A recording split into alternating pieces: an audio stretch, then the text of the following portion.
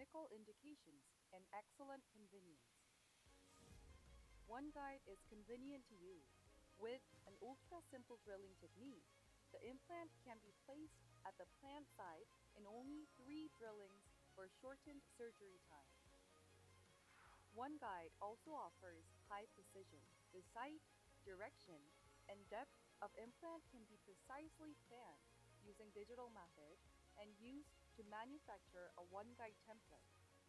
This allows the implant to be placed as planned. One guide template holds the drill to help maintain a precise path even during high-speed drilling. The stopper is in contact with the top of one guide to enable precise control of drilling depth. One guide is particularly useful for surgery in the posterior region. In addition to the basic closed-type hole, open-type hole can be selected for designing. This function allows a drill entry through side and posterior teeth with insufficient vertical space. Open-type hole helps to secure additional vertical space. One guide can be used for various clinical purposes. One guide kit for cases of single to fully edentulous. One CAS kit for maxillary sinus lift surgery. One MS kit for the anterior region with narrow bone width. One 485 kit for short implants in mandible molar. These 4 dedicated kits are available for a wide range of clinical cases. Improve the convenience of digital implant surgery with one guide. It is simple and precise. Introducing the One CAS kit, the digital sinus surgery kit. If you use the One CAS kit, you can digitally pre-plan the exact implant position and drill length required for the sinus surgery. Place the one guide template first. Then, use the drills with rounded apex together with the stopper in order to perform safe drilling. You can also perform hydraulic lifting and bone grafting while the template is still in the mouth. Try the One CAS kit for safe and precise sinus surgery. Introducing the One MS kit, the implant surgery kit for anterior region with narrow bone width.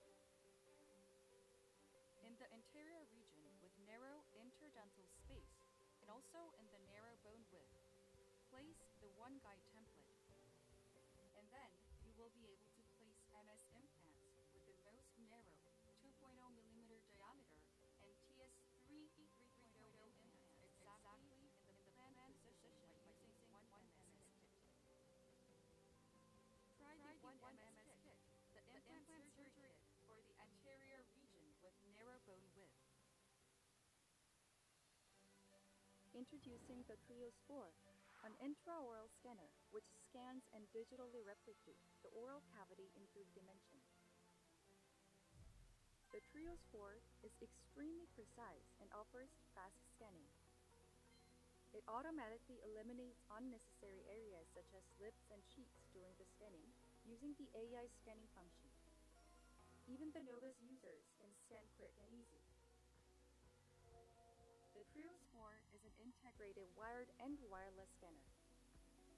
It is easily used wirelessly at large dental clinics. If the battery runs out, clinicians can continue using the Trios 4 by plugging in its power cable. The Trios 4 helps diagnose dental caries with its fluorescent scanning function. Also, the clinicians can track changes with dental caries over time. The Trios 4 can record patients' occlusal movements. The patient-specific motion function allows clinicians to record occlusion according to the movement of the patient's temporomandibular joint. Experience the Trios 4. It can be used in a variety of treatments.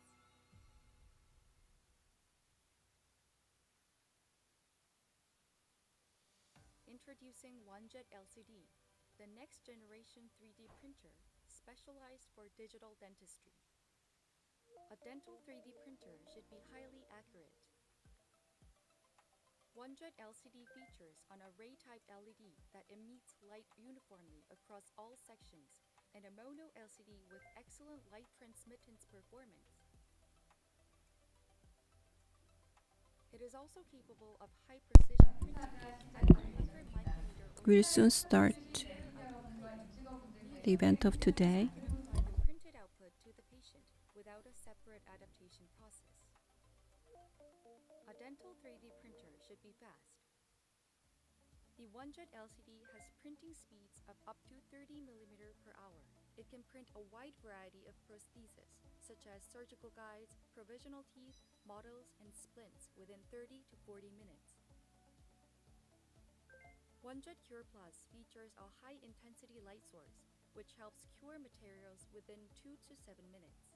Thus, the user can fabricate and place the required prosthesis on the same day the patient visits the clinic. A dental 3D printer should be easy to use. 1-jet LCD offers 4 functions that improve user convenience during dental procedures. First, the user can send prosthesis data wirelessly and print. Second, the build plate is easy to assemble and remove due to its magnetic connection. Third, the printed prosthesis can be removed vertically without the risk of breakage or damage. Fourth, the automatic 1-jet support setup function reduces working time. A dental 3D printer should be easy to manage and maintain. 1-jet LCD alarm informs the users in advance for replacement of the LCD panel. Furthermore, the LCD panel is easy and simple to replace. It maintains the optimal printing environment, which prevents errors in prosthesis fabrication. Introduce high-precision 3D printing at your clinic with a fast and convenient next-generation 3D printer, 1-jet LCD.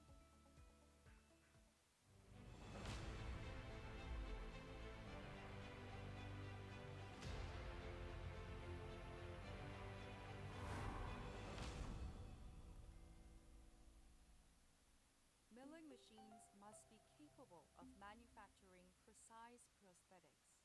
1mm 5X is equipped with high-quality servomotor and high-power spindles. Servomotor offers more precise control of position and speed. Spindle with a high power of 500 kilowatt offers stable machinability based on high rotation of 80,000 RPM. For plus and minus 5 micrometer processing repeat precision. Many processing tools are needed for processing of various prosthetics. 1mm 5X is equipped with ATC, a system that automatically replaces 10 processing tools. This allows simple and convenient processing of zirconia prosthetics and PMMA for temporary teeth, as well as hybrid ceramics for inlays. 1mm 5X can simultaneously using 5 different axes during processing for detailed and precise fabrication of prosthetic external shape and internal undercut. This allows processing of various prosthetics from inlays to implant full arch bridges with screw holes. Dental equipment must be simple and intuitive to use for any step. Using a touch panel, 1mm 5X is easy and simple to use, from starting the processing to changing tools and cleaning. The front LED display on the equipment tells you the processing progress and remaining processing time. Circle LED on the door shows standby processing and errors of the equipment in different colors for easy identification. The white tone design is suitable for dental offices as well as patient waiting room and laboratories. 1mm 5X provides an aesthetic look of modern digital dental clinic. With servo motor and high power spindle, 1mm 5X manufactures high precision and high quality prosthetics. Simultaneous 5-axis and 10 tools offer limitless processing. Touch panel, LED display, and 3-way airflow system provides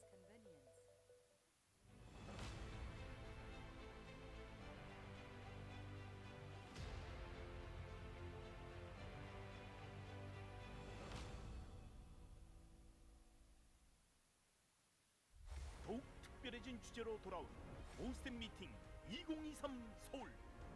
오스템 임플란트 본사에서 진행되는 오늘 행사는 앞서가는 디지털 치과를 위한 다채로운 강연으로 꾸며지며 영어와 중국어로 동시 통역되어 대놀 사이트와 유튜브를 통해 해외로 생중계됩니다. 이번 행사는 앞서가는 디지털 치과 전환무치학 편으로 폭넓은 경험을 갖춘 좌장 5분을 모시고 전환무치학 수술의 새로운 지평을 열어줄 유상준 교수, 오승환 원장의 강연이 포문을 열고 전환무치학에서의 아날로그 및 디지털 보철에 관한 박희웅 원장, 배정인 원장의 강연을 비롯해 양승민 교수, 박영범 교수, 박창주 교수가 자리를 함께 전환 임플란트 수복 시 치주, 보철, 외과에 대한 다양한 관점에서의 견해를 나눠봅니다. 오스템 미팅의 하이라이트 라이브 서저리에서는 김영진 원장, 이수영 원장이 선보이는 오스템의 디지털 워크플로우가 공개되며 특별 세션으로 이종국 원장과 지대경 원장의 투명 교정 강연이 진행됩니다. 현장에 참석하신 분들을 위한 특별 프로모션과 무료 프로필 사진 촬영까지 다채로운 이벤트가 준비된 오스템 미팅 서울. 전환무치학에 대한 명쾌한 해답을 내려줄 오스템 미팅 2023 서울 지금 시작합니다.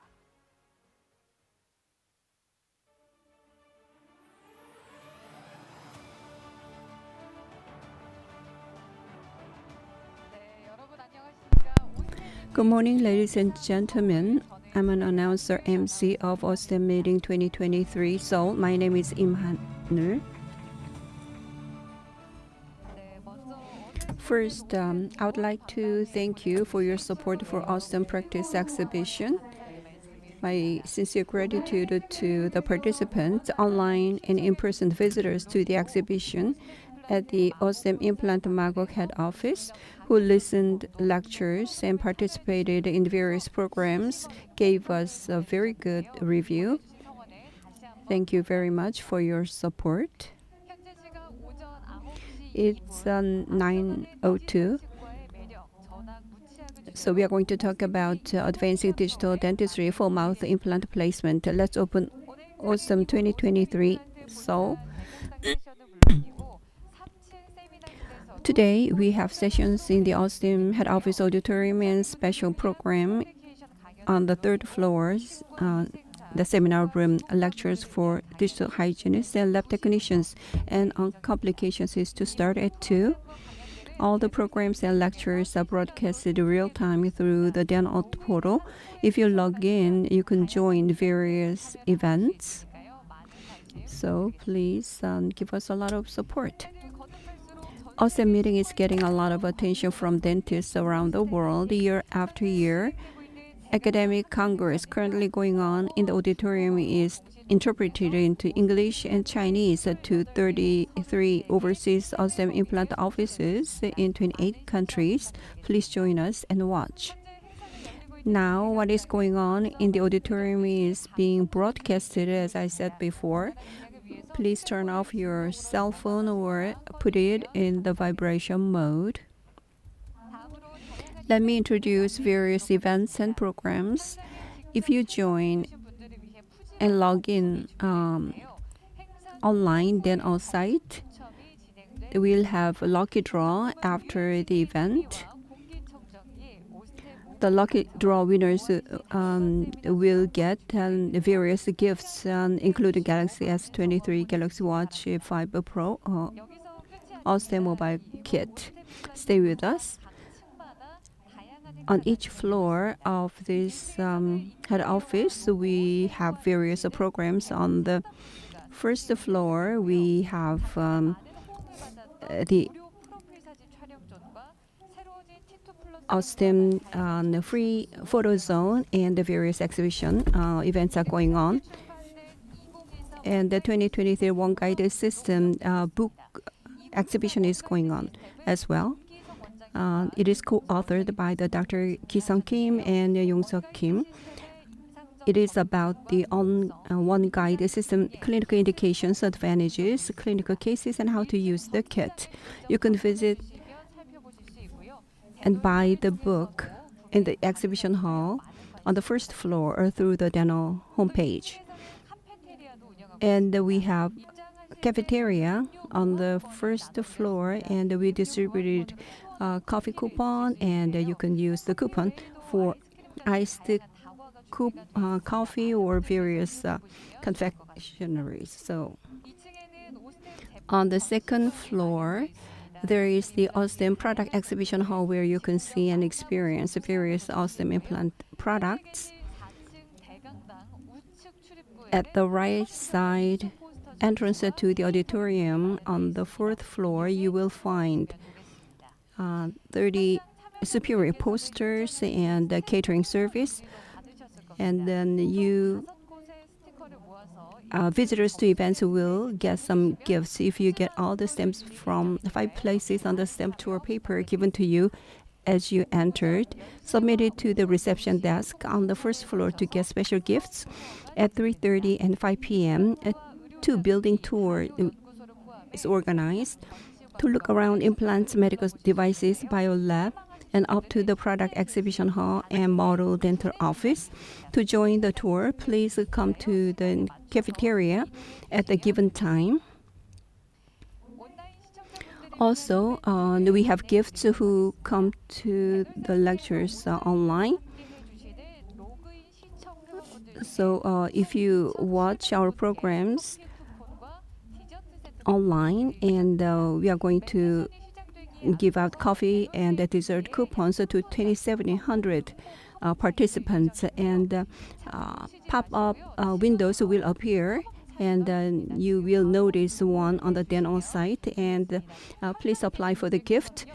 Offline participants can join using the cell phone, and there's a high chance that you can win the lucky draw. After the lectures, the coffee coupons will be distributed and the winners will be announced. And the Galaxy S23, Galaxy 125 Pro, and mobile and other gifts are all prepared for you if you stay with us until the end. And one thing to note, to participate in the online event, you need to log into the dental site. If you have the membership in advance, it will help. And you need to use the landscape mode if you want to use the cell phone, so that the pop-up window can be shown to you. After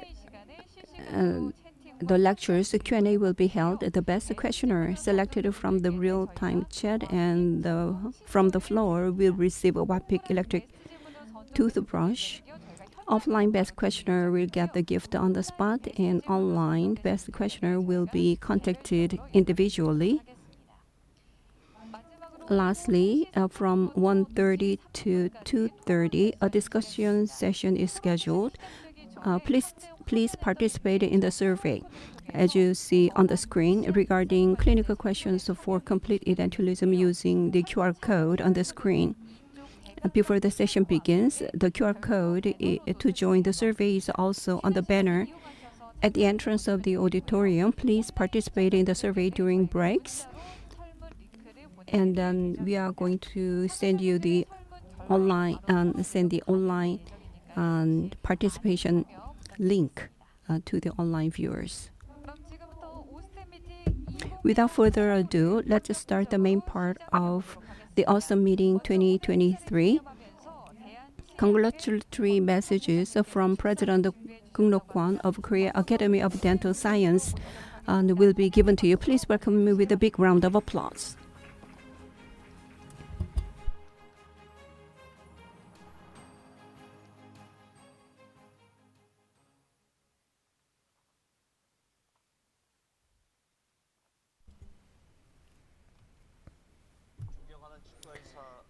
Ladies and gentlemen, esteemed dental colleagues, I'm Kwon Kung-Nok, the president of Korean Academy of Dental Science. It's a great honor for me to congratulate you on all the successful opening of the 2023 Seoul, Korea It's been 20 years since Osstem Meeting started, and it has undoubtedly become a global celebration. Osstem has grown to be a renowned implant company not only in Korea but also worldwide. Alongside with this growth, it has also made significant strides in implant-related clinical practice and research, setting standards.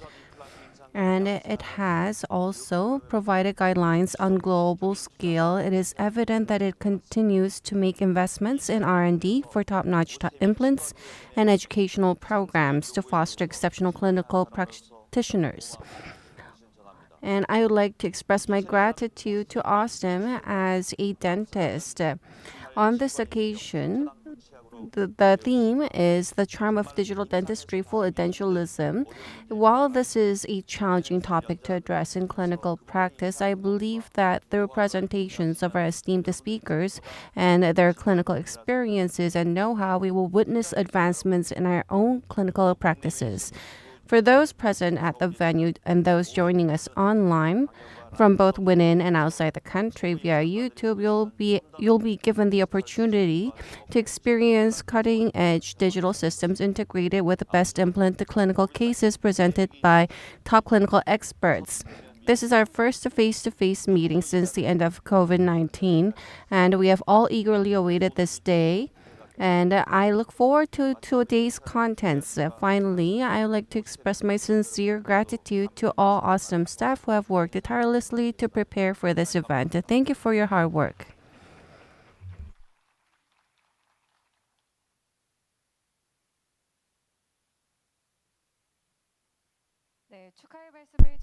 President Kwon, Kung-nok Kwon, thank you very much for the message. Please give him another round of applause. Now let's get started with the first session. The moderator of the first session is Professor Yang-Jo Seoul, School of Dentistry, Seoul National University. Professor Seoul achieved the DDS MS PhD from School of Dentistry, Seoul National University, served as Vice President of the Korea Academy of Oral and Maxillofacial Implantology. Currently, he is a professor, Department of Periodontology, School of Dentistry, Seoul National University. Please welcome me with a big round of applause. Good morning, ladies and gentlemen.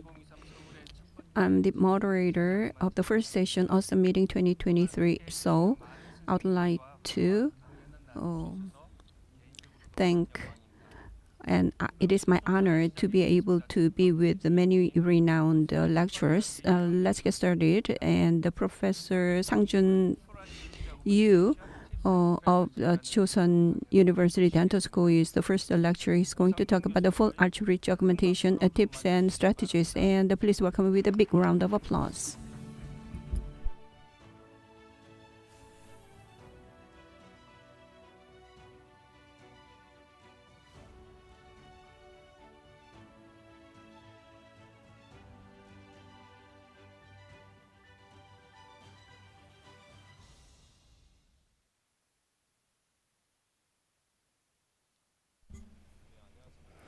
Greetings, I'm Dr. Sang-Joun Yu from the Department of Periodontics at Chosun University. Is mic working? Please check. Can you hear me? Yes. First, I'm honored to be invited here at Osstem's meeting, and I'd like to express my gratitude to all the staff, as well as Professor Yang-Jo Seoul. The topic that I've prepared is full arch ridge augmentation in edentulous jaws.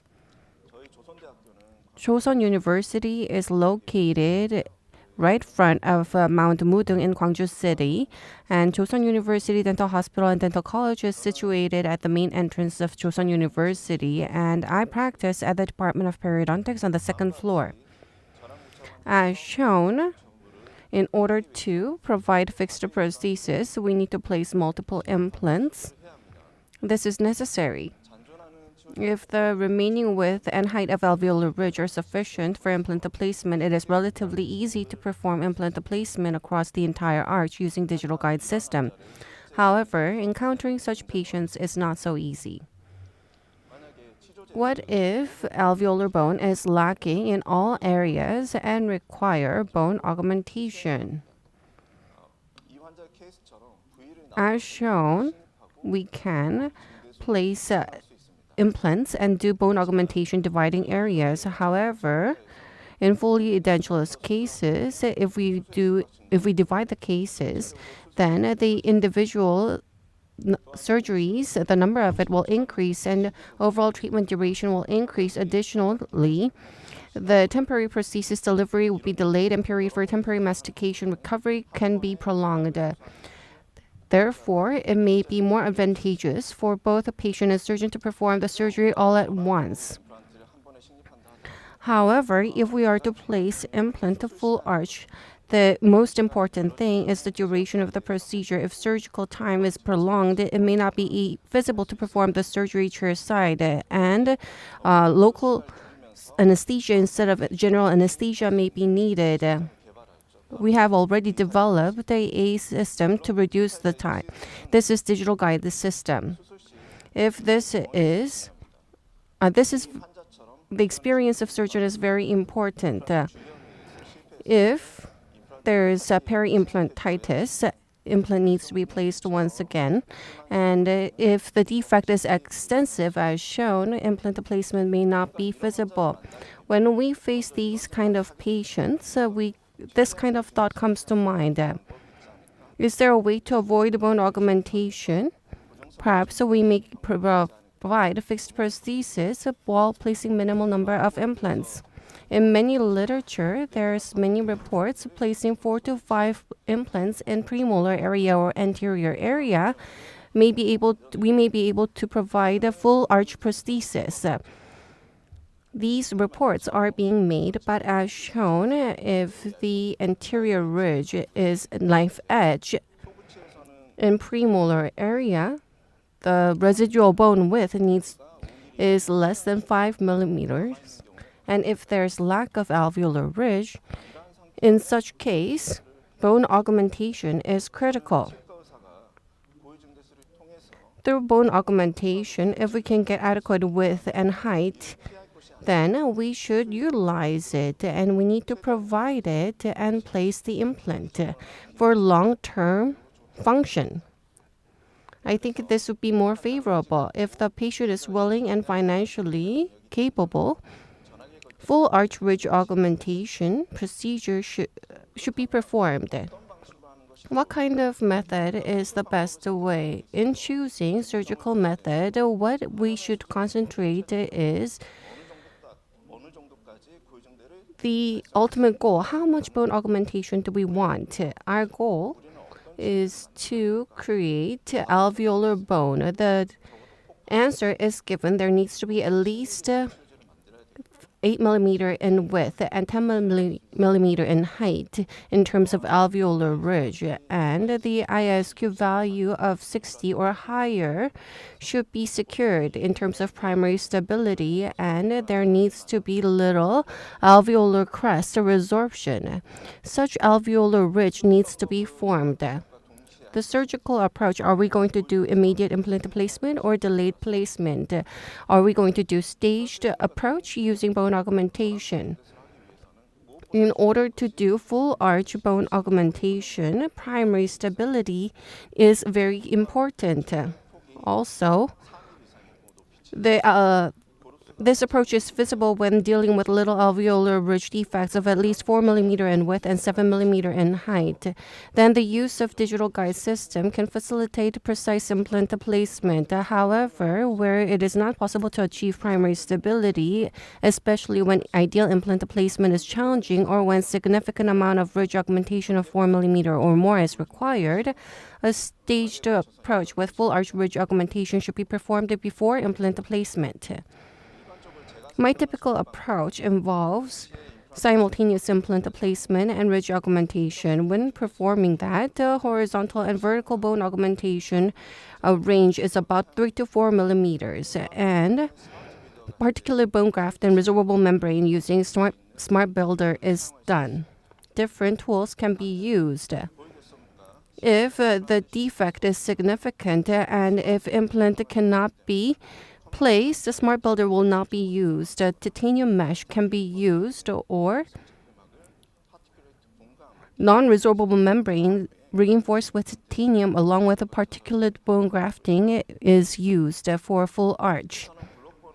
I do not use a block bone for bone augmentation. It is not to say block bone is bad. I use membrane along with particulate bone graft, and I also use titanium mesh for three-dimensional space maintenance. I can shape the graft site according to my plan and create alveolar ridge in the desired position for the implant. In order to, if I can make alveolar ridge in the desired position form, I can place the implant ideally. This is the first case. The upper is Mish type 3 division BCD defect. The upper anterior area shows a thin alveolar ridge. Posterior area shows a lack of alveolar ridge horizontally and vertically. If you look at clinical image, alveolar ridge looks healthy, but if you open flap, especially in the anterior and premolar area, there is very thin alveolar ridge. What's the posterior area like? The right shows a residual bone height of 5 mm or less, while the left side has residual bone height of 2 mm or less. Vertical ridge augmentation is required. Surgical plan is formed. It is divided into three sections: the anterior region, right posterior area, and left posterior area. The anterior region showed thin alveolar ridge. Division B, our plan includes horizontal ridge augmentation. That's for right and left posterior areas, which require vertical ridge augmentation due to division C and D. We have considered sinus lift. We need to do predictable sinus lift. If there is a sinus in the posterior area, we need to do sinus lift. Additionally, vertical and horizontal ridge augmentation should be performed. When I do full arch surgery, I try to make a simple incision. I normally make one horizontal incision and two vertical incisions in the most posterior region. I perform surgery in this way. Following that, a full thickness flap is elevated and digital guide or surgical stent is used to determine the implant placement positions. Following that, the bone augmentation amount is determined. Sinus window replacement method is used for sinus lift, and horizontal bone augmentation is done to achieve buccolingual thickness of at least 2 mm in the alveolar ridge at the implant site. The horizontal bone augmentation should be performed, creating a bone graft site with buccolingual width of at least 10 mm. Once horizontal ridge augmentation in the anterior region is complete, then the posterior area of the alveolar ridge, a vertical ridge augmentation is performed to improve buccal palatal width using bone graft material. Then resorbable membrane is used and flap is sutured. Allograft mixed with PRF is used to enhance the handling characteristics of the graft material. In areas where space maintenance is key, space maintaining materials such as titanium mesh can be used on top of graft material. In the case of lower, there was sufficient vertical bone height and there was only buccal defect. Therefore, immediate implant placement and full arch ridge augmentation was performed with residual tooth extraction. First, we extracted the remaining two teeth, and then 4.25 by 10 mm implants, Osstem implants, were placed in the canine first premolar, first and second molars. We performed the buccolingual horizontal ridge augmentation using xenograft and resorbable membrane across the full arch, and then bone tack was used to fixate the membrane, and suture was done. This is after 6 months. In the upper, the graft material were not exposed, so we could clearly observe the successful completion of complete buccopalatal horizontal bone augmentation in anterior and premolar areas. And in the posterior area, there's also vertical and horizontal bone augmentation in both sites. This is at the time of implant placement. Clearly, the surgical stent or the digital guide has facilitated precise positioning of implants. 8 years ago, the surgical stent was based on replication of temporary denture, and these days, digital denture is used, so surgery becomes even more simple. We focus on canine area to determine the position, and horizontal incision is made. Across full arch, horizontal incision is made, and at the most distal area, vertical incision is made to reflect the flap.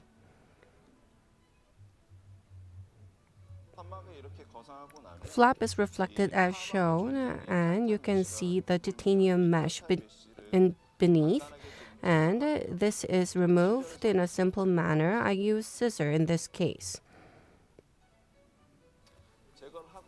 After removal, there's at least 10 millimeter of augmented alveolar ridge, both horizontally and vertically, and we normally start from the canine area, and implant is placed on the canine area. If there is digital guide, this process would be even simple, but there was no digital guide available, so parallel pin and mount was used to check implant angulation. Implanted drill. Under drilling is not done, and the implant platform is 1 millimeter below the alveolar crest.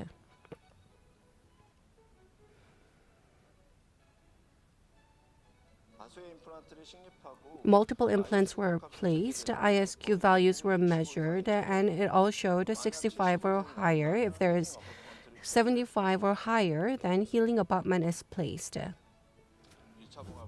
Primary closure is done. After implant placement, panoramic image was taken. The secondary surgery for the upper was performed, and it was done for upper and lower. 2 horizontal releasing incision was made, and if you look at CT image after secondary surgery, you can see sufficient alveolar ridge augmentation buccolingually in the lower. This is final prosthesis. I do not engage in prosthodontic phase, so Professor Lee was in charge of that. So the final prosthesis, it was segmented into 3 pieces, and anterior, both posterior areas were segmented as shown. This is 3 years after, 6 years after, and this is 8 years after. If you look over here, there's very little alveolar ridge resorption, and it's maintained nicely. Let's look at the next case. It's a very similar case, and in upper Edentulous case, we come across these cases very frequently. MISH type 2 division BD defect. There is a very tight alveolar ridge in the anterior area and a bit of vertical bone defect.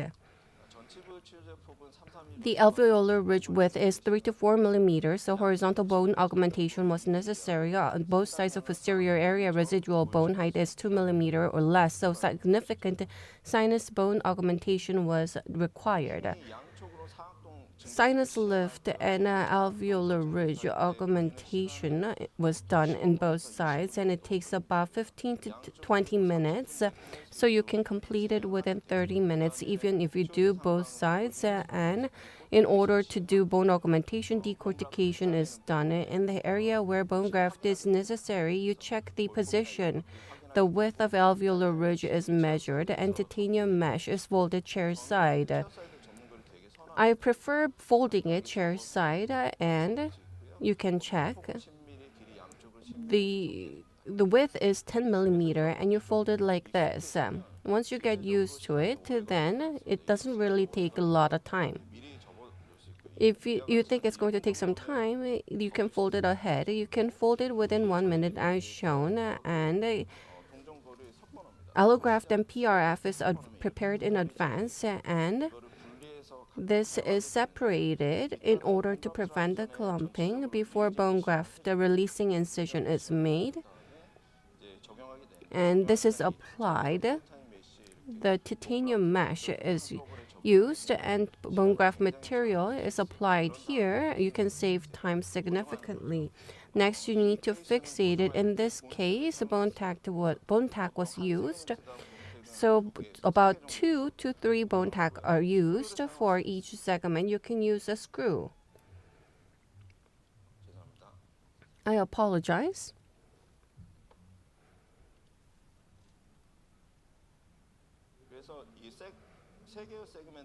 Three segments. In this case, the surgery was done here. The gap between segments, bone graft materials were used to ensure bone contour. Then primary closure is done, and before that, you use a resorbable membrane here, and primary closure is done. This is after primary closure. This is post-op CT. If you look at the post-op 6-month CT, you can see nicely formed alveolar ridge, and there's very little resorption.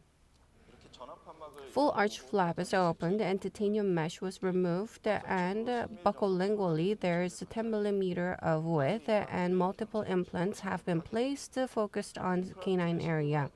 When you place implants, there needs to be at least 2 millimeter of buccolingually augmented bone.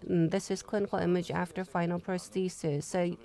3 segments were done for the upper, and this was done by prosthodontist Professor Jeong-Jin Lee. This is after 3 years and 9 years panoramic image, and you can see no significant alveolar crest bone resorption. And in full arch cases, when performing bone augmentation, approximately 6 to 10 months of maturation period is necessary. During this time, the bone graft may be absorbed if temporary dentures are used. Therefore, we do not let the patient use temporary denture, and at times patients are unable to have normal meals.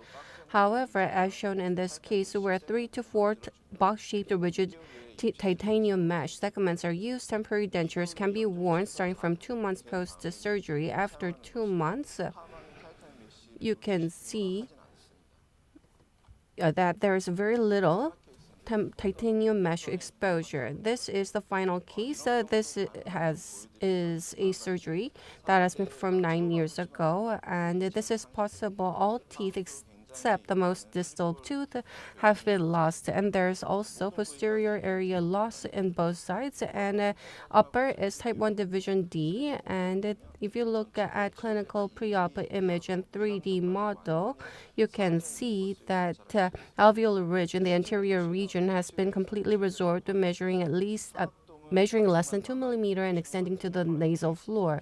And the CT scan shows that posterior alveolar ridge is almost non-existent. The maxillary sinus remains partially on the left, while the right side and the remaining areas are predominantly nasal cavity space. And this is possible too after horizontal incision. Flap is reflected, as mentioned earlier. 1 horizontal incision and 2 vertical incisions are made, and titanium mesh is adjusted. And after that, you can treated the sinus first. The sinus existed only in the left side, so sinus lift was done. I used piezo surgery saw to do replacement technique, and you can do it within 10 minutes.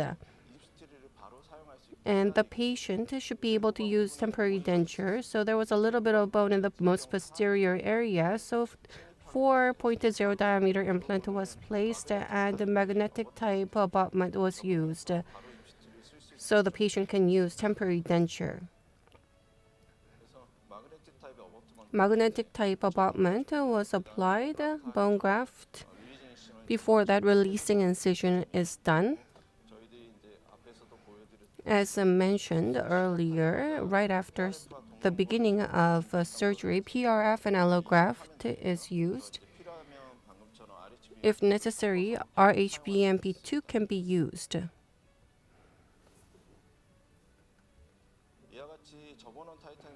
The folded titanium mesh, and on top you add the bone graft material, and you can reduce significant amount of time, and fixation is done the residual bone was less than 2 millimeter and 1 millimeter, so screw cannot be used. Multiple bone tacks were used to fixate the titanium mesh.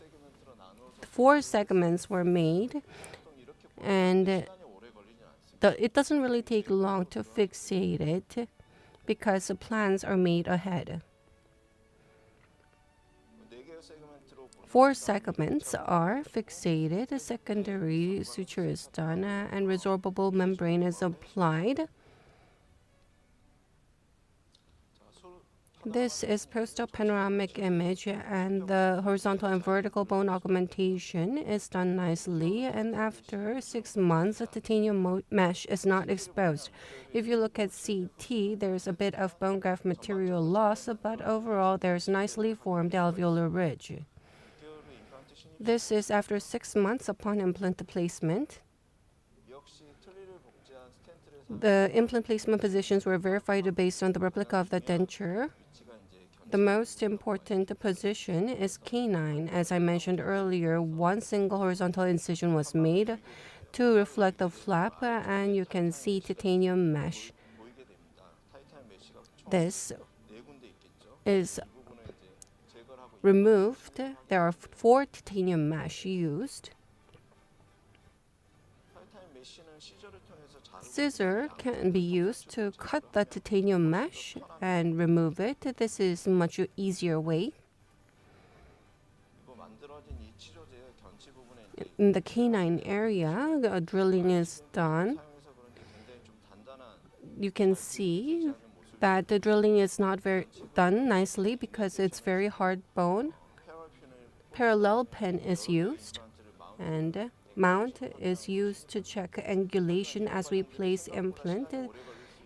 It can take a significant time, but because digital guide is available, you can perform it with much more peace of mind. After implant placement, IASQ measurement is made, and you determine whether to proceed with a secondary surgery or to do primary closure. Upon implant placement, as mentioned, buccolingually, there needs to be 2 to 3 millimeters, and in this case, 8.5 millimeter implant was used. 7 millimeter drilling was done, and it was subcrustally placed. In this case, 7 to 10 millimeter of a vertical and horizontal bone was achieved, and multiple implants were placed. In all areas, the residual bone height was less than 2 millimeter, and a 1-piece hybrid type fixed implanted prosthesis was fabricated, and a vertical bone augmentation was done in the lower, and multiple implants were placed. If there's less of 2 millimeter of bone, you can do only vertical augmentation to place the implant, and sufficient bone augmentation can be gained. When we do full arch ridge augmentation, and if the amount of bone augmentation is significant, you wonder whether it's going to be maintained long-term after implant placement.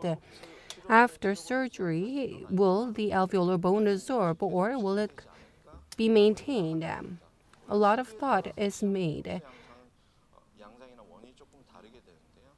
The alveolar crest, the resorption occurs for different reasons, and the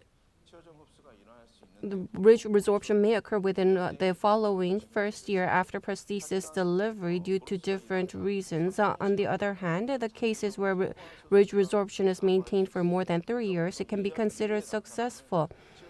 The resorption patterns observed after 1 year of prosthetic delivery can be influenced by factors such as prosthesis design occlusion and oral hygiene and maintenance. What I want to highlight is that if surgery has been done nicely, the implants are placed in the ideal position prosthetically and in terms of oral hygiene, ridge resorption around the implants can be minimal, ensuring long-term success. To achieve this, appropriate alveolar ridge augmentation should be done. If there is about defect of 7 to 9 millimeter or more and requiring vertical bone augmentation, long-term stability can be very depending on various factors. And like lower anterior area where alveolar bone ridge is very thin, prone to resorption, achieving predictable outcomes can be challenging. And you can see that after treatment, bone augmentation is done. This is post-op 5 and 10 years. There's no alveolar bone loss or gingival recession. And if you look over here, there's no bone loss after 5 and 10 years.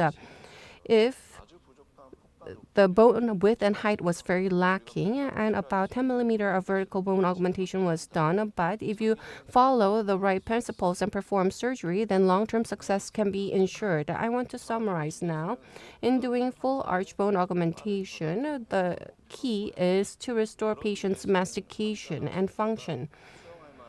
We need to come up with an approach that is acceptable and yields favorable outcomes for the patient and surgeon. The surgery needs to be performed quick and simple, and it needs to be done within 1 to 2 hours. In order to do this, we need to understand clearly about the form of alveolar ridge that is to be formed, and we should not hesitate. The longer and the more we hesitate, the longer the surgery will last. And in those cases, digital guide systems can be of great help. You form the arch focusing on the canine and alveolar ridge of both width and height of 10 millimeter needs to be formed. I do not use autogenous bone. I use bone substitutes 100% of the time.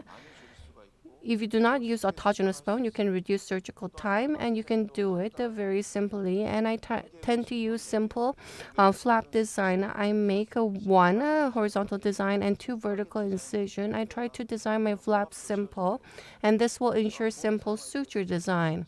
And I use a sticky bone along with a PRF. I use allograft too. Then you need to layer it, and then you will be able to reduce surgical time.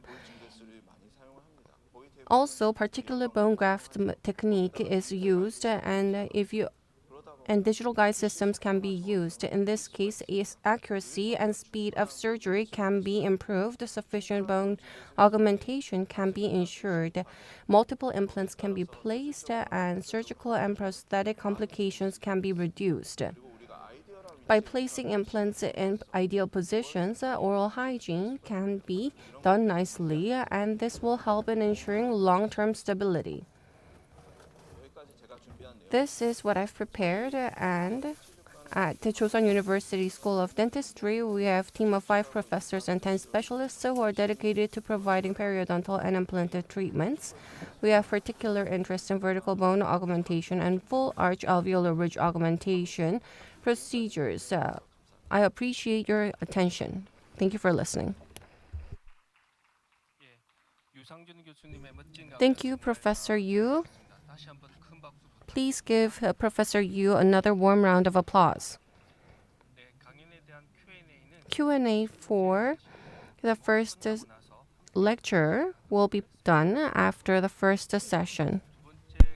Let's go to the second lecture.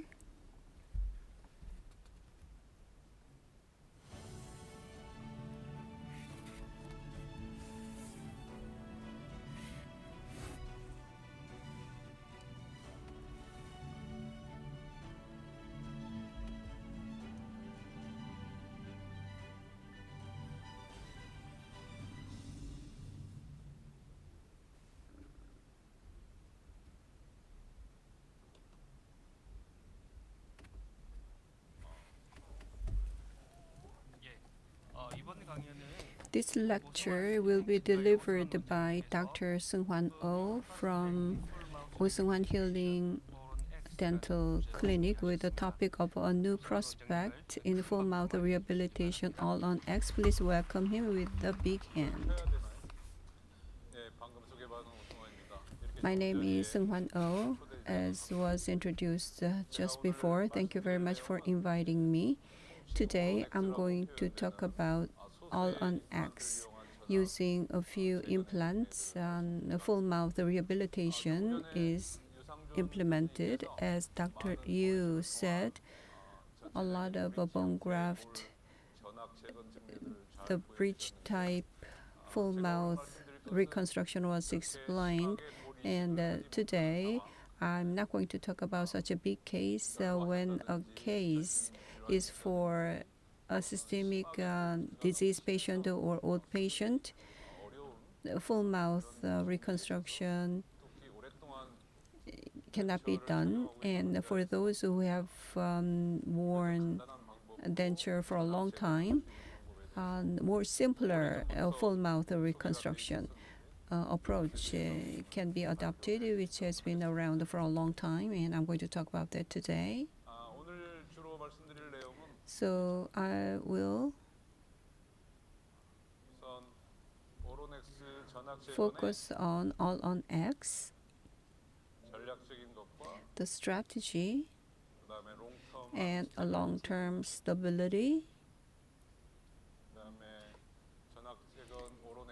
and all on X complications using clinical cases, and using digital technology when the reconstruction is done. I'm going to talk about how easily you can do that and the outlook for the future.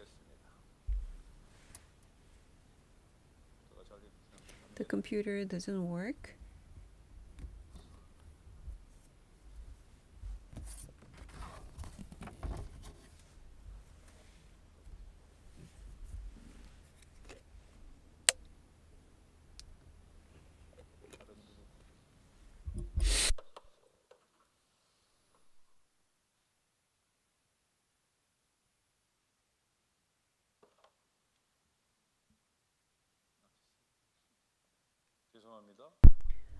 Apologies.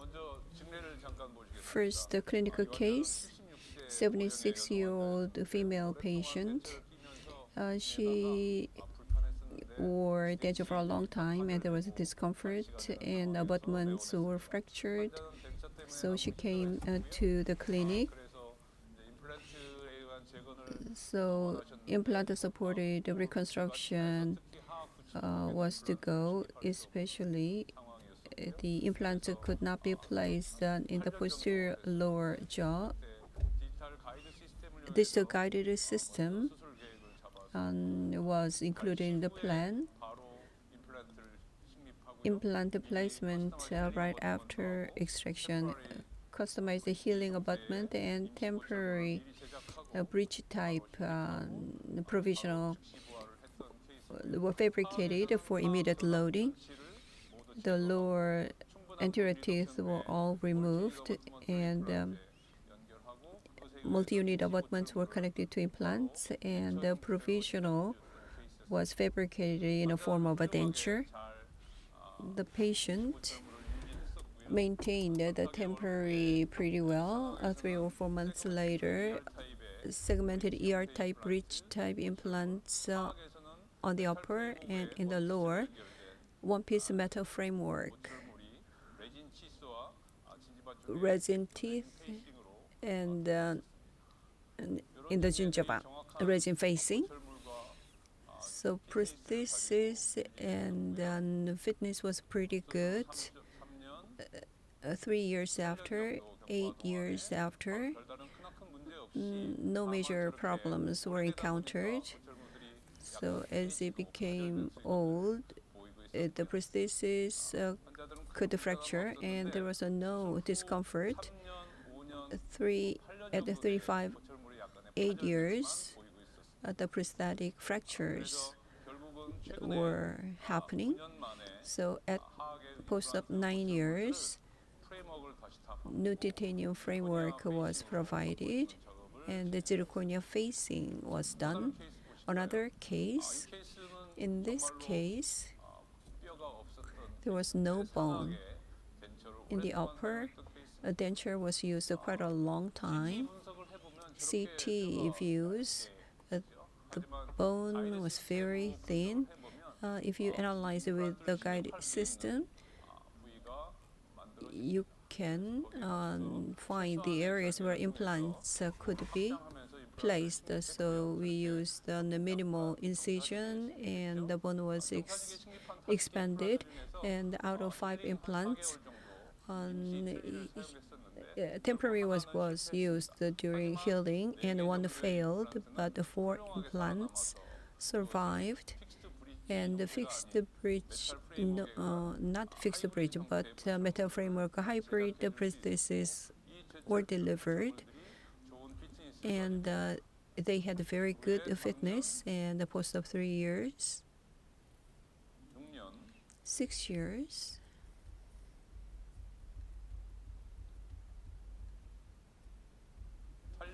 8 years. So it was maintained very good, and the patient was very satisfied. The last case, another case, all on X for the upper, 71-year-old female patient. The teeth were remaining, and without extraction, the mandibular position was captured using the remaining teeth after extraction. So 4 in the upper and 4 in the lower implants were placed, and the temporary prostheses were delivered for immediate loading. Provisional was maintained because of the immediate loading. The implants, due to framework, they were connected strongly with each other. After surgery, after 2 years, 5 years, 7 years. So post of 7 years, a little bit of resin teeth fracture occurred, because there are many reasons. Recently, the patient received new titanium milled framework, and that was changed to zirconia facing. So she was retreated. The patient didn't experience major discomfort, resin teeth fracture, but there was no speech problem or food impaction. For a long time, using a few implants, fixed hybrid denture is used with all on X, utilizing the remaining teeth to the maximum, and the implants are distributed widely using tilted implants. So Dr. Malo came up with the all-on-4 concept in early 2000. Minimal graftless, long and tilted implants were used. AP spread is increased, cantilever length is reduced, and if possible, immediate loading was used. Fixed bridge, temporary prosthesis is used, and the screw type was used, so the provisional could be maintained easily. There are many evidences and long-term results. EAO consensus, a tilted implant and a small number of implants, about 4 implants were used to maintain the rehabilitation for a long time. Many scholars talked about good strategy for all on X. 4 or more implants, when distributed appropriately, rigid arch splinting is required. From early 2000, I have been doing this quite a lot, using a digital guide, more accurate, appropriate implant the positions are captured, and a minimal invasive placement, and the 4 implants and mandible, and at least 4 implants in the maxilla, and 2 additional implants in the posterior region, if possible, for all on 6. And after some time, implants, not after some time, but immediate implant replacement was done for immediate loading, and the vertical dimension is maintained with the digital workflow.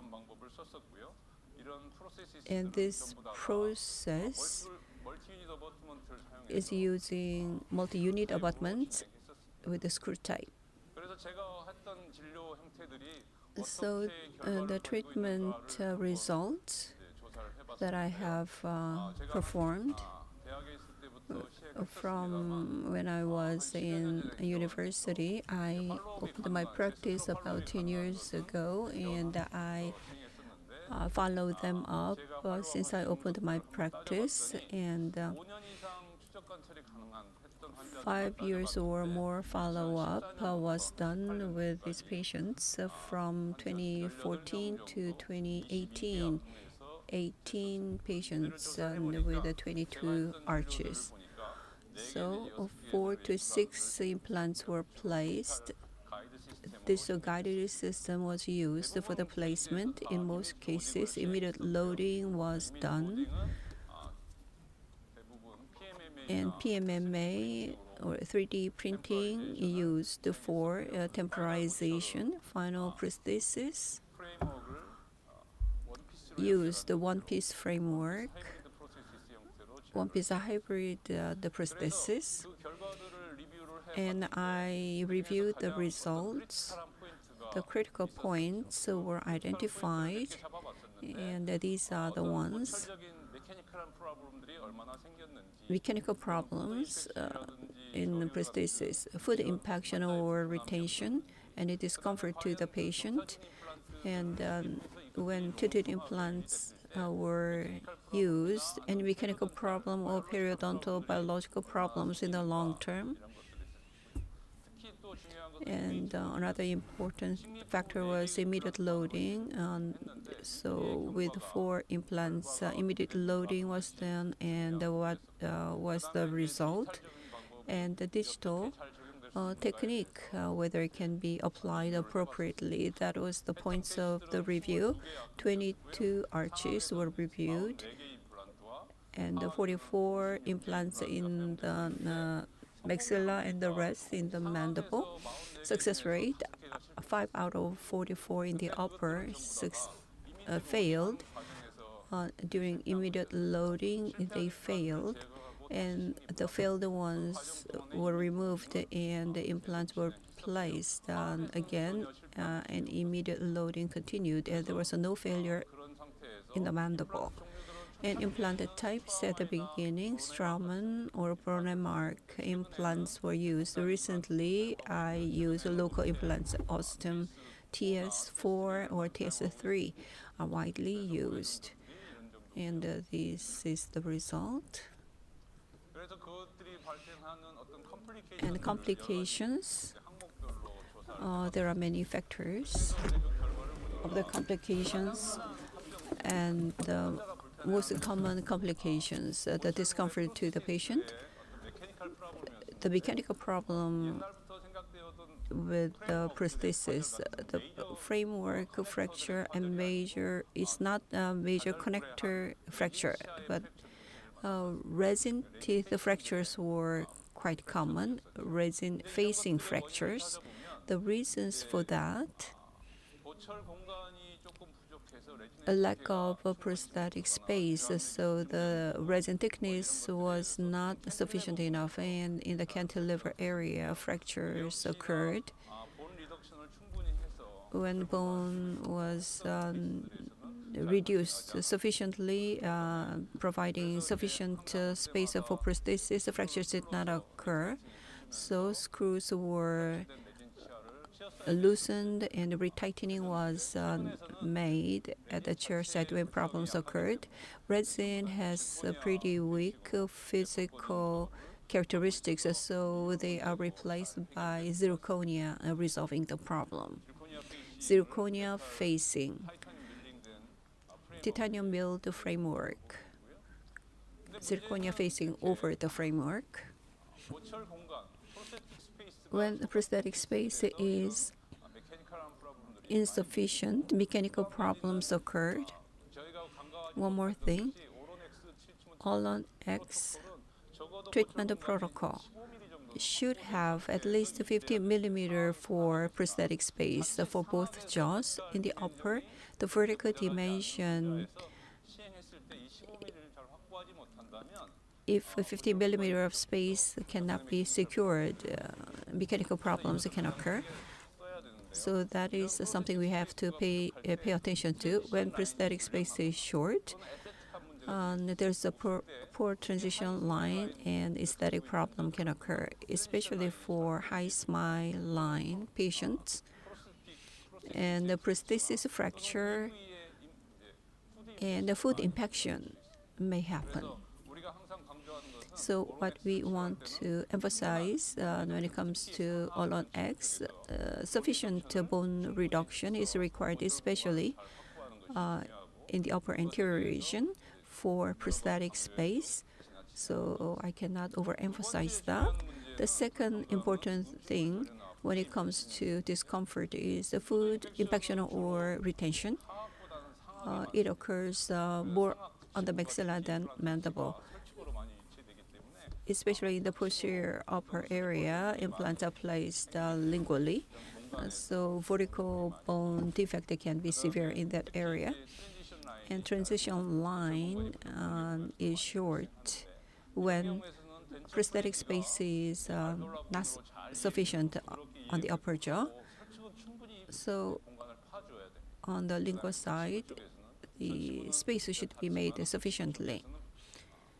And in the posterior region, vertical space should be secured for ease of cleaning to prevent foot impaction or retention.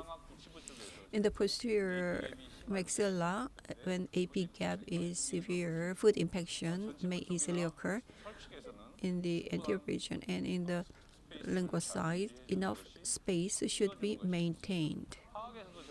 In the mandible, food impaction, when rich level prosthesis was provided, enough space can resolve the problem. Food impaction. So after the treatment, the food impaction is not usually create a complaint by patients. Tilted implants. What happened to the implants? In cases with 5 years of longer follow-up, there was no periimplantitis. In the lower anterior region where straight implants were placed, 2 caries happened because of the short biologic width. That means the soft tissue height was not sufficient and the buccal or lingual bone volume was insufficient from the beginning. If you look at this case, 76-year-old female patient, and the treatment was done in 2015. Immediate loading after extraction. One-piece metal framework was used after surgery, and prosthesis was delivered. The post of 3 years, 7 years, 9 years. In the lower anterior, mucositis developed, and it developed into periimplantitis. Periimplantitis is being treated, and the prosthesis is maintained in a narrow reach in the lower anterior region. Bone reduction should be sufficiently done, so the remaining bone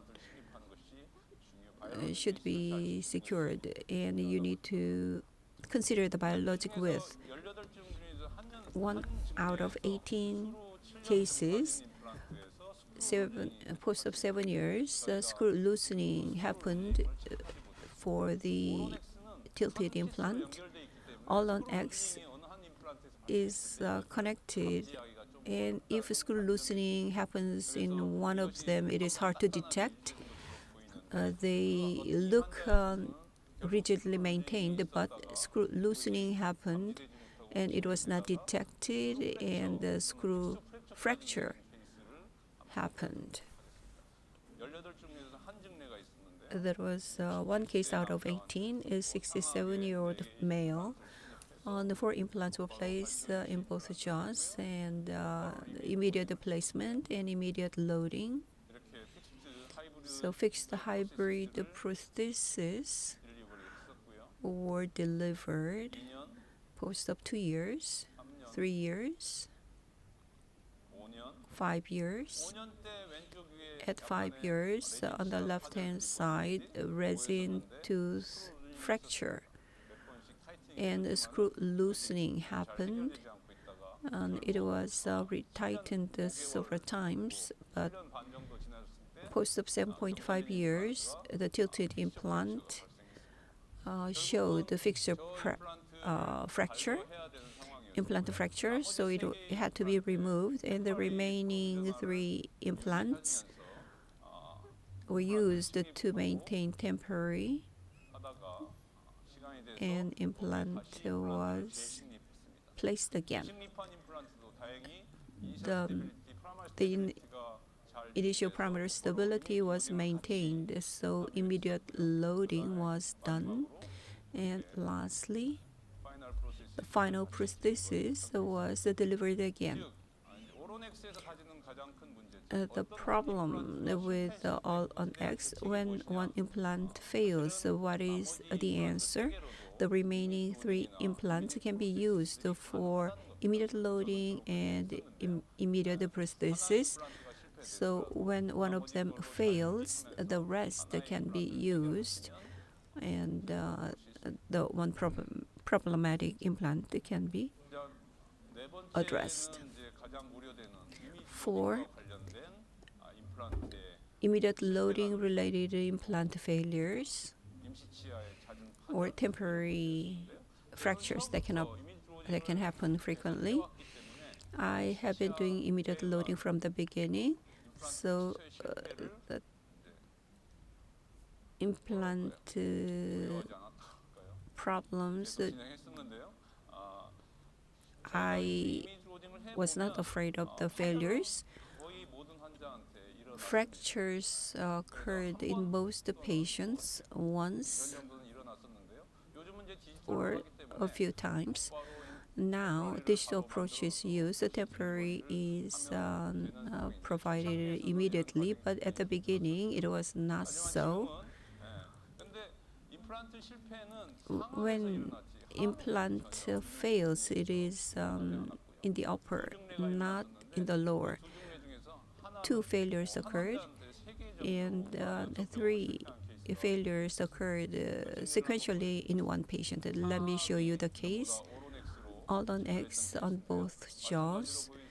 As you can see, implants were removed and implants were placed, and they were immediately loaded. The upper implants were addressed by removing the implant, and the immediate loading continued with the rest of the implants and up to the final prosthesis.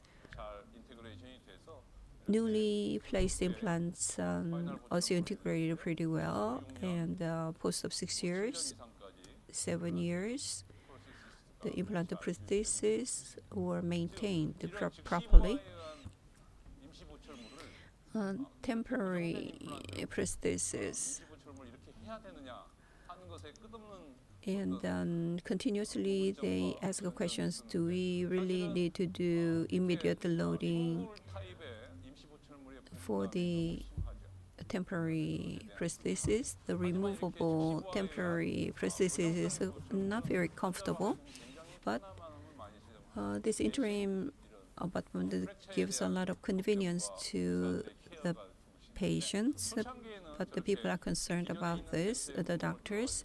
At the beginning, the holes were made and it was reinforced by metal, which had pretty good results. But when a denture cannot be used in a case, reinforced resin printing can be used as thick as possible. It is fabricated for immediate loading. Now it's much better. When digital technique is applied to All-on-X, what changes has it brought? I reviewed it. I adopted the digital approach about 6 or 7 years ago. For All-on-X, when digital approach was used, it started with the digital guided surgery to place implants. And the one-piece of framework, can it fit really accurately? That was the question. And immediate loading, 3D printing and milling was used to be delivered with a screw type.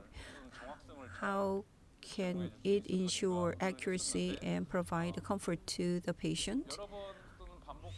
Repeatedly, I went through trial and error. Now, I can achieve a very accurate outcome. I'm confident about this. So digital approach is very important for All-on-X. If you look at this case, a 57-year-old female patient, severe bone deficiency and denture discomfort was the complaint, and the guide system is used to analyze the situation, and implant All-on-7 was designed for the upper and All-on-4 for the mandible, and the remaining bone was carefully analyzed, and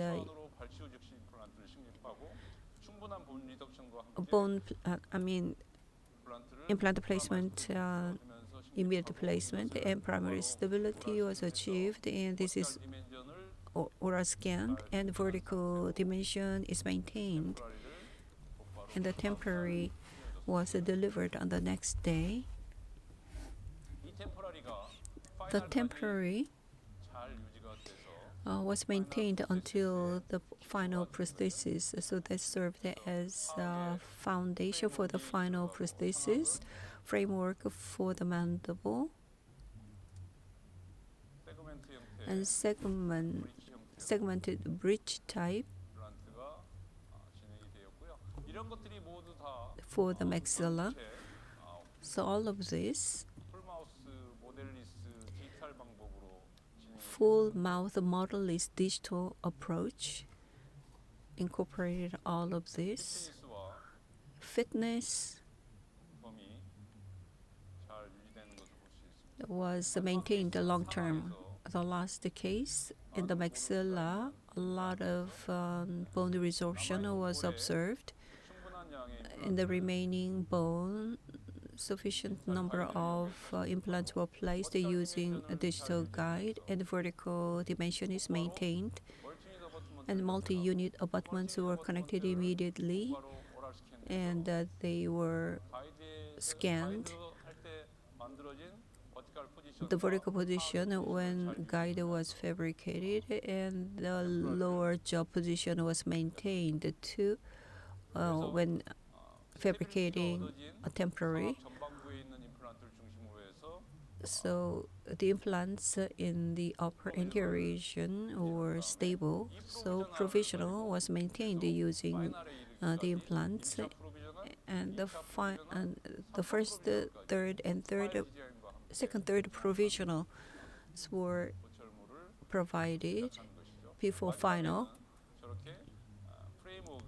The framework was connected to implants as one piece, and because of the performance of multi-unit abutments, the fitness was very good.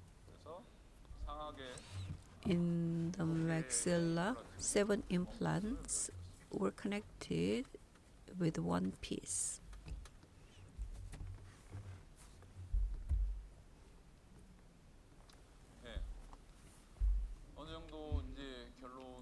Conclusion. Ollon X, a small number of implants are widely distributed, and we fabricated a fixed hybrid prosthesis. In the past, the internal hex implants, multiple screw type implants were considered very difficult for those, but now newly developed multi-unit abutments and oral scanners accuracy and mandible position vertical dimension can be maintained and preserved and transferred, so very accurate. Much more convenient one piece of prosthesis can be delivered to patients. It is very safe, predictable, and it has long-term stability. So this can be a very comfortable treatment modality for patients. So it is the minimally invasive treatment for patients, and with the further development of digital technology, this can be improved as a much better treatment modality. Ollon X, Ollon 4 has a very brighter outlook for predictable treatment. That is my conclusion, and this concludes my presentation. Thank you for your attention.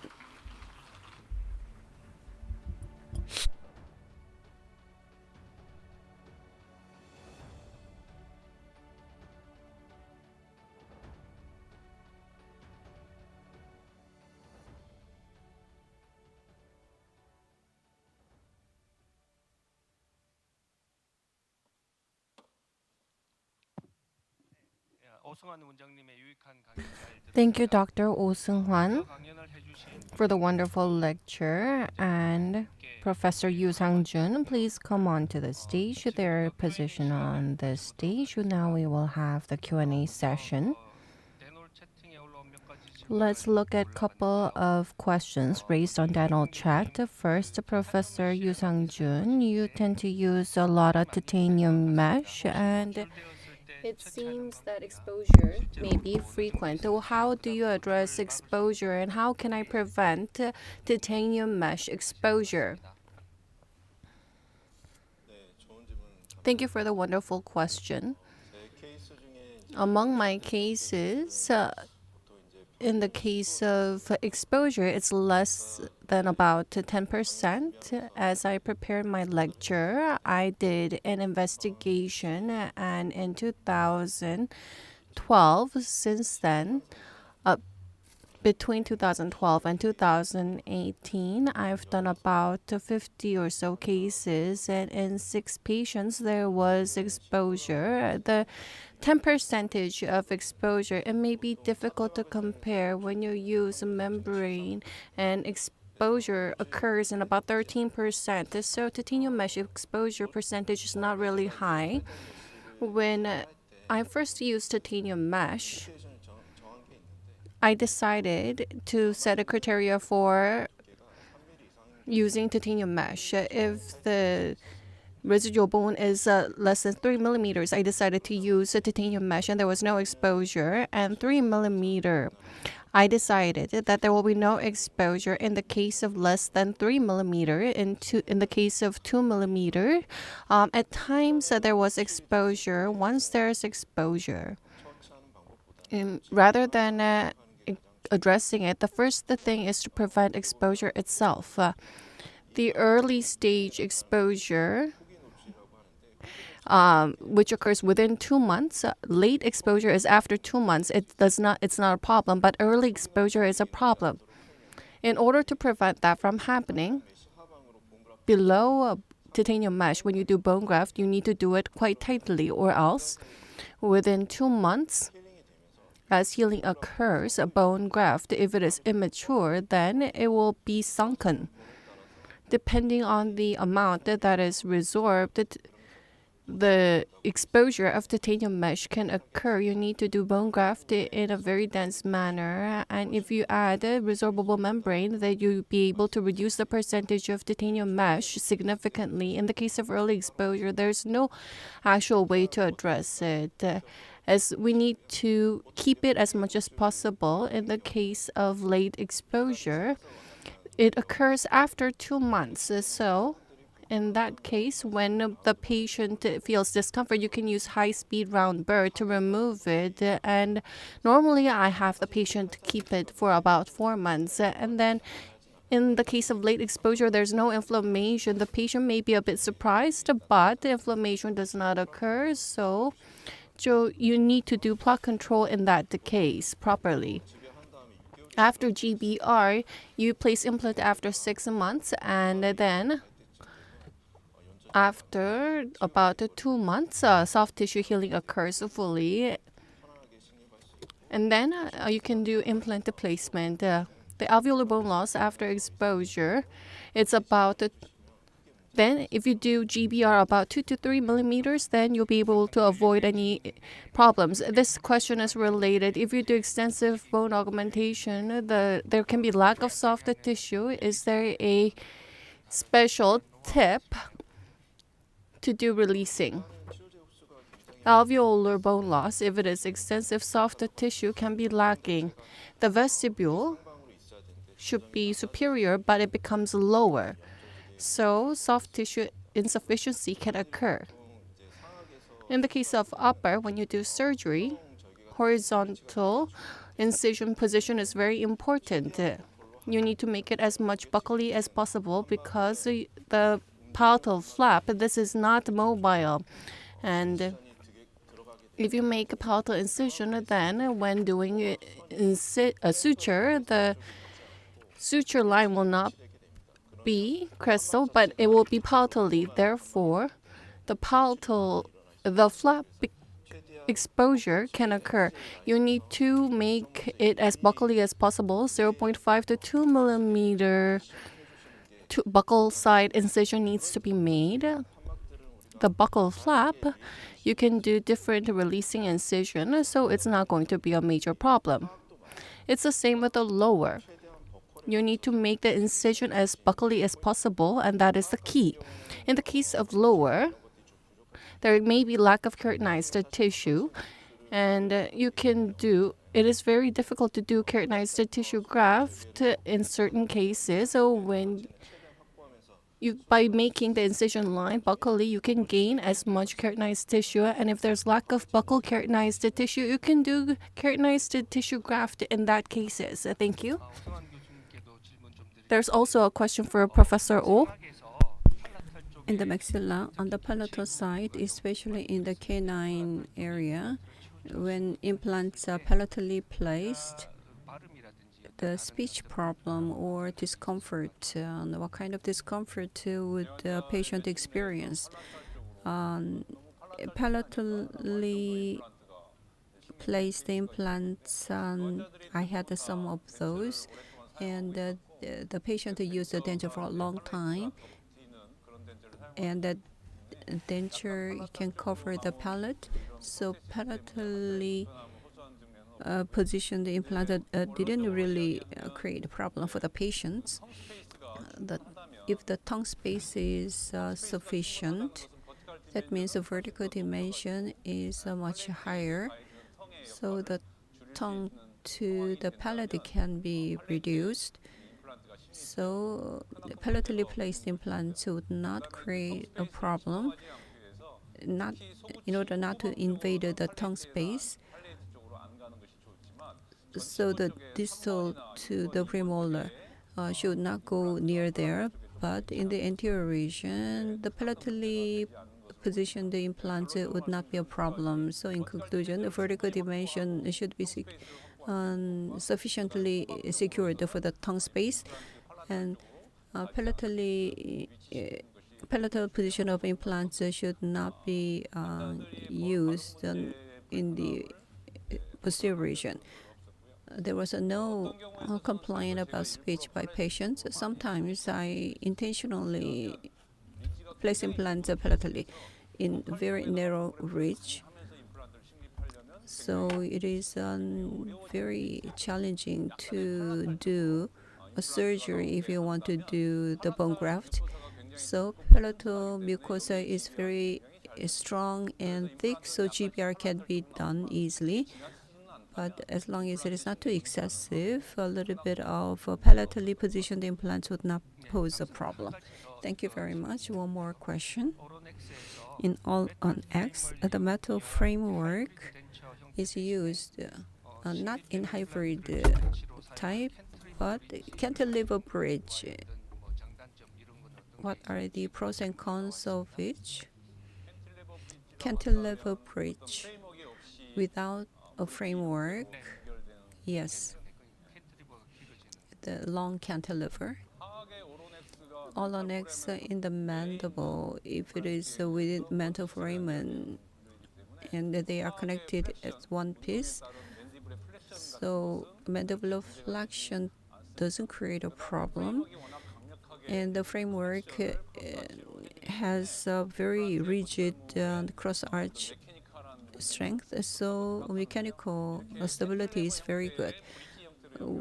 When cantilever bridge type is used, it is more unstable, so I use the framework from the beginning. All on 4, a cantilever is not very good, so I always try to place implants in the posterior region to reduce cantilever as much as possible. In the old Brennemark system with all on X, all on 4, the cantilever was allowed 2 times AP spread, but it was old concept. And when we increased the cantilever, metal prosthesis created fractures quite often, so I reduced the cantilever as much as possible. So the implant needs to be positioned in the posterior with tilt as much as possible. And if the implant is lingually placed, the cantilever can be reduced. So geometrically, lingually placed implants can reduce cantilever. In the mandible, bone quality is not very good, so all on 6 would be better. With 2 vertical implants at the back. Socket elevation with a crystal approach can be done. So 1 or 2 implants in the upper posterior can be easily done. So immediate loading from the anterior implants and metal prosthesis, one piece can be used, reducing the cantilever and complications.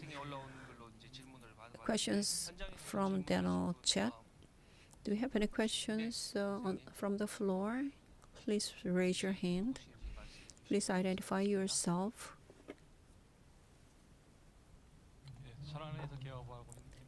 My name is Sang-Joun Kim. I have practiced in Cheonan, and my question goes to Dr. Oh, all on X. The physical property of prosthesis. Resin hybrid has been used and followed up by you from 2014.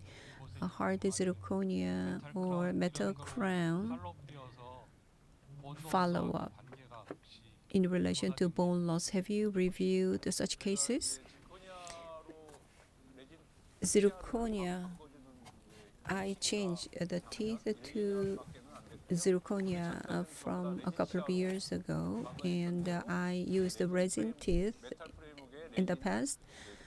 Resin was used over metal framework, and a denture was fixed in all cases. So I follow them up, as you said. The teeth fractured, but there was no problem with the framework. So your question, there was no problem other than resin fractures. So the time is up, and we can take one more simple question from the floor. Professor Kim.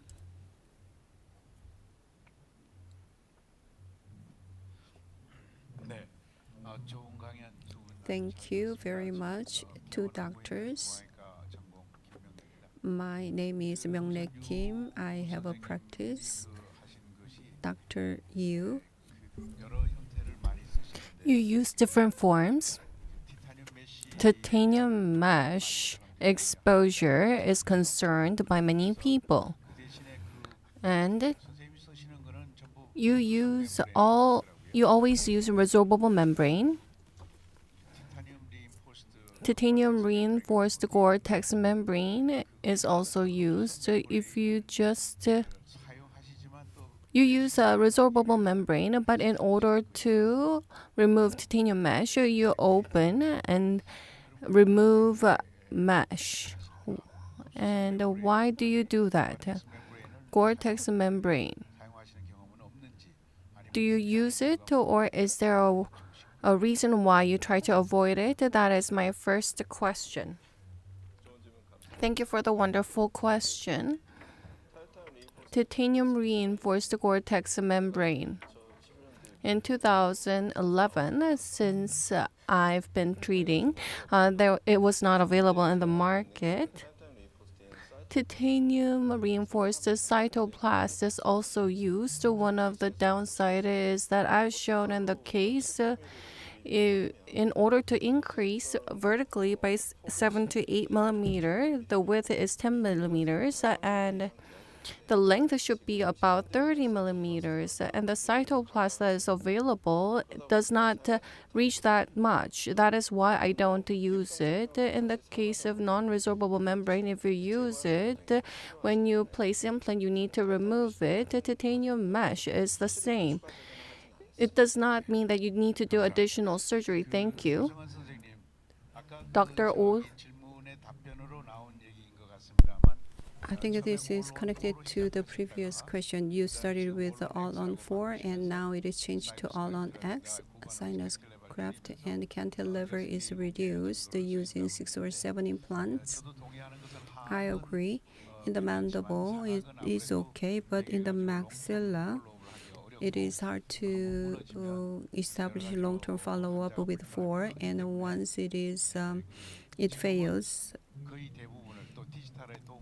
So these days we use a digital approach, and we use all-on-6 or all-on-7 more than all-on-4. Thank you for your question. At the beginning, in the maxilla, I also used all-on-4. When you place more implants in the maxilla, can we achieve accurate one piece? So we placed only 4 implants up to 4 on the maxilla, but we place 2 more implants in the posterior region, and there's no problem in connecting them in one piece. Based on my experience, I didn't have any experience of failures with 4. I showed you implant failure. That was the only one failure I experienced. So all-on-4 doesn't create a problem in the maxilla, but cantilever should be reduced as much as possible in the design. The most important thing when it comes to all-on-4 or all-on-6 is the material and the accuracy of multi-unit abutments. They are developed quite well, and multi-unit abutments are very strong and precise, and impression can be taken very accurately, and fixture design is important, but multi-unit abutment performance is also a success factor for all on X in terms of impression taking and in reducing cantilever. Thank you for the good answers. So we have so many questions, and in the dental side we have so many questions, and my apologies not introducing them, all of them. Best questioner, the nickname Hot Guy 12 and Joni. Those two who posted the questions on the dental, Dr. Kim Myung-ne and the doctor from Cheonan, who asked the questions from the floor, are chosen as the best questioner. Thank you.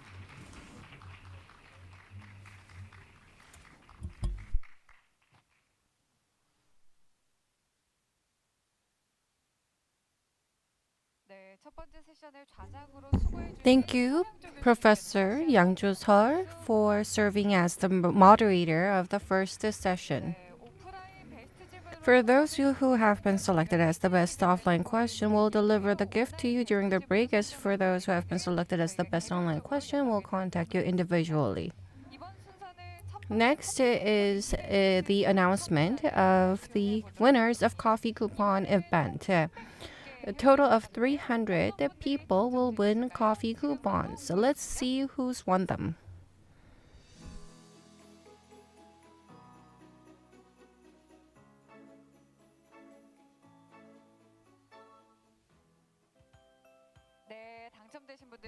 Congratulations.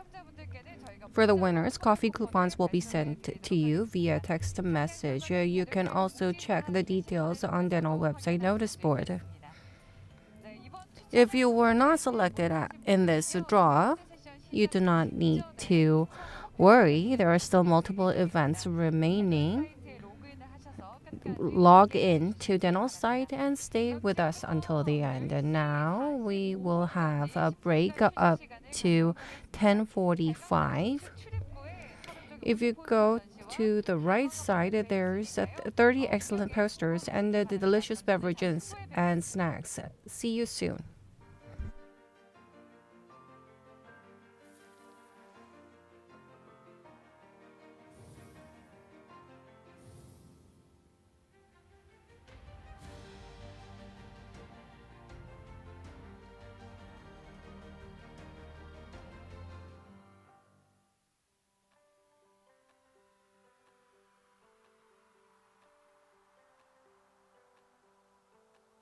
Introducing the E-Star Z series.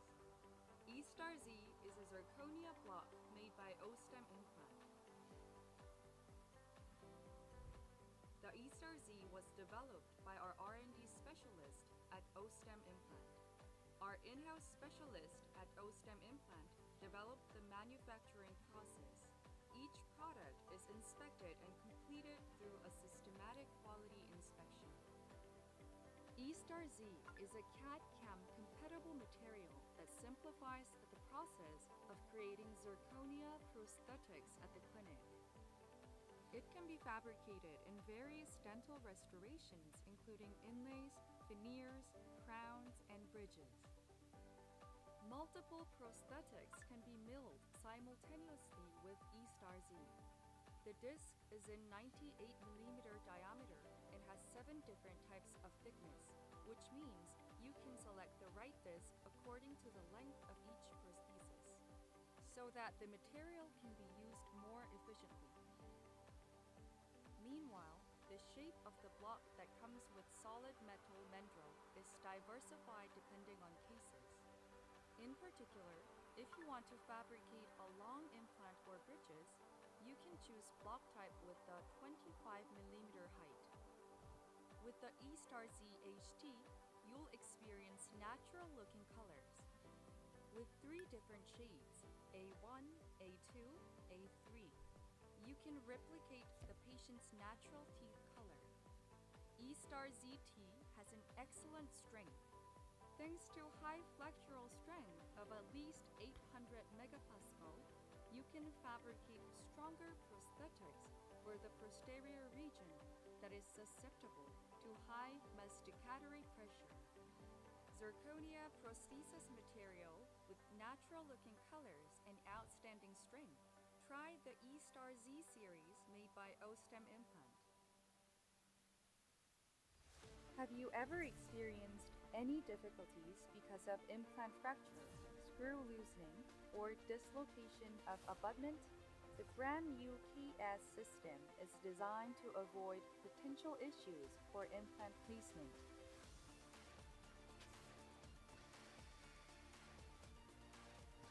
With 1 to 2 taper drilling sequence, now it is ready to place implants.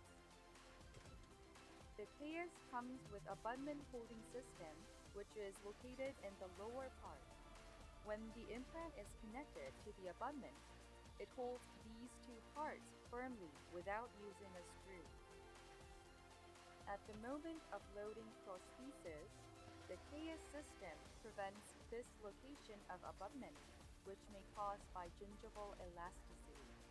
Also, it is more convenient for clinicians because it does not require to see X-ray after loading. For conventional abutments, clinicians are required to select between mini platform and regular platform. However, KS abutment is compatible with all different diameter of implant, so the selection of prosthesis becomes a lot more easier for clinicians. The abutment screw of KS system is designed slimmer, and the space is being used to reinforce the inner wall of the implant body. The KS system is aimed to reinforce abutments by thickening the walls and implant wall as well. In addition, the depth of connection between implant and abutment is increased. As a result, structure of the KS system disperses masticatory pressure effectively. By the reinforced structure, the external force which may affect on the screw stays minimum and eventually minimizes the screw loosening. As of the diameter of 4.0 implant, the KS system secures the degree of strength at 4.5 with the increased depth of connection, reinforced walls of abutment, and thickened implant body. Find your key solution.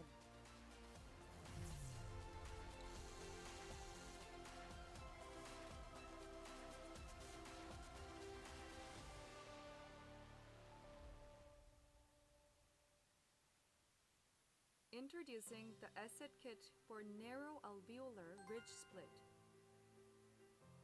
The Asset Kit uses expansion drills able to expand the bone buccally and lingually, even in the case of severe alveolar bone resorption. Eliminates the use of a mallet. A safer and easier buccal plate expansion is achievable when minimizing the risk of buccal fracture. During the final stage of implant placement, the implant can secure a strong initial stability in the narrow ridge without tilting. The Asset Kit allows regular size implants to be placed in narrow ridges with a low risk of buccal fracture. You can try it out. Have you ever experienced difficulties in finding a right spot for implant placement? Positioning Guide Kit enables clinicians to find both right spot and direction for placing implant without using a surgical stent. Positioning Guide Kit contains both single guides and bridge guides, so clinicians are able to deal with different clinical cases. The single guide is transparent and cylindrical, comes with a diameter of 5 to 10 millimeters. Clinicians are able to put a single guide next to another single guide or close to an adjacent tube for drilling. The single guide helps clinicians to pinpoint the spot for placement and direction of the implant. The fan-shaped bridge guide enables clinicians to adjust interval from 7 mm up to 12.5 mm. Bridge guide allows clinicians to adjust the interval by the margin of 0.5 mm and to drill toward the same direction as previously drilled site with convenience. Positioning guide kit enables clinicians to find both the right spot and direction for placing implant without using a surgical stand. Smart Guide Kit allows clinicians to fabricate a surgical guide without CT scan. Smart Guide is made of thermoplastic resin. Dipping the Smart Guide in the 70-degree Celsius water for 1 minute. Then, clinicians are able to manipulate the shape of the guide as they desired. When the Smart Guide is shape-shiftable, it is able to extend or reduce its size up to 1 millimeter when the guide pin is connected. Among 4 different types of 3D guides, clinicians are able to select suitable one for clinical case. Also, the Smart Guide enables to maintain the precise drilling path with 7mm sleeves. Smart Guide Kit allows clinicians to fabricate a surgical guide without CT scan. For your implant placement, try Smart Guide Kit now. Great unit chairs designed for dental treatment must be convenient for the clinicians to use, feel comfortable for the patient during treatment, and they should also be easy to clean and maintain. I would like to introduce K5 as both a stylish and convenient unit chair.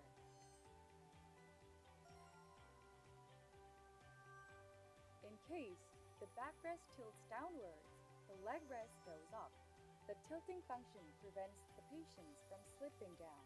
It is convenient for the clinicians to carry out treatments and provide comfort for the patients to receive treatments. The K5 also has a wireless foot controller designed to offer an even more convenient treatment experience for the clinicians. Handpiece RPM can be easily adjusted by turning the foot pedal left and right, making treatment.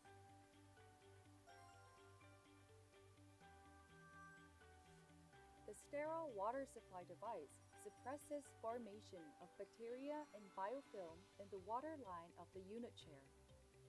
Always using clean water during treatment makes it much easier to reduce the risk of infections. Let's go over K5's key features again. The patient does not slip downwards thanks to the tilting function. When the backrest tilts downwards, the leg rest goes up.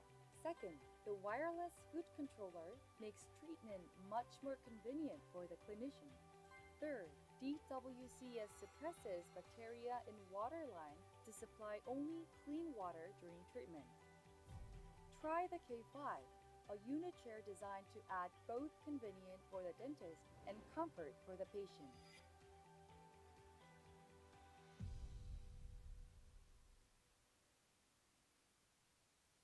I would like to introduce T2. The T2 provides clear images and helps accurate diagnosis for dental treatment. T2 offers a multi-FOV sizes that help take images including facial, implant, TMJ, antidontic treatment, and other images depending on the type of dental treatment. All you need to do is take image of the area you need to examine, and low dose of radiation is used for generating better image quality. The T2 comes with easy-to-use software including the 1.2, 1.3, and VSET, which helps you deliver accurate diagnosis and set accurate implant treatment plans, and ultimately convince more patients to proceed with treatment. Make your treatments more efficient than ever with the T2 that provides clear images and helps deliver accurate diagnosis.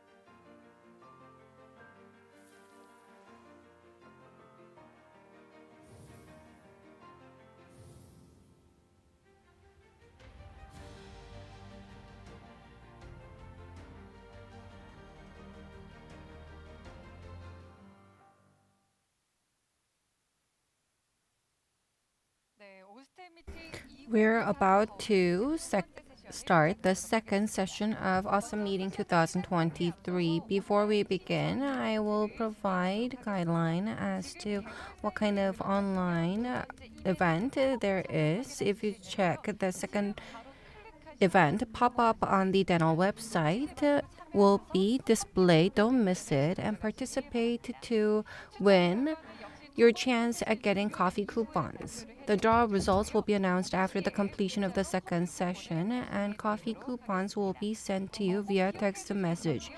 Please remember that as your viewing time increases, not only coffee coupons, but bakery coupons can be won. Your chances of winning will be increased, and you can also participate via your cell phone. And please note that the pop-up appears when you position the cell phone in vertical position. Let us begin the second session, and let us welcome Dr. Park Chan-Jin, Director of Gangneung-Wonju National University Dental Hospital. Dr. Chan-Joo Park graduated from Seoul National University School of Dentistry and obtained his PhD from Seoul National University Graduate School. He has also served as an associate professor in Prosthetics Department at Osaka University Dental Hospital. Currently, he is professor in the Department of Prosthetics at Gangneung-Wonju Dental Hospital, and he also serves as director of Gangneung-Wonju National University Dental Hospital. Please give a big round of applause. Thank you. I am the second moderator, Dr. Chan-Joo Park. Today, we are here in Osstem Meeting 2023, and we are here to talk about advancing digital dentistry. I hope we get insightful knowledge. And let me begin introducing the second speaker. This person is very famous, and Dr. Park Hwee-Woong is very knowledgeable. Dr. Park is going to talk under the title Planning for Implant-Supported Fixed Restoration of Fully Edentulous Patients, and is going to talk about how to restore fully edentulous patients, and he's going to focus on analog ways. Let us welcome Dr. Park.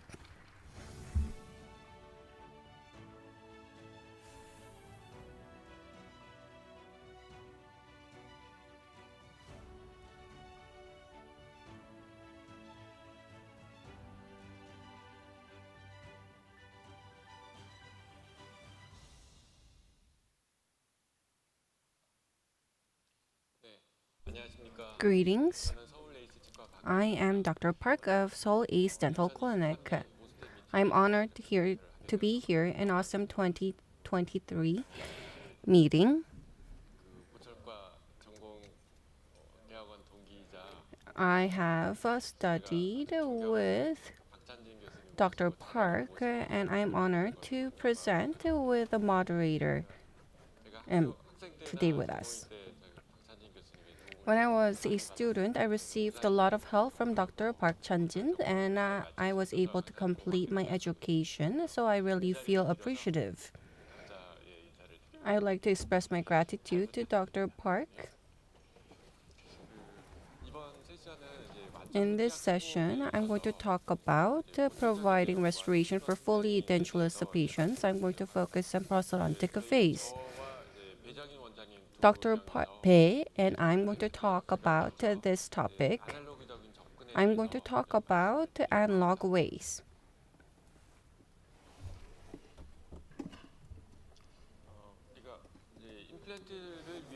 When treating patients with implants for edentulous or partially edentulous patients, so we need to think of this order. There are steps that we cannot omit. The conventional way or analog ways are as shown. As shown here, diagnosis is done, surgery is performed, and conventional prosthodontic phase is done to deliver final prosthesis. As of late, digital technologies have emerged and advanced. For different analog steps, there are digital steps. How are we going to utilize the pro and cons of both the ways? And a lot of considerations are made as to which is more advantageous. And a lot of knowledge is being garnered, and I want to focus on analog aspect today. As I was preparing the lecture, in the end, the analog way is an older way of doing things, and compared with the digital dentistry, I believe that a lot of the old ways will be replaced. I think this is set. The conventional way still does hold value, and this is accumulation of our predecessors' hard effort, so we be able to provide efficient treatment if we utilize some of their know-how. I want to focus on 5 different clinical steps and up to full restoration, and for maintenance, different steps are taken, and it can be classified into 5 different steps. The first, diagnostic phase; second, the surgical phase; third, provisional phase; fourth, the restorative phase; and fifth, the maintenance phase. Let me share with you a case, and I want to talk about different steps. The patient is male patient in 60s.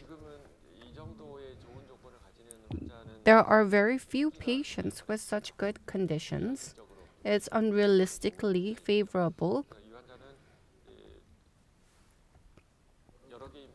Multiple implants have been placed at the same time, and the full edentulous ridge was immediately restored. The diagnostic phase is very important when we treated these complicated cases. This is complete denture concept. When we form complete denture, we use this technique. Preliminary model is used, wax trim is used, and vertical dimension and lip support is checked. Model mounting is done.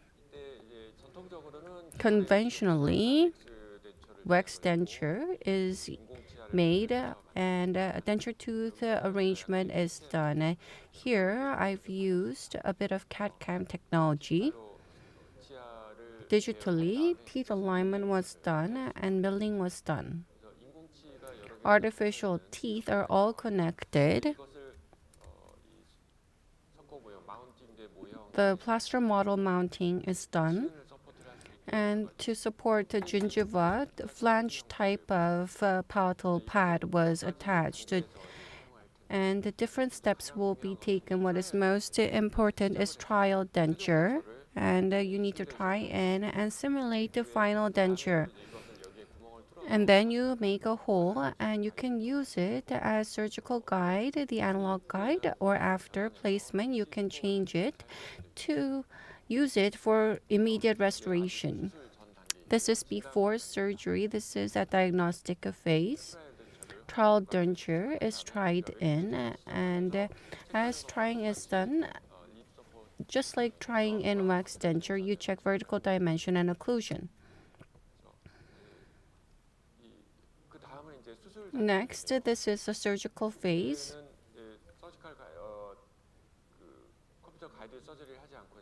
I did not use computer-guided surgery. I just placed implants of freehand.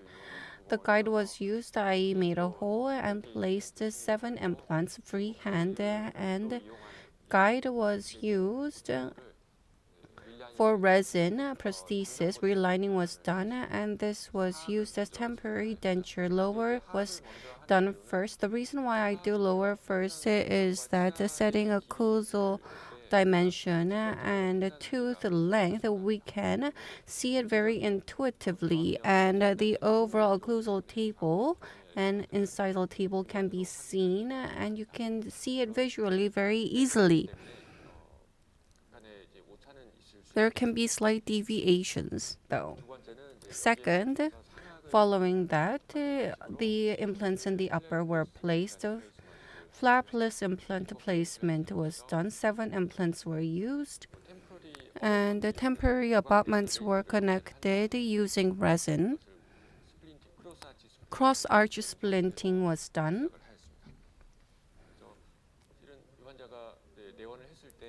At the time the patient came to the dental clinic, soon there was to be his daughter's marriage. The patient wanted to take part in the wedding with teeth. So in the end, the patient had his restorations when he participated in the wedding. He had to make various visits, but he was able to get his function and aesthetics back ultimately using these provisionals.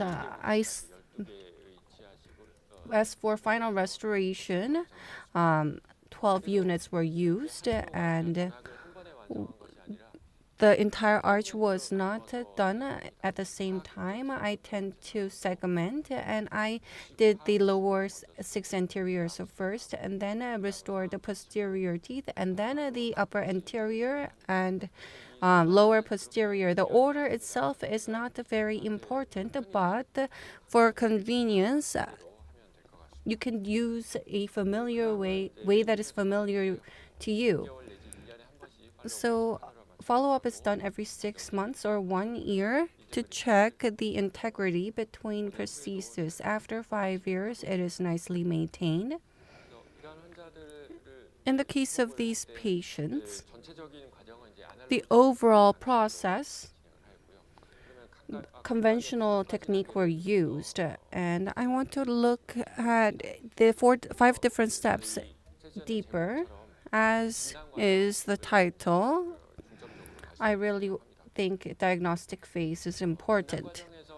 In diagnostic phase, when the patient comes in, what the patient finds most curious is how much the treatment is going to cost and how painful it's going to be and how long it's going to take. From surgeon's perspective, it's quite different how to proceed the treatment smoothly and what kind of final prosthesis that is going to be delivered. First, you need to determine the number of implant and prosthesis form, as Dr. Oh has mentioned, placing few implants to provide fixed denture type of restoration, or to place more implants and then provide a segmented bridge type of restoration. You need to deliberate on that. For the patient, the difference between the two are not really clear. As shown earlier, full denture concept was used for implant restoration for edentulous patients. This is very useful, just like making complete denture. Vertical dimension is checked and a jaw relation record is taken, just like complete denture. Diagnostic model is mounted and the trial denture is fabricated. You can make a flange denture or flangeless denture. The ultimate goal, if you think the ultimate prosthesis is not going to have a flange, then you can make a flangeless denture so that it resembles the final restoration. Depending on whether there's a flange or not, lip support can change. In full edentulous cases, vertical dimension is determined here. When we use implants, there are steps where we can make adjustments because fixed provisionals can be provided. Now, let's look at occlusion. The non-existent occlusion needs to be formed. OVD needs to be formed.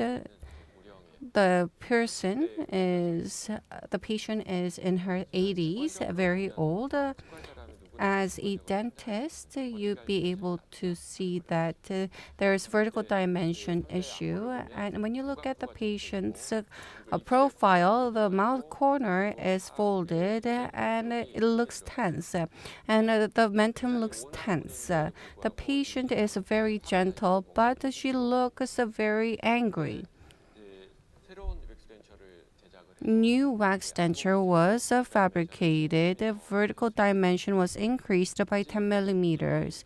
And I've just changed the wax denture, but you can see that there's relaxation of the muscle around the mouth and the patient looks much nicer.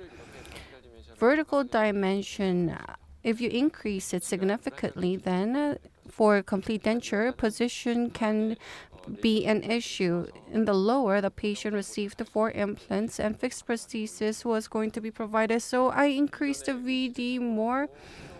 And a new wax denture height, when you compare old and new, you can see that vertical dimension has increased significantly. In the lower, 4 implants have been placed and prefabricated trial denture was replicated and it was adjusted, and on the day all-on 4 type of restoration was provided for the upper. Complete denture was connected. This is a 3-year follow-up image, and now it's been about 6 years, and the patient continues to use it nicely without a problem, and the patient was really happy. Koreans are not really vocal about how satisfied they are, but the patient was really happy about it, and she uses it without a problem. For the rest of her life, I think the restoration will function. In diagnostic phase, vertical dimension evaluation needs to be done, and the various conventional ways can be taken to do that. Based on my experience, these are not of huge help though. Previous records, patient's phonetics, resting position, it is very difficult to evaluate them chair side, so I tend to rely on my intuition. This is very conventional way, and you need to go through a lot of trial and error in order to come up with good result. In terms of vertical dimension, the surgeon needs to make the decision. And if you're an experienced dentist, when you look at the patient's profile, you need to make sure that the patient is relaxed, and you talk to the patient so that the patient relaxes. The patient would answer, and when she or he responds, you need to look at how the lip moves. The lips, the upper and lower lips, should be in slight contact, and mouth corner should not be covered, and vermilion border should be exposed. The pink, the volume of the lips need to be considered as well. When you ask or communicate with a patient, you need to see whether the upper teeth is showing. The upper teeth exposure is important so that it doesn't really look like a denture. When I evaluate vertical dimension, I tend to use my instincts. But this cannot be delivered in an objective manner, and this is quite a disadvantage. And in order to reach this point, you need to spend some time. When measuring vertical dimension, there is also another disadvantage, and no consensus has been made in the lower hinge movement when the mouth closes and opens. Depending on where you measure vertical dimension, there is a historical gap in edentulous patient or close to edentulous patients. There are very little references that you can utilize, and once extraction is done, there's no reference. The patient's remaining reference points need to be used as much as possible. If there's reference in the posterior area, you need to utilize it. If there's no teeth, you need to measure using profile or use the articulator. Measuring soft tissue, the downside of it is that as the lower opens and closes, the nasal activity is not relevant, and the opening and closing, and the movement is much less than the movement of the teeth when the mouth opens and closes. This is a different patient, and the patient was using existing denture, and this is going to be converted to fixed prosthesis. A surgical guide and trial denture is tried in, And as was with the previous patient, when placement was done, this was used as surgical guide. The end result is implant is just a mean, and we need to provide teeth and restore masticatory function. The extensive restorations can be divided into, as shown, a partial edentulism patients. So we need to correct and stabilize occlusion, or there's a case where we need to remove a few remaining teeth and improve or form new occlusion, or we need to form a completely new occlusion for a edentulous patient. What is important is that regardless of the method that you use, it is very difficult to find the right occlusion for the patient at once. Providing a fixed provisional restoration needs to be done. Multiple adjustments need to be made, and once the patient is satisfied, then it can be replicated to final restoration. Next is surgical phase, and I'm a prosthodontist, but I do surgery. But I'm just going to address the surgical part briefly. I use computer-guided surgery. Normally, I tend to use the analog ways because more so than just following the set path, I do not really like being limited. I tend to do it more freely. It's just a way of speech, and you'll be able to respond to different clinical situations more easily if you do that. The analog way was used, surgical guide was used. What is important here is that the implant's buccal lingual position is determined by the bone width, and mesiodistal position is important. If it is satisfied, then the implant position is determined.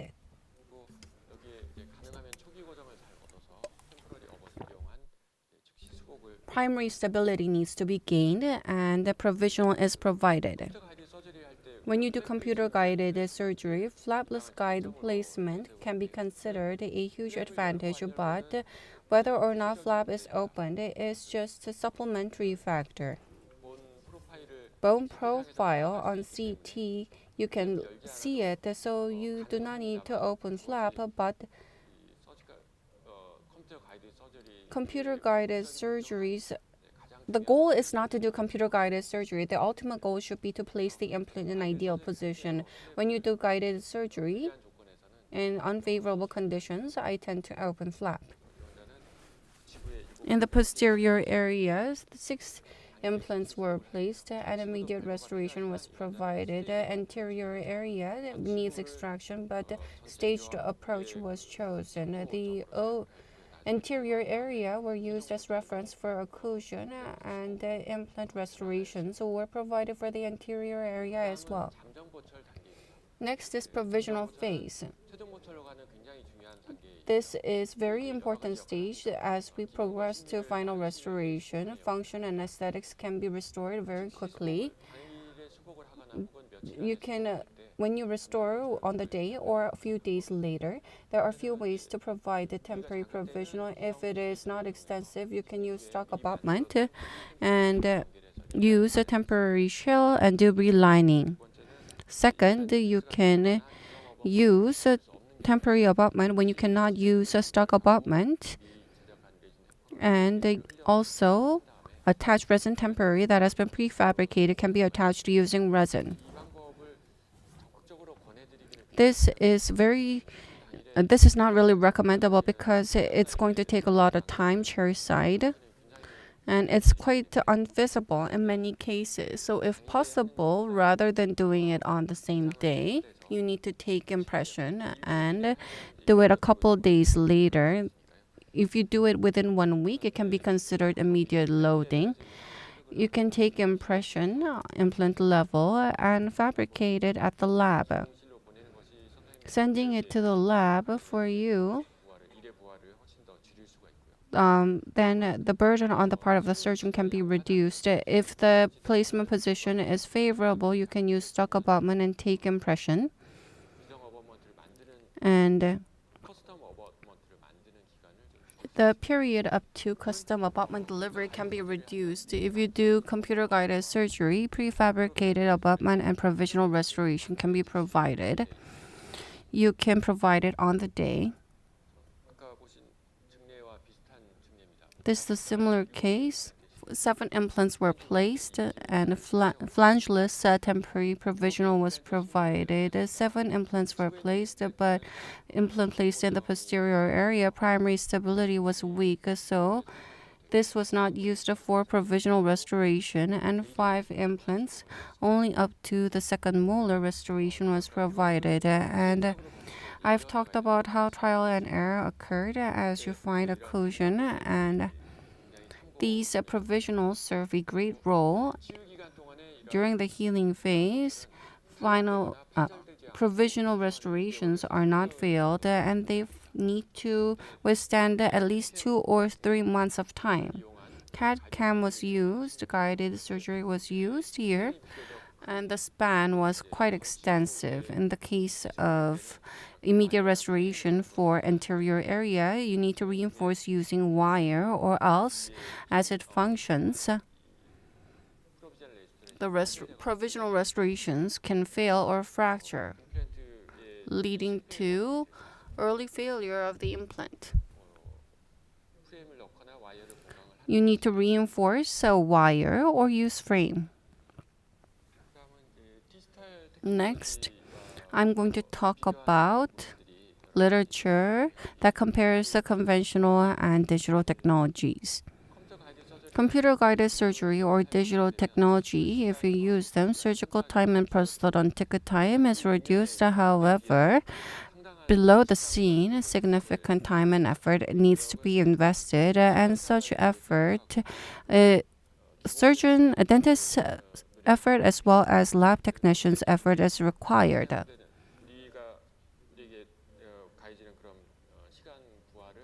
The time that we spend can be reduced significantly. In 2021, EAO consensus report says that the more time and effort is spent in diagnostic and treatment planning phase when you use digital technology. If you consider surgical time alone, then the time spent using digital method is absolutely less.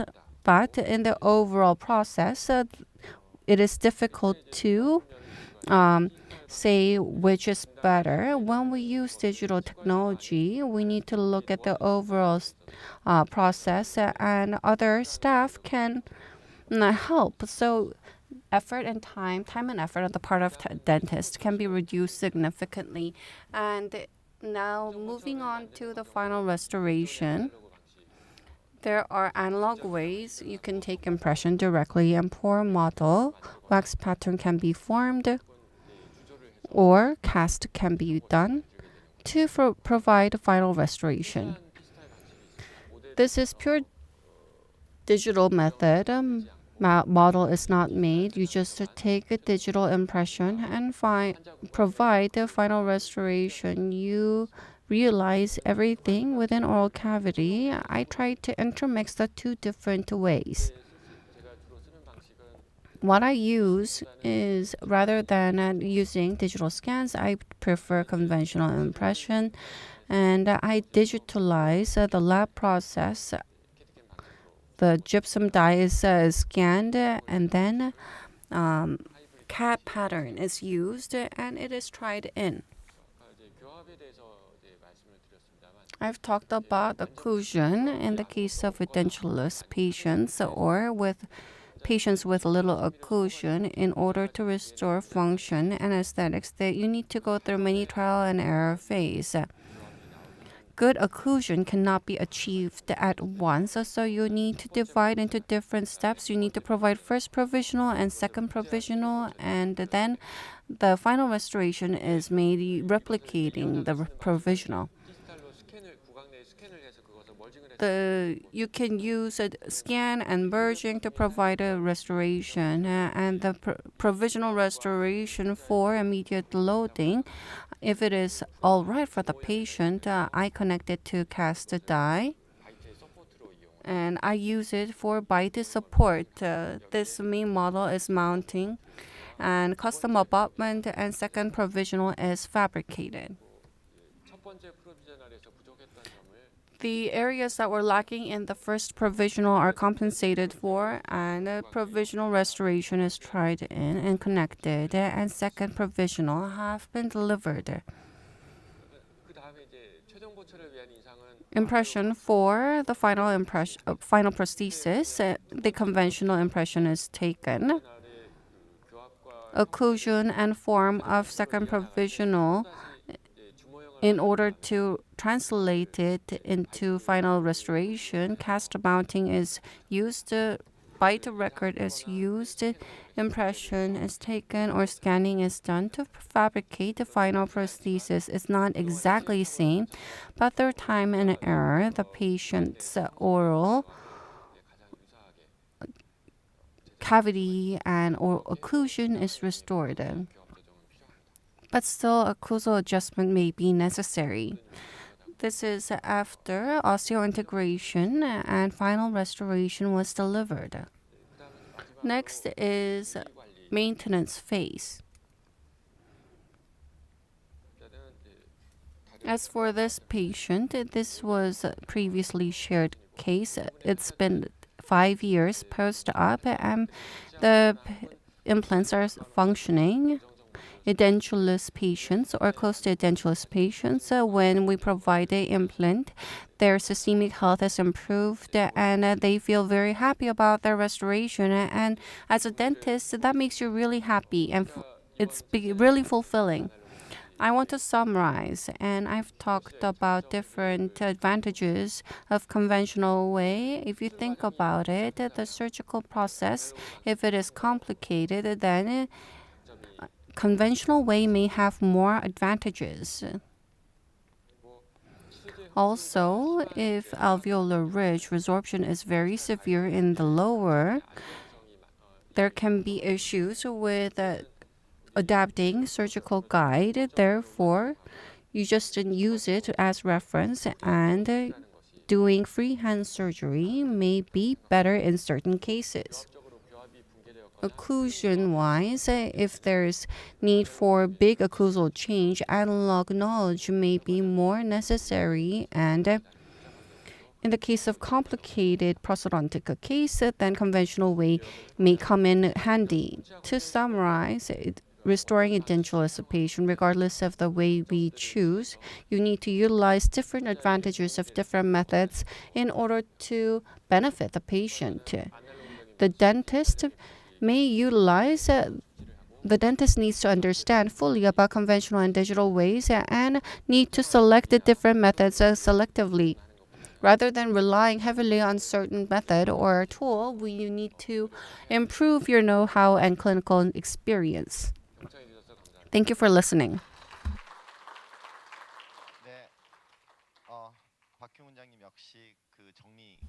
Dr. Park, thank you for the wonderful lecture.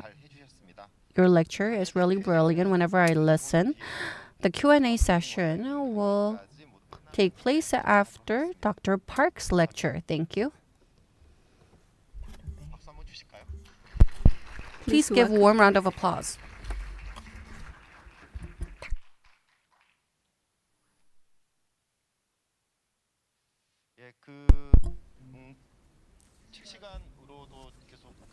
In real time, questions are being received, and during Q&A session, we will open the floor for questions as you saw in the previous session.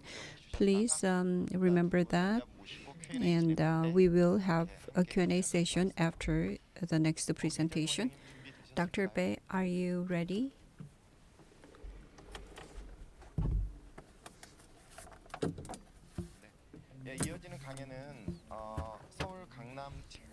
From Seoul Gangnam Dental Office, we have Dr. Jeong-In Bae. So he's going to talk about digital perspective. Dr. Bae is performing almost everything in a digital way. So I think he has prepared a lot for the digital approach. and how to approach the cases done by the previous speaker in a digital way. Please welcome him with a big hand.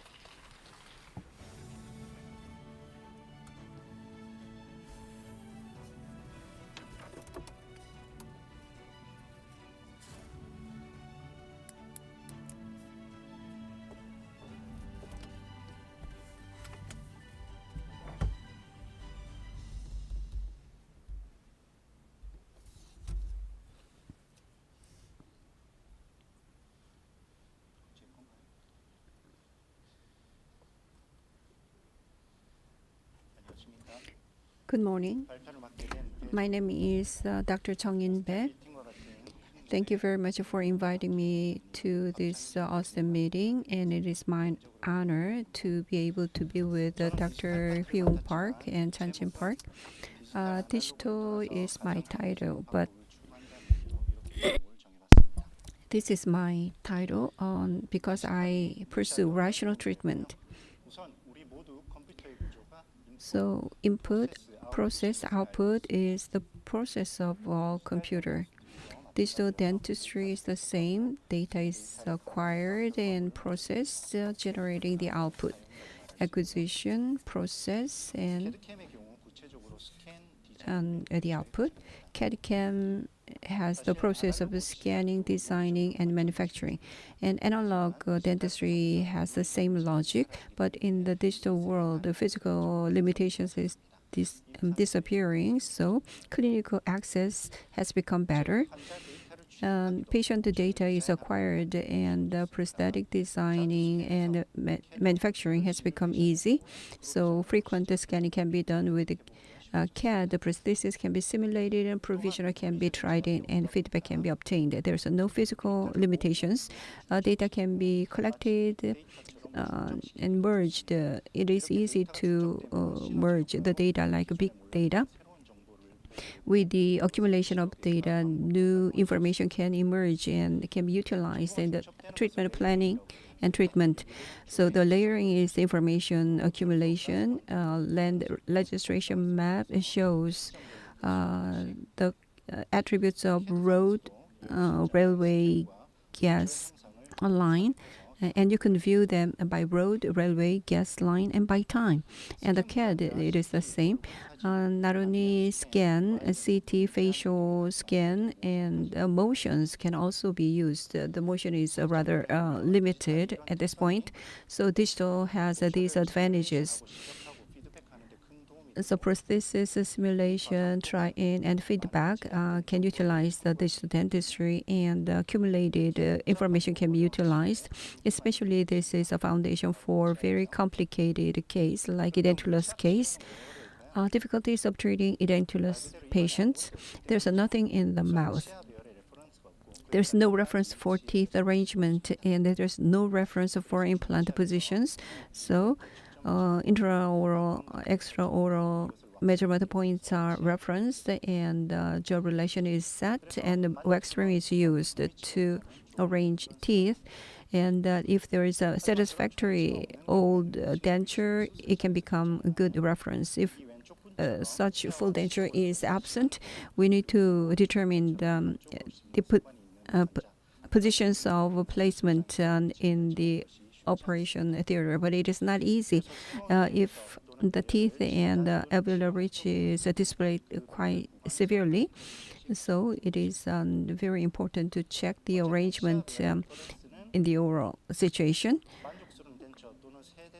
to make a new denture and to use it for treatment purpose. And in the analog way, the denture can be copied using putty and gypsum. A radiographic or surgical stent, it can be fabricated. This is early guided surgery. And as Dr. Park showed, the stent cannot be used for completed placement, but used to get the drilling point. And the denture is copied, scanned, and the file is obtained, and the surgical guide is designed. And the data include the CT, upper and lower gingiva, and the denture scan. Edentulous arch has no bite, so the positions are all over the place.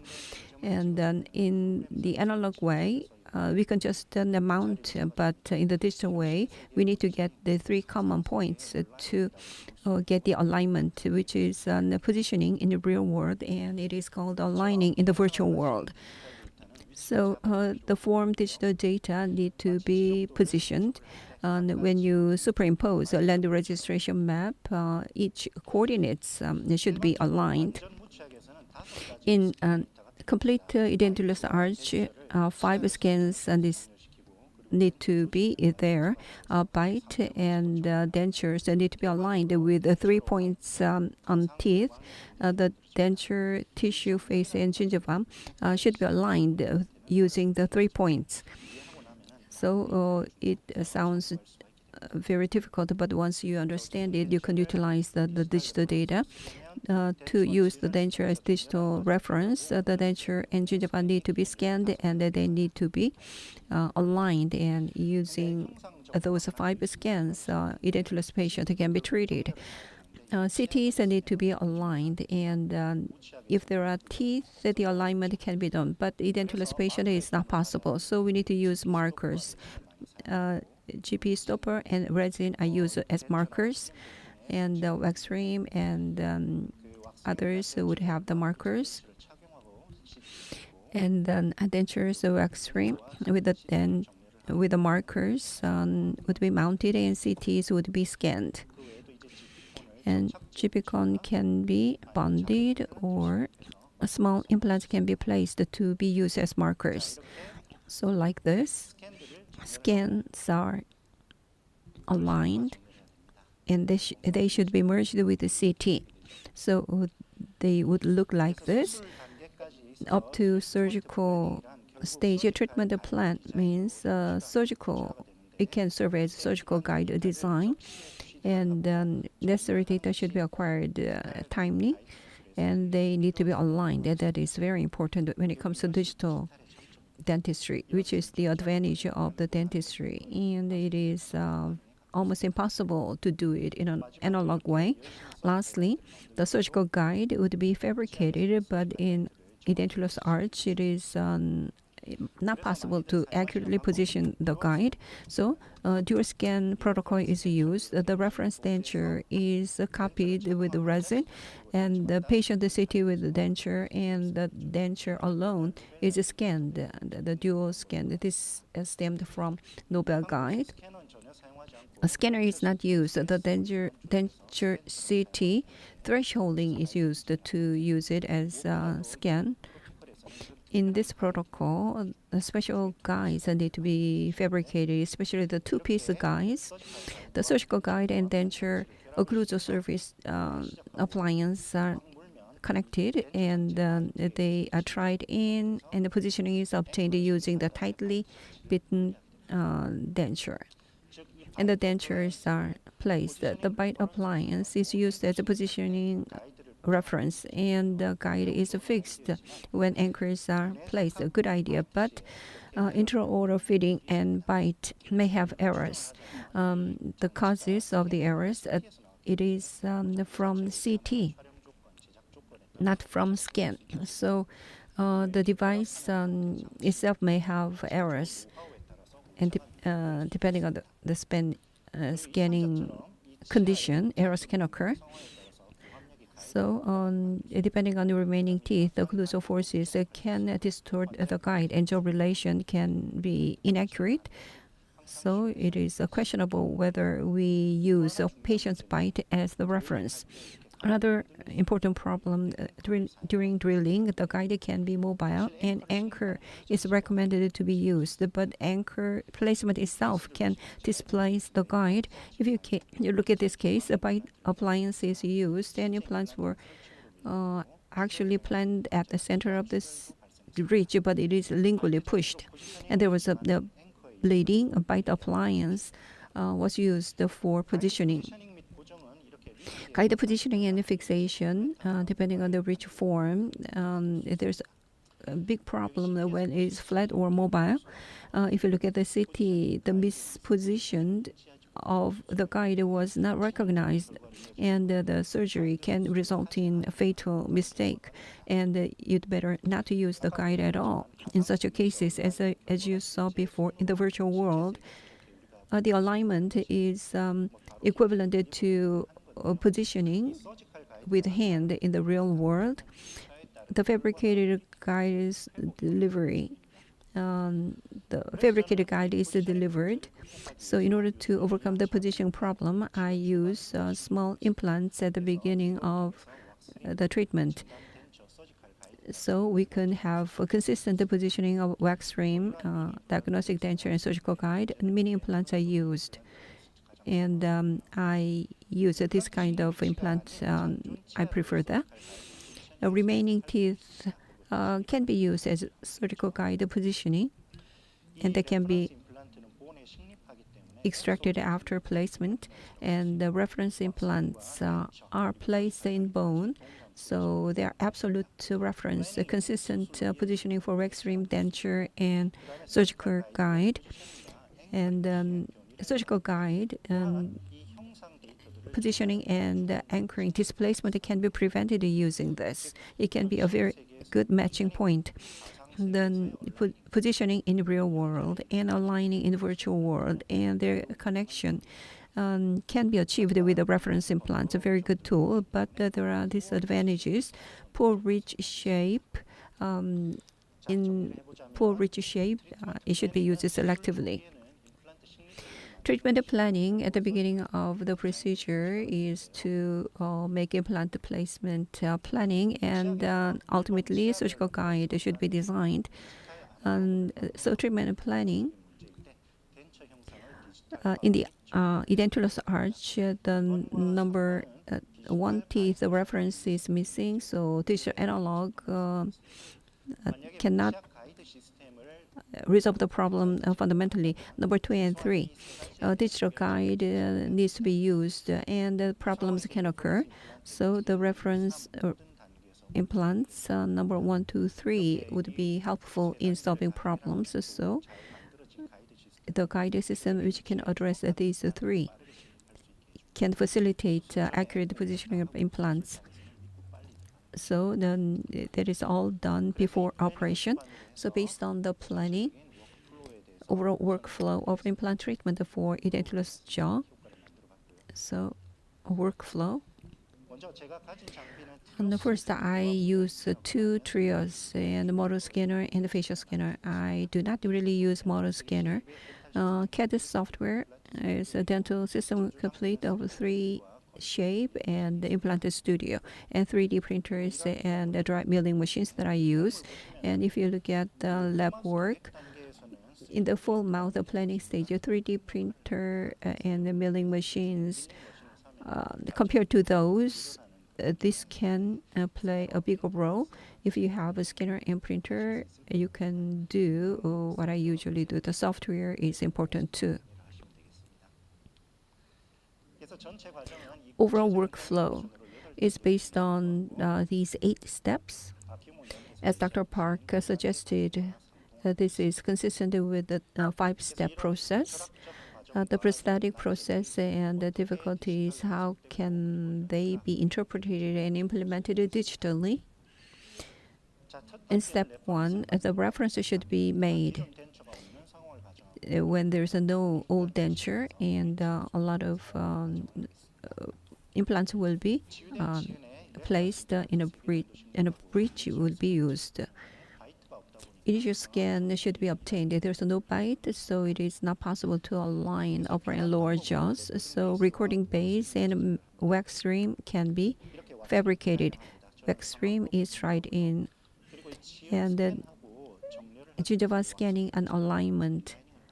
The wax rim needs to be realigned, and facial scan can be done. If a facial scan is used, 3 points need to be aligned with the markers on the wax rim, or residual teeth should exist, and it can be mounted on an articulator, or, as I said before, scan data can also can be used only for alignment. Facial scan can be aligned with intraoral scan, and 3 points of the markers are used as the basis. The facial scan years ago used the iPhone, iPad, or industrial handheld scanners, and now we have dedicated software for dental use. Mounting and arrangement is done, and we need to confirm the treatment plan, whether bridge type prosthesis can be used or lip support gingiva should be included in the prosthesis. Wax-trim is the basic. Using facial scan, campus line, midline can be adjusted. Facial scan, not only for full mouth, but anterior, posterior can utilize the facial scan. And the arrangement is now printed out and put in the mouth. So our views are not very objective, therefore various photos need to be taken, and the video should be taken in communicating with the patient. So the patient has a large displacement of alveolar bone, and we need to do arrangement, alignment multiple times when alignment is satisfactory, and to align scans, so relining is necessary. After the first stage, the second stage is guided design. Dental reference is there, and it is copied, scanned, and trios can be used for denture copy, and the 5 scan match need to be secured. And 3-point matching is done between the scans, the bite, and denture based on teeth, and reference implants can be used for matching. So the denture bite is captured in the oral environment, and the scans are brought in to the guide program, and they are aligned with the CT. Reference implants are used for the matching. The data is used to position implants and the anchors, and guide stand is fabricated after guide design. Just scan with implant info file is generated to fabricate the pre-surgical prosthesis. After the guide design, surgical stage, the guide is positioned accurately with the reference implants. After anchor placement, it can create some displacement. Not only the basic anchor, bone anchor, implant anchors can be used. If implants, like here, if reference implant position overlaps with the real implant, that implant should be placed at the last stage after removing the reference implant. So if they coincide in position, if the flap should be opened in that area, the rest of the implants should be placed first to place implants with the anchor implants. If you trust the guide too much, and if you proceed too fast, heat can be generated. And the tool can be caught in the guide, and that can create a confusion. So when the guide or drill is pushed, and if the surrounding bone density is not consistent, the implants can be displaced. So not path-sensitive one, but cementation type where relining can be accommodated. So cementation type needs to be used. So I don't do pre-prosthetics.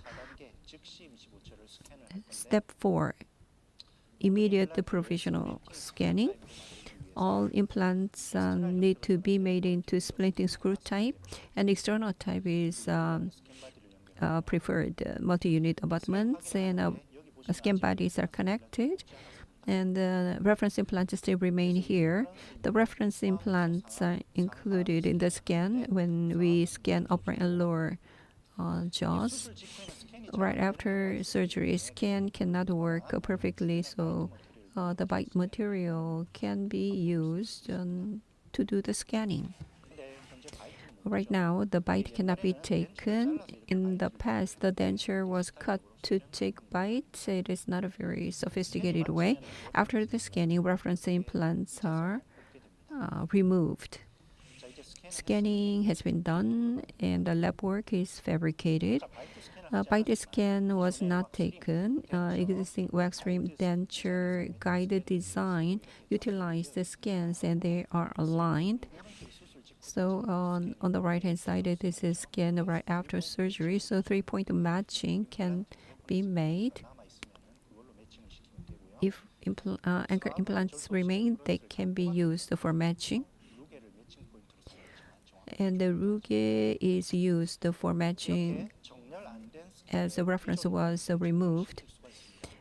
So you don't need to cut denture to scan bites.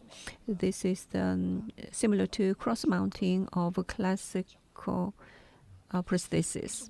If you get used to it, the design may take 30 to 40 minutes, and the output, the printout, is just 30 to 40 minutes. And it is delivered on the next day, and resin, it is one piece. And they fit very well. But you need to take photos from various angles. And occlusal adjustment should be provided, and loose screw and abutments need to be checked. And occlusal force gauge is quite useful for adjusting the full mouth after 2 to 3 months. Final prosthesis, the transitional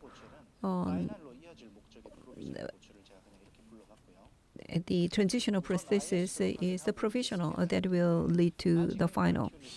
ISQ is checked, and multi-unit abutments.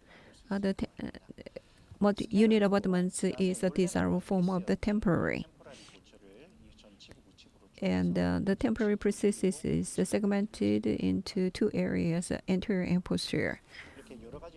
And various feedback should be reflected to fabricated transitional prosthesis. The temporary is superimposed, and the photos are taken from various angles, and video is taken. Transitional prosthesis, if a patient and surgeon is satisfied with that, final prosthesis, multi-unit abutments is mounted.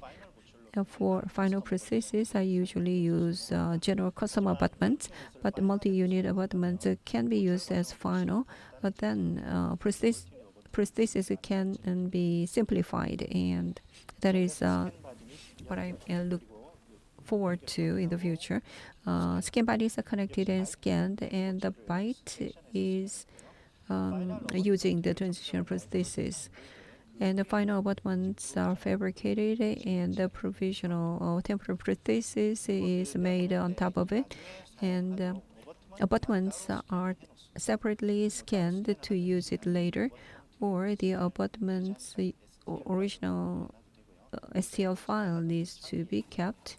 This is the early work. So abutment design was something like this, and abutments and temporary are delivered.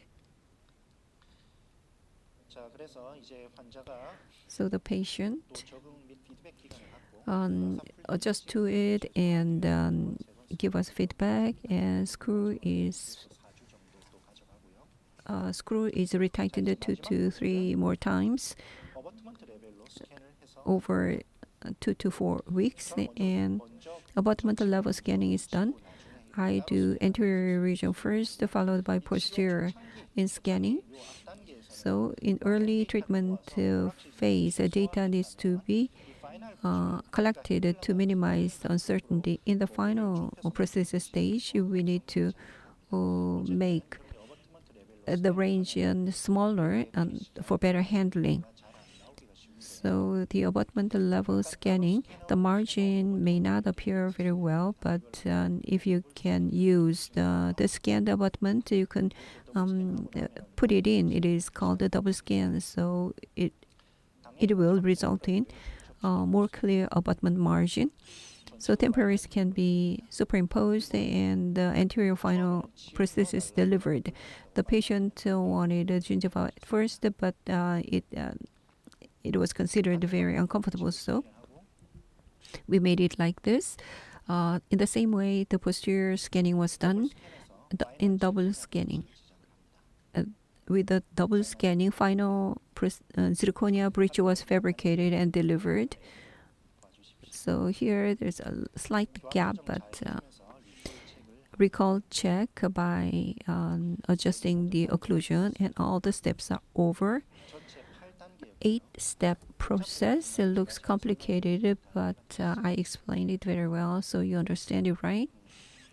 Before the final prosthesis, the transitional prosthesis can be printed. Very easy, isn't it?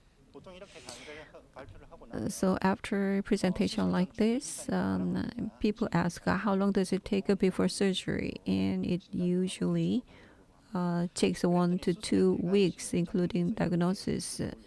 And the master, who is very good at the surgery, says it takes 0 minutes for preparation. So that would be our ultimate goal. Using the digital help, we can make the insight to be realized. It's Dr. Yong-Suk-jo. Picasso could draw 80 million won worth of a picture in 5 minutes because he took 40 years of training to do that. So the same can be applied to digital. With the digital, clinical accessibility has improved, so prosthetic principles can be understood better. It looks complex, but I will explain it further in Osstem OIC and 3-shape superclass. So this is a video.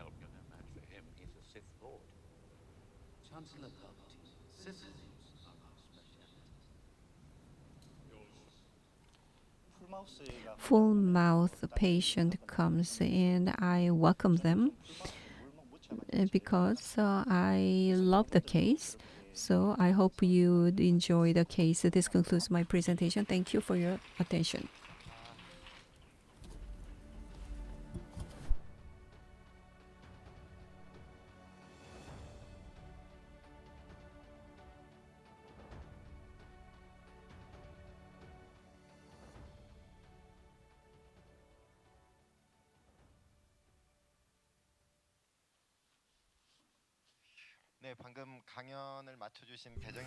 Thank you, Dr. Bae, for the wonderful lecture.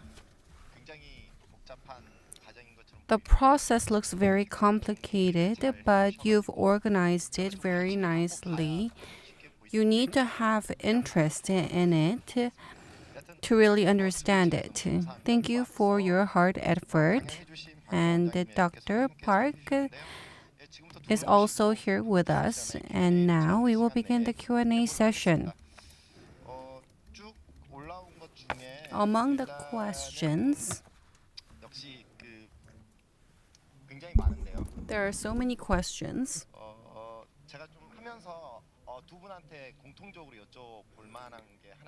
There was a question that applies to both of you. It applies to provisional. There are many questions regarding provisionals. Dr. Park, when you move on to final restoration, including occlusion and contour, you said replication. And in the middle, the clinical procedure and lab procedure, you've done cross-mounting. In the process, how do you transition that to final restoration? First, when the patient is near edentulous or edentulous, I prefer immediate restoration.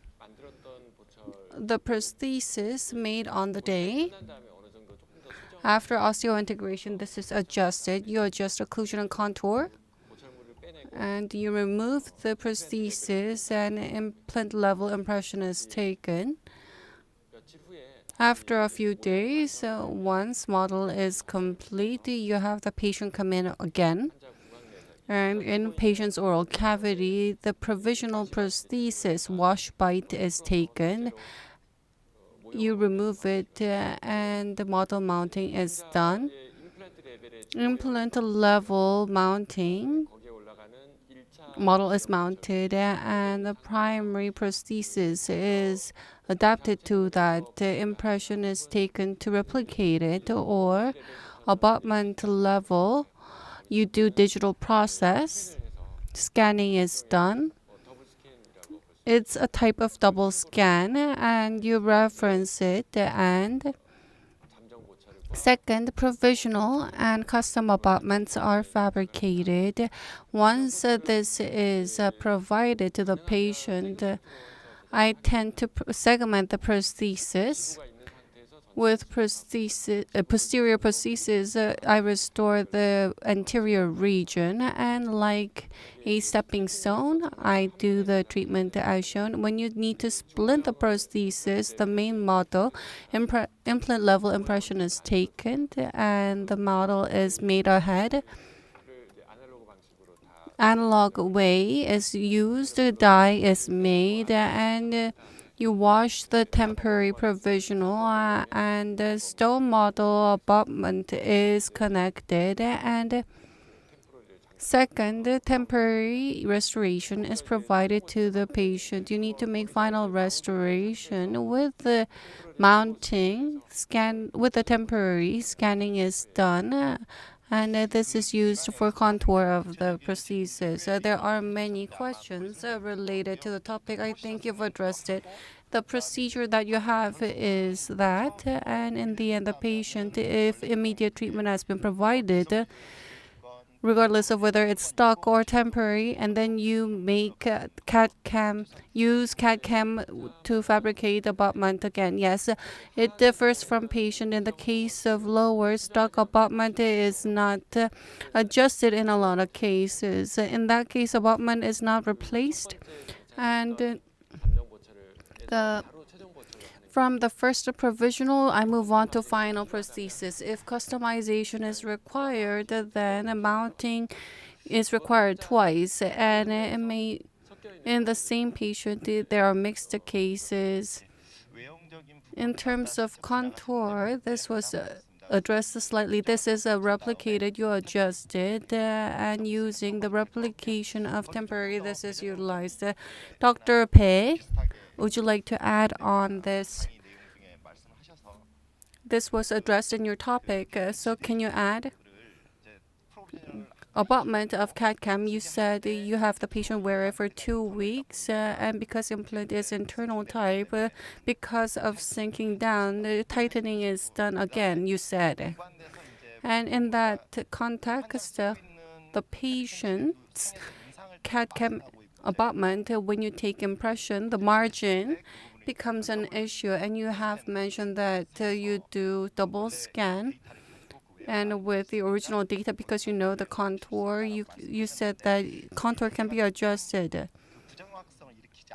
Will this lead to inaccuracies in internal type when you tighten it because of occlusal force and the amount of adaptation?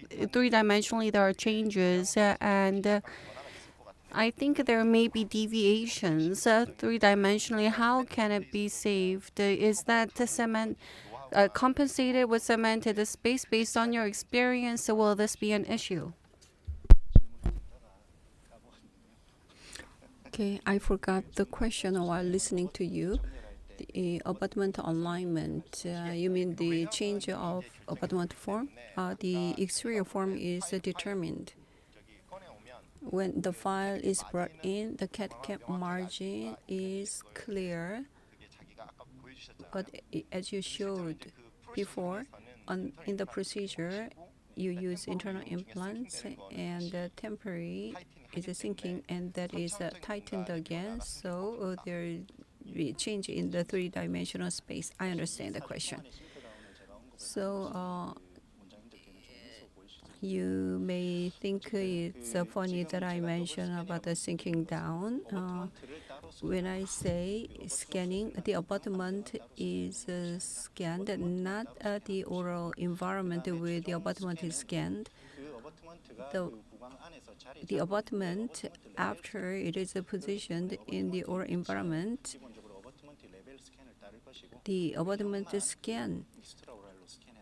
level scan would be the basis for the positioning of the abutments. Dr. Bae, you talked about markers. What are the recommended number of markers and positions in the upper and lower jaws? And there can be many different approaches. GP cone stopper is used in endo treatment.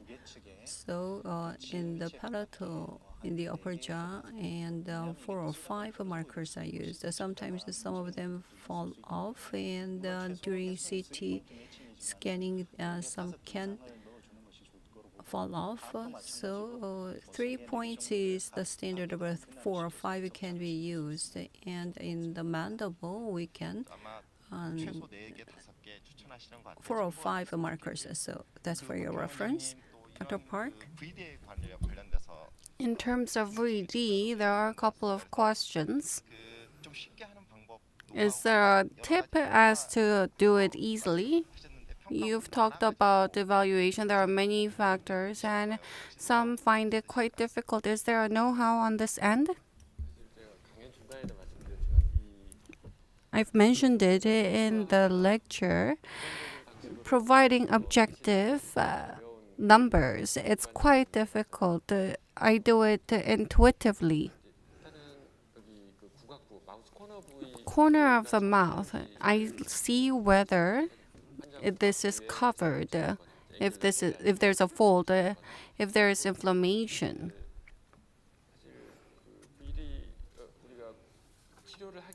When we need to look at the patient condition, and we intuitively understand VD.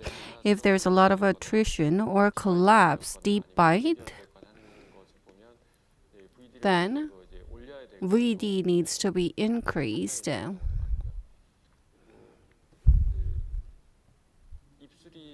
If the lips, when you try in temporary denture or other device, if the lip volume increases, in the case of Edentulous and VD is low, the lip looks very thin.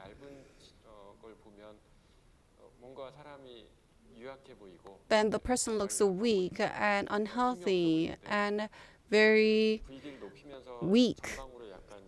By increasing VD and protruding teeth, the pink of the upper lip becomes more visible, and it becomes more voluminous and more alive.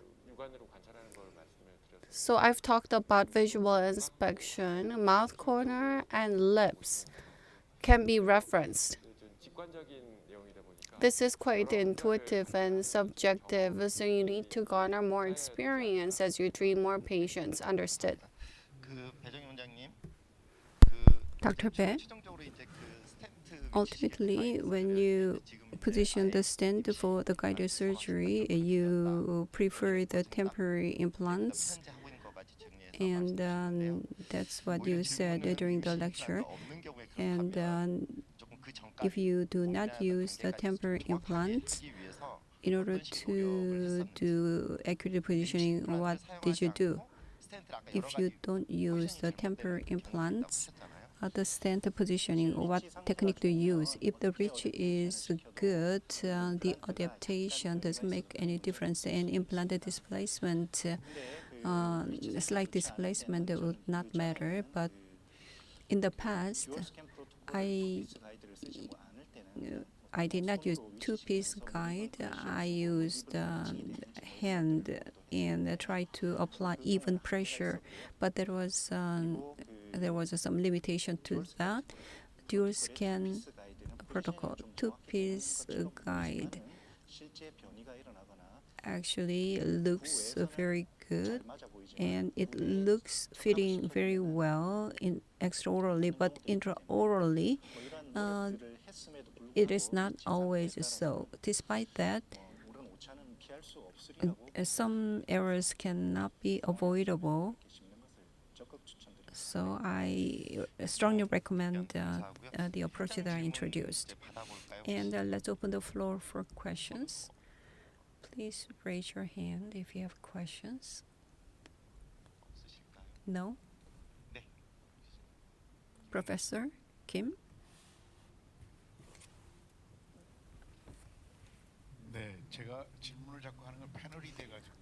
I am a panel. That's why I'm asking questions. My name is Myung-Rae Kim. I'm an oral surgeon. The two lecturers gave us very good lecture. Dr. Park is using analog and digital, and you use a model. And Dr. Bae is doing all the work using computer, using the reference implants. Is that right? Yes. So how much help do you get from the lab technician? Do you do all the lab work yourself? In the diagnostic step, I do myself to arrange the teeth and print out, and post-treatment is left to the lab technician. And the final prosthesis, the final abutment and prosthesis is designed by the lab, and I check the result. It's similar for me. I make a model, and that is the only difference. When I prepare for surgery, I fabricate model and make recording base. And when I take a job relation, the lab technician does mounting, and the teeth alignment is done with CAD, and I adjust the position. I make the order. Once it is milled, regarding post-processing or adjusting on the model, I do it myself. The process is not really complicated. Digital dentistry, the reason why we are using it, the lab technicians, they may do a good job, but when they take a break or step away from a moment, this becomes a dilemma. I'm sure you have experience, but when the lab technician, there needs to be a team rather than one person. It needs to be more than two. I have one lab technician. Then you need to hold on to that person. I've been working with lab technician for 7-8 years, but that person has moved, so I struggled a little bit. Yes, I understand that there can be such issues. We're not able to do everything. The lab process is very specific and specialized, and there are areas where dentists cannot really dabble on it. I need to receive a lot of help from my staff, and my reliance is increasing in dental clinic. If you have a lab technician but in order to run it more stably, perhaps you need to co-work with a good lab. And if you have a great working relationship, that'll be great. I was just curious, and I wanted to open up, encourage others to raise questions. I also have one lab technician. So this person did not do lab technician work, but I've learned the digital dentistry on myself. So I taught to the staff, so the staff is working on it. Digital dentistry equipments are being bought, and people try to use digital dentistry, but you need to take the easy road. Custom abutment crown can be made within dental clinic, and if you have a little bit of know-how, you can fabricate it. If you're able to do it, even when lab technician is absent, you'll be able to handle much of the work. Thank you for great advice. Thank you for the realistic questions, and I can really relate to the answers as well. Are there any more questions?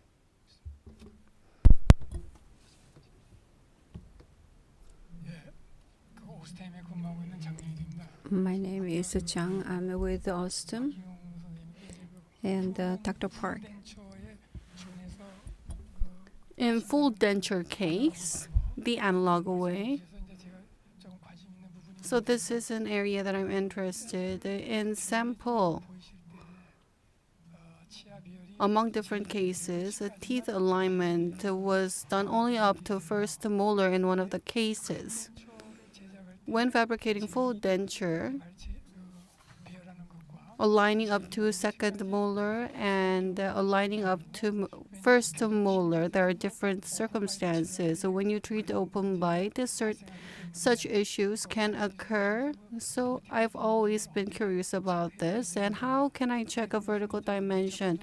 In Edentulous area, when we restore a tooth, we need to find the vertical dimension for that individual, and a occlusal plane needs to be formed. In that sense, second molar, third molar in that area, how do you do tooth alignment? That I think that is a challenge, and this has been overlooked by dentists. But I think this needs to be paid attention to. When I looked at tooth alignment, why didn't you do up to the second molar and did up to first molar? In which cases do you do that? That is my question. Professor Zhang, that's a very sharp question. In edentulous cases, theoretically, in one arch, there's 14 teeth, and once this is extracted, I tend to place about 7 to 8 implants in bridge form. Up to the second molar, placement can be done, but the extraction socket and alveolar ridge, because of rapid resorption, arch length is resorbed. Alignment up to second molar, it can be very difficult, or implant can be positioned too distally, and there can be many challenges in terms of surgery, prosthodontic phase, and maintenance. Restoring first molar, up to first molar, there will be more masticatory efficiency, but in the case of older patients in their 60s and 70s, arch length, if it is insufficient, then I skip second molar and I just use 12 units of teeth. Depending on patient, some may find it odd, but in most cases, people are happy. In my case, the skeletal imbalance, open bite form.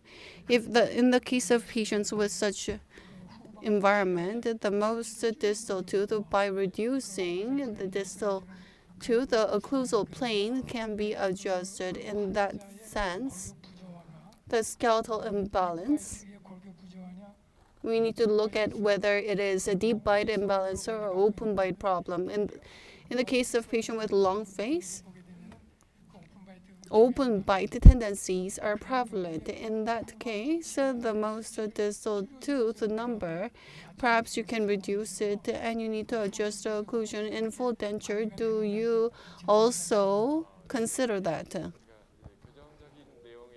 Regarding orthodontic sphere, I have very shallow knowledge, and I was quite caught off guard.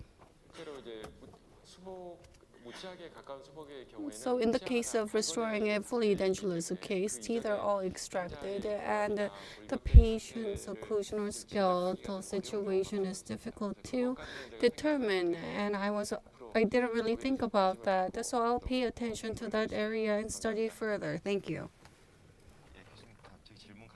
Thank you, Professor. Because of time constraint, we will end the Q&A session. I will now close the second session, and I would like to express gratitude. Please give those two speakers a warm round of applause. Thank you.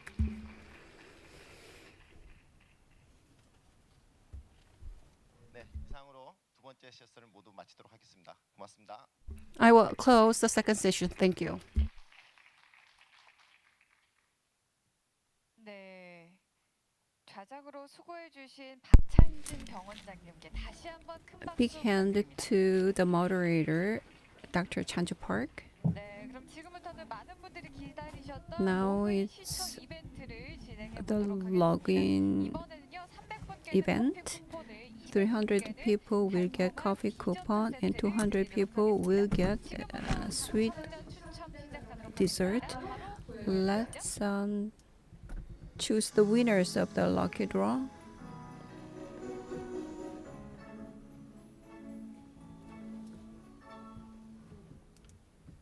네, 당첨되신 분들 모두 축하드립니다. Winners, congratulations.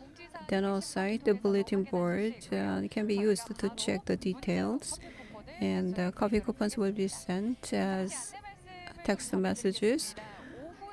In the afternoon, we'll have discussion session. Those who are here, please use the QR code on this screen, and at the entrance, please join the survey. If you participate, we'll appreciate that very much. Another event after lunch, from 12:40, in front of the auditorium, we will give you numbers, and 10 people will receive one guided system book. Dr. Ki-Sung Kim will hand out the gifts. So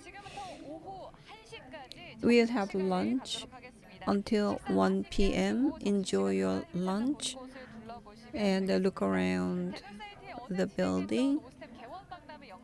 The practice exhibition, which was held yesterday, will be shown, and the complication lecture and lectures for hygienists and lab technicians will go in parallel on the third floor. Please participate in those lectures as well. I'll see you in the afternoon. Thank you.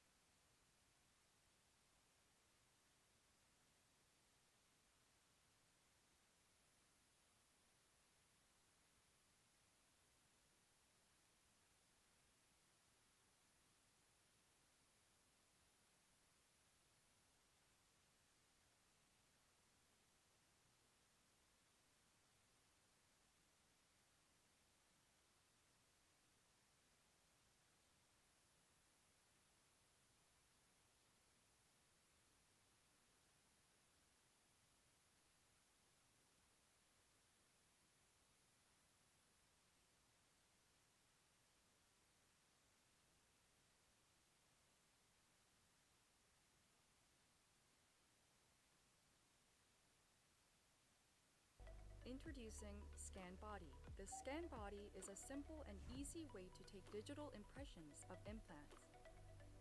Thanks to the dedicated carrier, the Scan Body helps you assemble implants more accurately and conveniently. The coated surface reduces reflections, so the clinicians can scan quickly without spraying any additional substances. You can fabricate implant prostheses with great accuracy using the high precise ready-made abutments and a custom abutment library. Use the Scan Body for an easy and accurate implant impression taking experience. Introducing the Digital Lab Analogue offers 3 advantages when you're creating a digital working model. First, you can place the dedicated positioning jig in its correct position with great precision and in line with the direction of the hex. Secondly, the triangular-shaped holding component at the bottom, along with the screw, prevents unwanted rotation while fabricating the prosthesis. Third, easy removal of a lab analog from the model without any damage is to unfasten the screw. The Digital Lab Analogue creates an error-free digital prosthesis. Introducing a link abutment is used for aesthetic restorations placed in an interior region.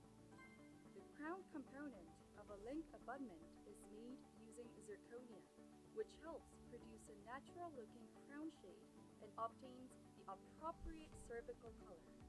Even when you're placing a prosthesis in the anterior region where space is narrow, using an open-type base can help fabricate the implant without removing any structure.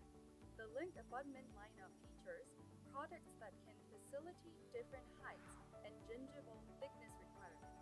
Clinicians can select the right product for specific placement conditions and the patient's intraoral environment. Try the link abutment when placing aesthetic implants in the anterior region. Introducing the MS Kit. The MS Kit is designed exclusively for MS implants. The MS Kit is designed exclusively for MS implants, which are used in areas where the bone is narrow, such as the anterior mandibular region. With the MS Kit, you can place an MS narrow ridge, MS denture, or MS provisional implant with a quick and simple procedure. Try using the MS Kit when placing an MS implant. Introducing the Scan Healing Abutment, which helps you to take implant impressions without removing the healing abutment. You can use the dedicated carrier to fasten the Scan Healing Abutment in the correct hex direction more conveniently. The Scan Healing Abutment is available in different lengths. You can choose the right abutment for each patient's implant surgery case. When using a CAD program, the unique shape of its upper surface helps you identify the abutment's length. You can also create custom abutments.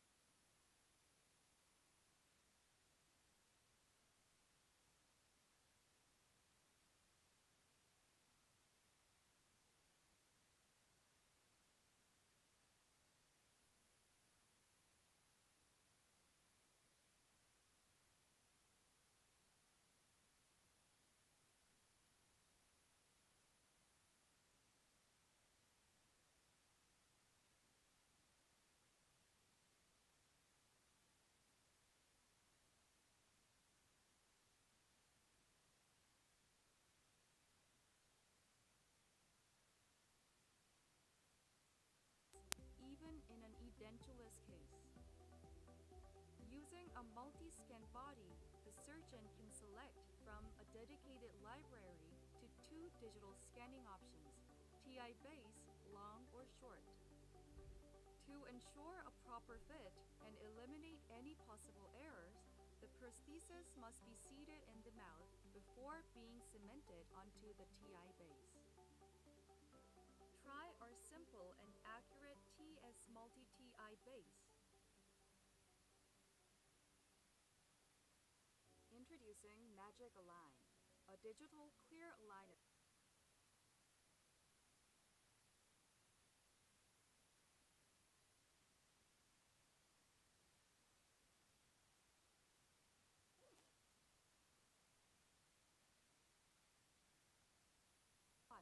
Using less than 20-step aligners.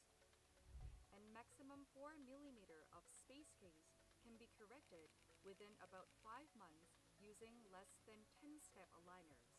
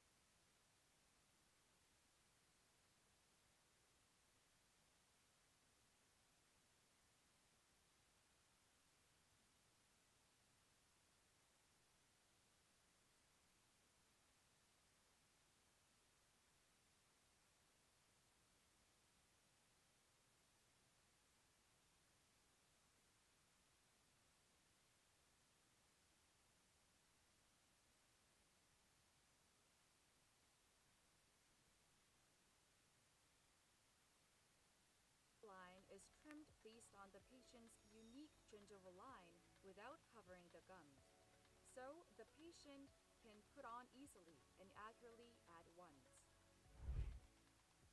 Magic Align provides diagnostic analysis files and 3D setup simulations to help establish accurate treatment plans. In addition, orthodontic treatment can be carried out according to the initial treatment plan by applying the Magic Setup system that checks and supplements the teeth movement every 12 weeks. Start orthodontic treatment with Magic Align that can correct various orthodontic cases accurately and conveniently.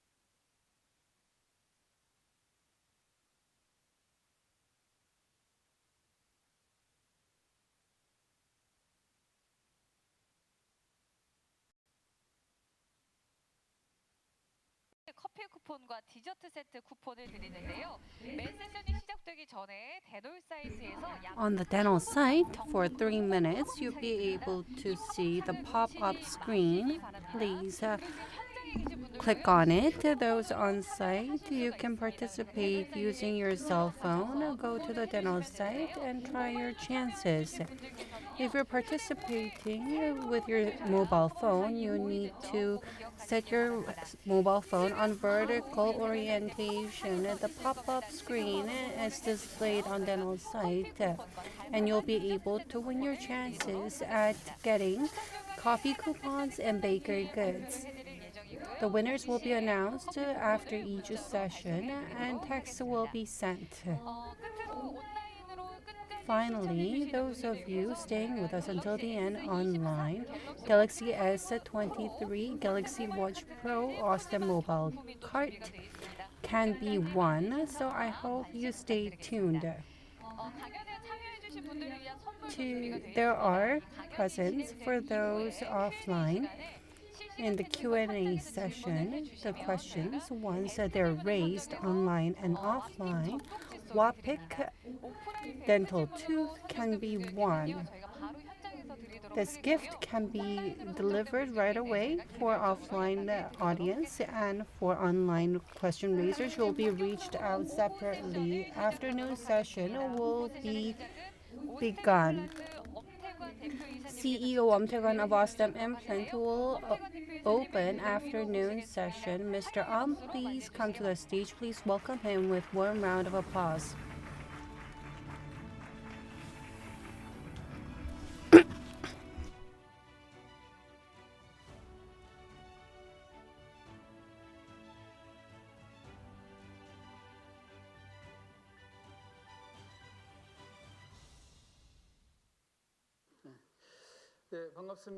Nice to meet you. Did you enjoy lunch?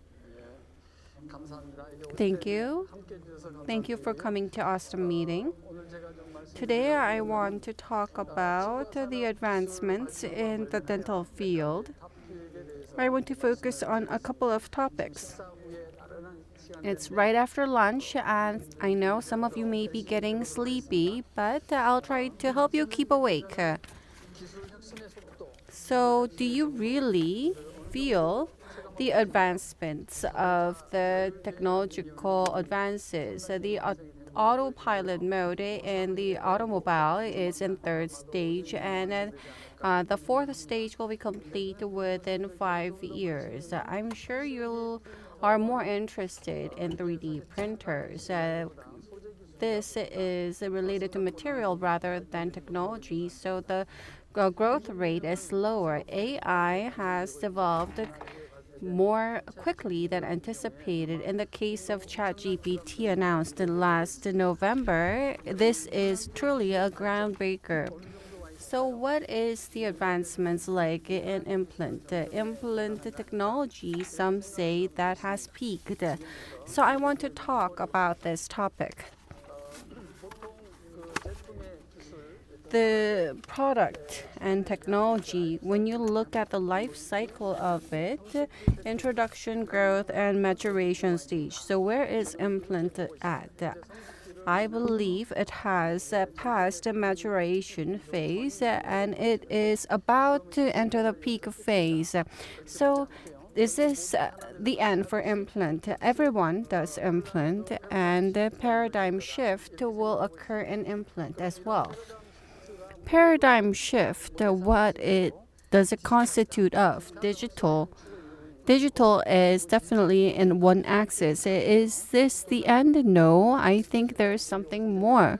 In Osstem, of course, other companies are working, but a lot of people are putting effort to do this paradigm shift. In order to achieve paradigm shift, you need to have brilliant ideas, and with just a brilliant idea, you cannot achieve paradigm shift. When you look at the night sky, there's a faint starlight. It has been present for millions of years, and it has transferred for millions of years.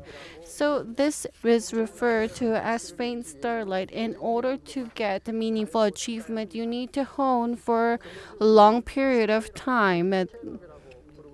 And this is referred to as scale up. In order to do this, a lot of money and effort is required in Osstem. The brilliant ideas that have been raised a decade ago, we are still working on it, so we are now really reaping fruit. Yi Sun-shin has made a comment not to make his death known to the enemy. And we have a very important project that are top secret, and this is referred to as Yi Sun-shin project. And I'm going to share with you a part of this top secret project. As mentioned earlier, the paradigm shift in implant is digital dentistry. So where are we at in terms of digital dentistry? In terms of life cycle, in my opinion, we have passed the growth spurt stage, and we are continuing different advancements. Digital dentistry, how will it advance? In Osstem, digital brand will be made into one digital. As shown, this means integration. This graph shows implant surgeries by different countries. When you look at different literature, per 10,000 people, the number of implants used. Based on our data, we've looked at the number of dental clinics, and as shown in the case of US, it is 42%. Japan 23%, Hong Kong, it's a smaller country, so it's 69%. In the case of Korea, the numbers are quite predominant, it's 83%. As shown, the reason why it's number one is thanks to our effort. Korea is where implant has become more widespread. Osstem has worked long and hard for national oral health, and I would like to express my gratitude for your support. And will we be able to continue on with this track record? Will we be able to excel in implant dentistry? Based on the recently acquired data, there are some uncertainties, so I want to share with you. This is that, and this data is from Osstem Guide. I've looked at different number of dental clinics. What is remarkable is that Japan, in the number of dental clinics that perform implant dentistry, the numbers were low, but it's number one here that has transitioned to digital dentistry. And this is not nationwide information, it is Osstem-based information, but Osstem is a important axis in dental field, so I think it's quite remarkable. In Korea, it's only 17%. It's just 17%. In this circumstance, what we should do? The reason behind this, I think there are two reasons. First is the slow rate of growth, technological advancement by the companies, and second, the Korean dentists are really deft with their hands. However, no matter how well a person may calculate with their head, they will not be able to win the computer. And I believe that digital dentistry will replace analog. The digital bus will continue on, and I hope you hop on before it's too late. Digital dentistry is not an option, it's a must-have. It's not whether or not you're going to do it. You need to think about how well you're going to do it. That is the issue.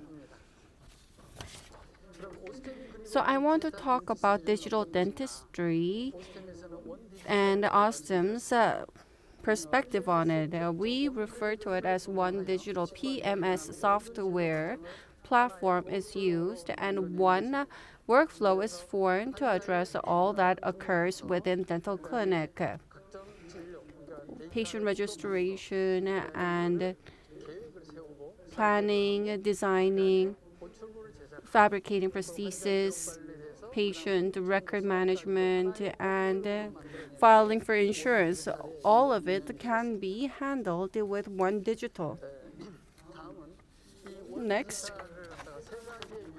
3 different dental clinics can exist with one digital: first floor, second floor, third floor. The third floor is A, second floor B, and first floor C. The left is dental clinic and right is company or lab. And I'm going to explain by different types. This is A type. Before I go in, digital can be divided into 3 steps: data pickup, planning, design, and manufacturing. In A type, in dental clinics, the data pickup is managed. Planning, manufacturing is done by a company or the lab. This is the A type. In the case of B type, it's the middle stage, and planning and software is done at dental clinic. And in manufacturing stage, lab or the company is utilized. Third option is done by dental clinic. In the end, this includes planning, manufacturing, and this is referred to as mini-factory. A mini-factory is formed within your dental clinic. Let me summarize.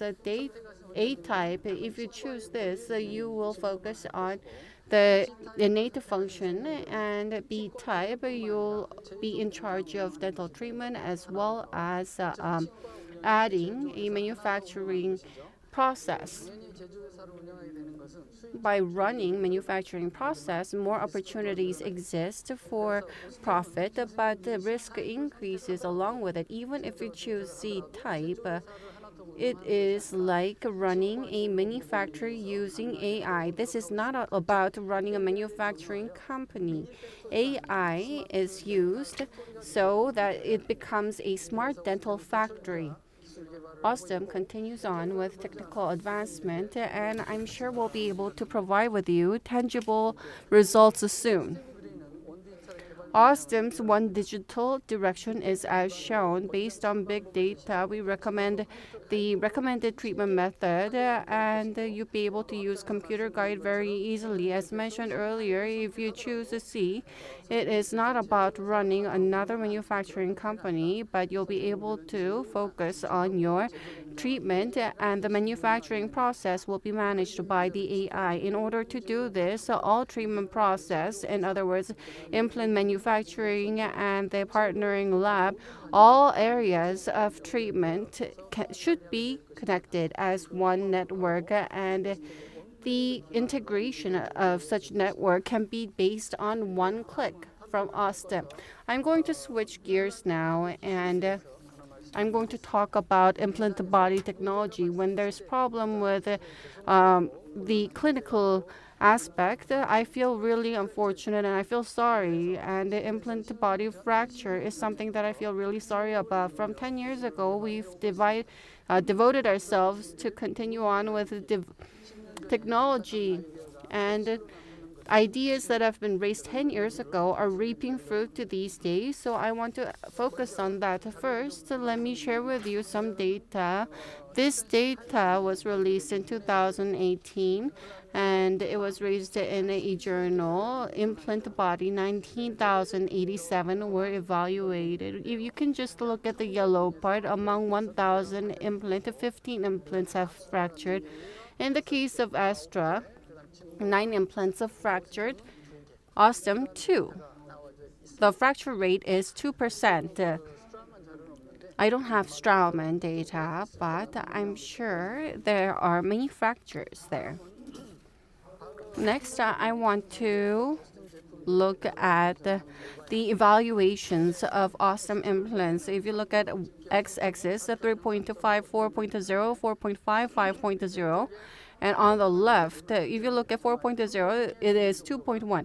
So about 2 implants are fractured out of 1,000 implants. So this is data of the past, and 5.0, 0.3 means that 3 implants out of 10,000 implants are fractured. What we want to say is that we want to change the unit of it. If you look at this data,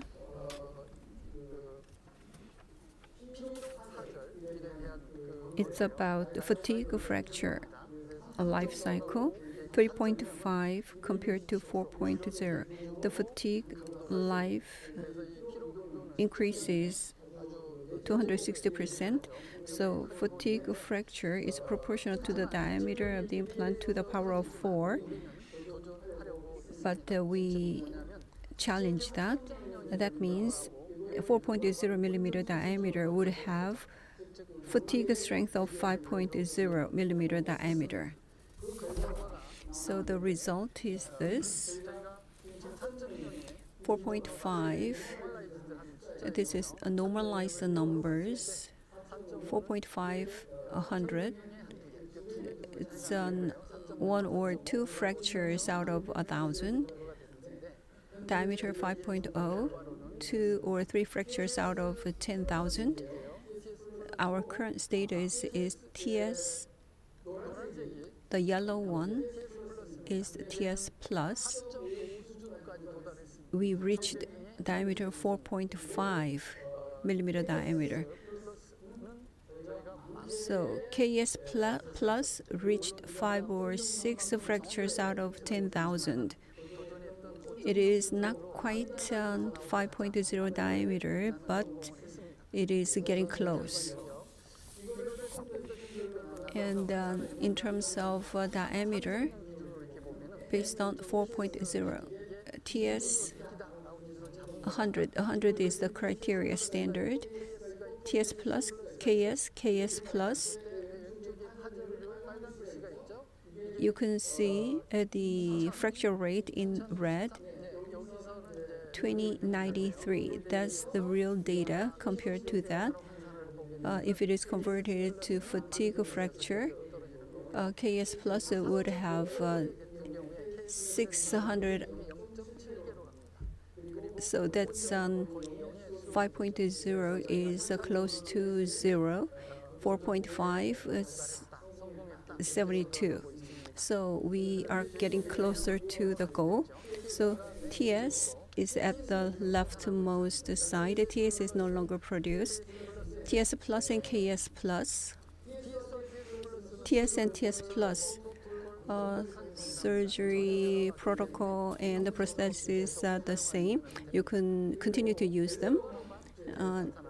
And it will show just the better results. KS plus and KS. It's a small thread, 5 millimeter. The thread, the surgical approach is the same, but the prosthetic components are different. You need to use a different prosthetic component for KS plus. So 4.0 millimeter diameter has a strength of 5.0, which is strongly recommended for you to use. And then let me switch the gears. On the left-hand side is a bone carrier. 6 or 7 years ago, we used the carrier on the left to put bone in. It was quite inconvenient. And on the right-hand side, bone carrier was made by Osstem 6 or 7 years ago. And still, it's not quite satisfactory. And we came up with a new one. On the left-hand side is the current bone carrier. On the right-hand side, it looks a little bit different. It is fitted into a handpiece. On the left-hand side, in the carrier, a bone material is put in and cell line is added, and they don't fall out. On the right-hand side, it is connected to the handpiece, and it is the bone material is filled in, and that is developed and produced and distributed to university hospitals. And you can see the bone graft materials in there. And it is very convenient to use if you look at it more close. So it took 2 minutes and 20 seconds. It used to be like 4 minutes to feel the bone material in the carrier, but now it is reduced to 40 seconds in order to get rid of the inconveniences. This has been developed for a long time, and this is not to increase our revenue, but it is designed to facilitate surgery. Next, CT, T2 Plus. It has 4 advantages. The sensor is replaced. The voxel size is changed to 50 micron from 80. Very good resolution. And the CT scanning took 22 seconds. Now it is reduced to 10 seconds. And the panoramic view is reduced from 16 to 10 seconds. And if a patient move, the vibration of the images is quite reduced as well. And the radiographic dose is very important, which is an issue. The general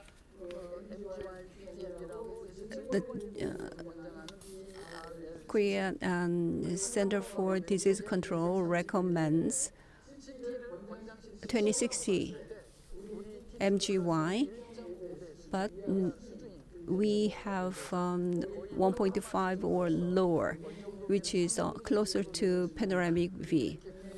So this is the ultra low dose that we have produced.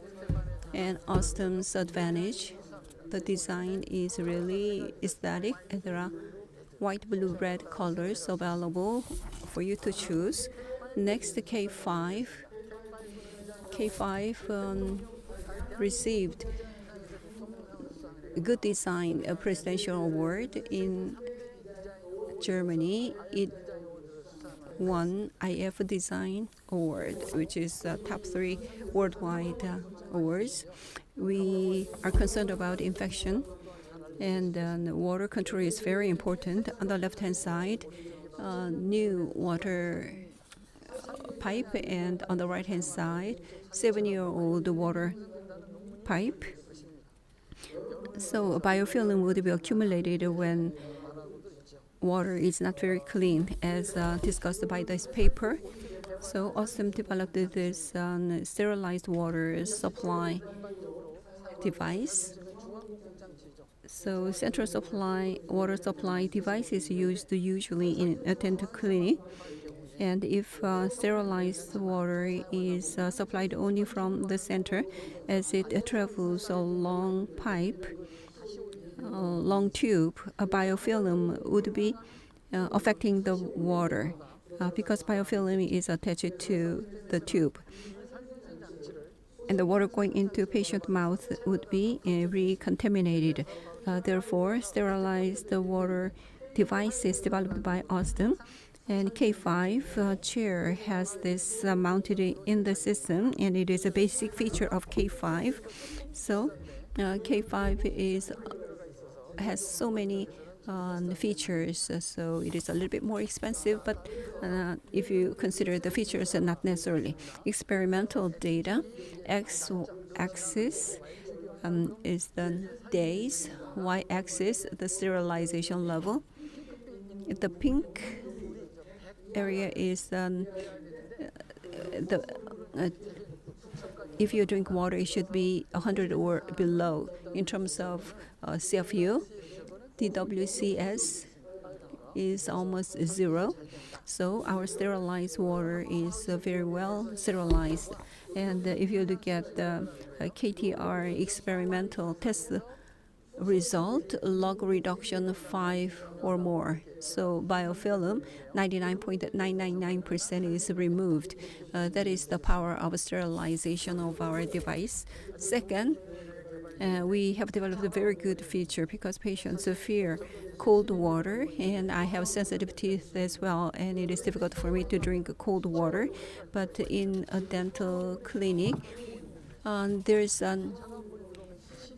people are afraid of syringes as well as cold water. So we want to reduce the fear of patients.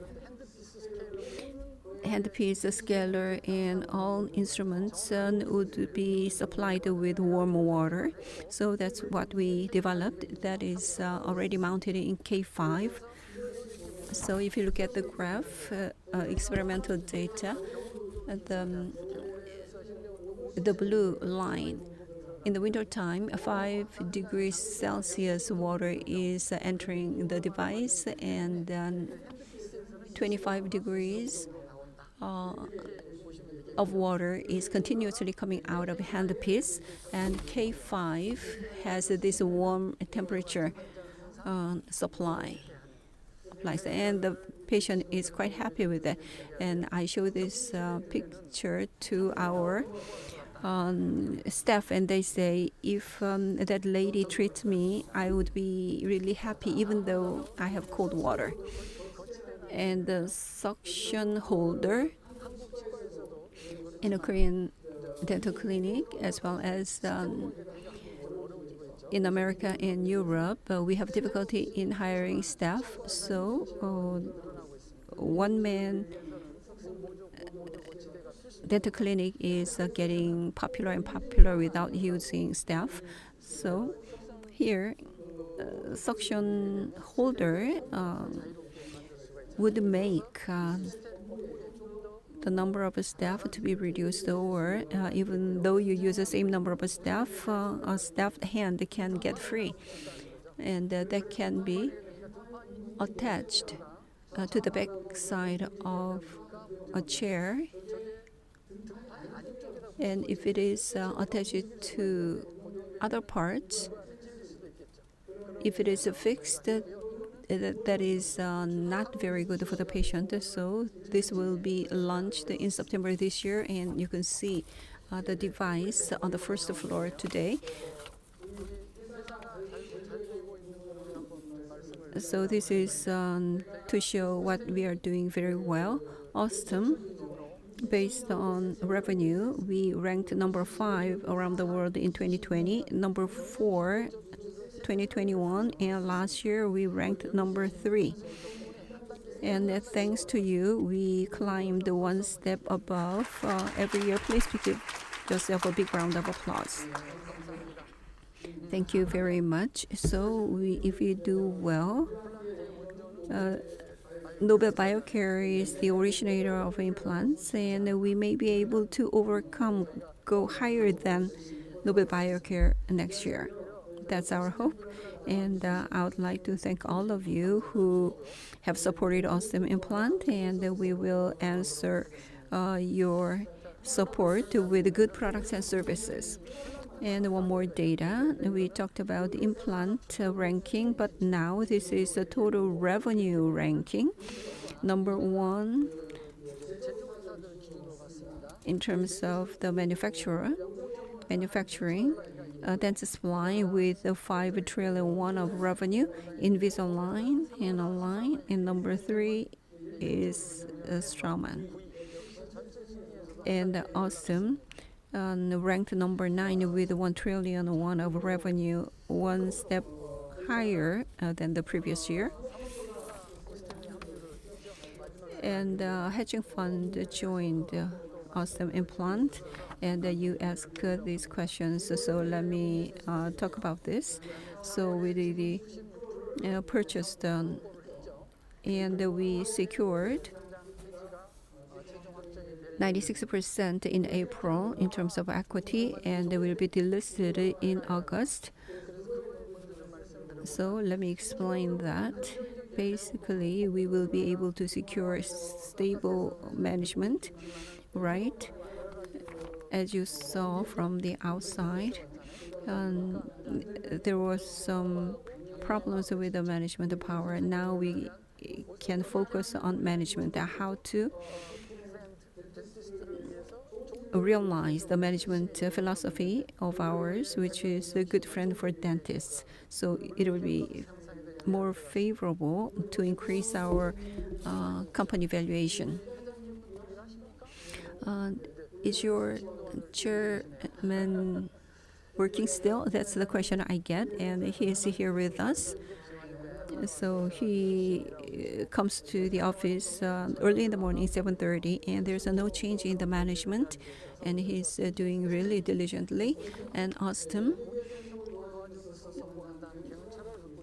has the philosophy which is helping our customers' success, and that will continue to be pursued. And please give us continuously your trust in us, and we'll do our best. Thank you very much. Thank you.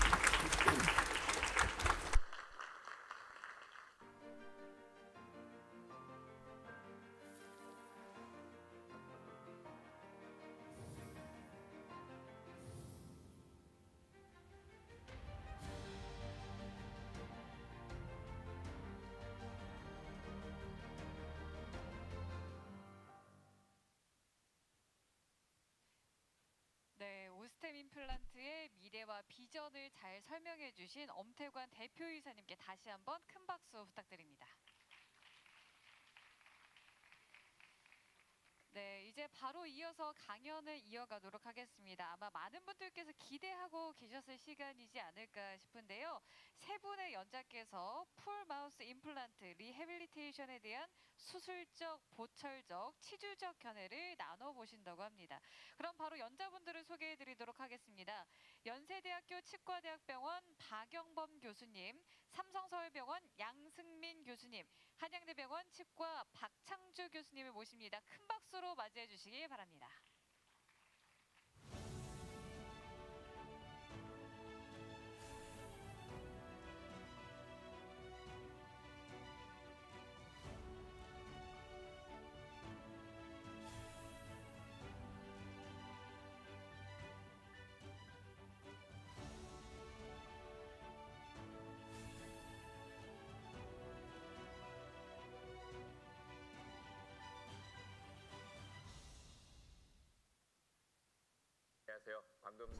Greetings, nice to meet you. I'm Professor Yang Seung-min of Samsung Seoul Dental Hospital. I am Professor Park of Yonsei University Dental Hospital. Nice to meet you. I'm Professor Park Chang-Joo of Hanyang University Hospital.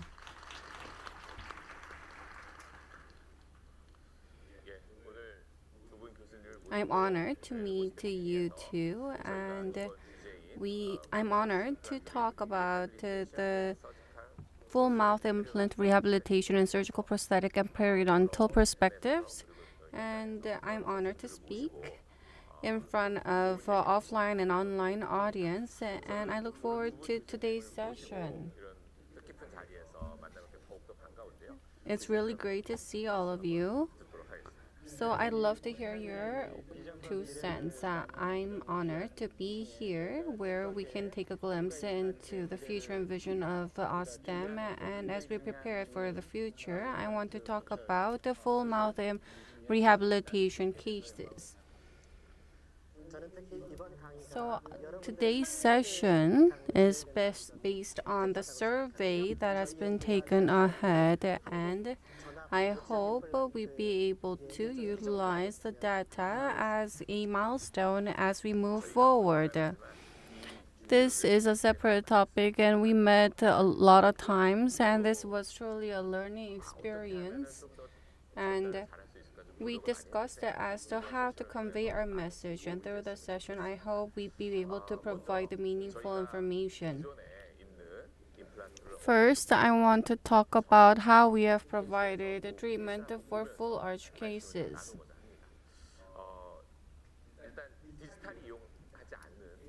I want to talk about a conventional case. As shown, the patient came in. It's been about 20 years, and I want to show you how it was treated then. The patient was wearing RPD in the upper and lower. The abutment of the RPD was damaged, so the patient came in the patient could not chew or eat, and the patient wanted treatment here. And if you look at oral cavity, RPD abutment tooth is here. And there's a lot of plaque. And on X-ray, a lot of gingival recession and alveolar bone loss was observed. And the prosthodontist and I worked together to come up with treatment plan. Rather than saving teeth, I thought it would be better to do extraction and proceed with treatment. Extractions were done. And this was mentioned in the morning session, but after extraction, provisional denture was used to provide, to stabilize the VD and to get the information regarding this. Patient profile was observed. Dr. Bach has mentioned soft tissue and other profile issues were observed. The different references were checked more so than anything else. I thought that muscles were quite developed. I talked with Dr. Oh, the prosthodontist, and implant-supported denture was planned. Implant positions in order to get them in the past. This is the form is slightly different from what is mentioned earlier, but this is the original type for different tooth positions. Surgical stent was made, and along with that, the implants were placed. I'm sure you can see, but implant placement position is not as favorable as planned, and there were some difficulties, and following that, prostheses were delivered. It looks slightly odd. There are many issues here. On X-ray image, did you see what is off? If you take a closer look in the posterior area, there is radial opacity. At the time, when making denture, in most cases, resin was used. Resin denture form was used, and these days, zirconia is available. Great materials are available now, but it wasn't then. Prosthesis was made like this. In the posterior area, how did I approach it? If you look at clinical image, there's a crown, gold crown. At the time, the materials were not as good, and implant prosthesis. So the final restorations were because of that vertical changes would occur. So crown was used to maintain it. After that, the patient did not come for follow-up. If you look at for 8 years on the X-ray image, it is nicely maintained. The prosthesis, when we make it, regarding how it was made, it was briefly observed. We did a survey in the morning and during lunch break, and the questions raised were, did you ever have experience with full mouth dental implant rehabilitation? Then about 80% responded yes, and 20% answered that they have yet to face such cases. So the pool of the survey is very important. The online, offline audience. The topic of the day is a full mouth dental implant. So you're obviously very interested in the topic. So the assumption is that you have some experience. And in the past, we did the same survey as well. At the time, the survey was held on group that did not do a lot of dental implants. For instance, groups related to the orthodontic treatment or root canal. When we did the preliminary survey, the results were the other way around. 80% did not have experience. So when we prepare this session, regardless of beginner or whether you're an expert, through this session, we try to devise and design the session so that you'd be able to get meaningful information. Conventional method was addressed just before, and as the CEO has mentioned, I want to talk about how digital dentistry affects this treatment rather than conventional method. How does digital dentistry fall into the digital dentist full arch rehabilitation? In the case of this patient, the patient had a blind fear against dental treatment. Minimal number of implants were placed as in order to adjust for the lower denture. Implants were placed. Implant-supported over denture was provided. When you provide treatment like this, the patient starts to have the desire to chew better, and they gain confidence that implant treatment is not difficult. The digital one guide was available then, so in the upper and lower, surgery was performed. And this is at suture removal. And provisional was provided earlier than planned, and final prosthesis was delivered. I was able to guide the patient through this journey because full arch rehabilitation has become cheaper. In the past, it used to cost about 50,000, but now the cost has become much, much less. So that is why a lot of attention is being focused on full arch rehabilitation. The reason why I brought this case is that because I've never tried it, I'm not interested. But with experience, the patient, as we proceed through it, there's no specialized implant practitioner, and this you may face this kind of case as well.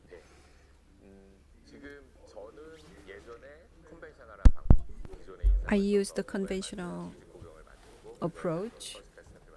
Impression was taken and the video was adjusted, and Dr. Park is applying digital technology.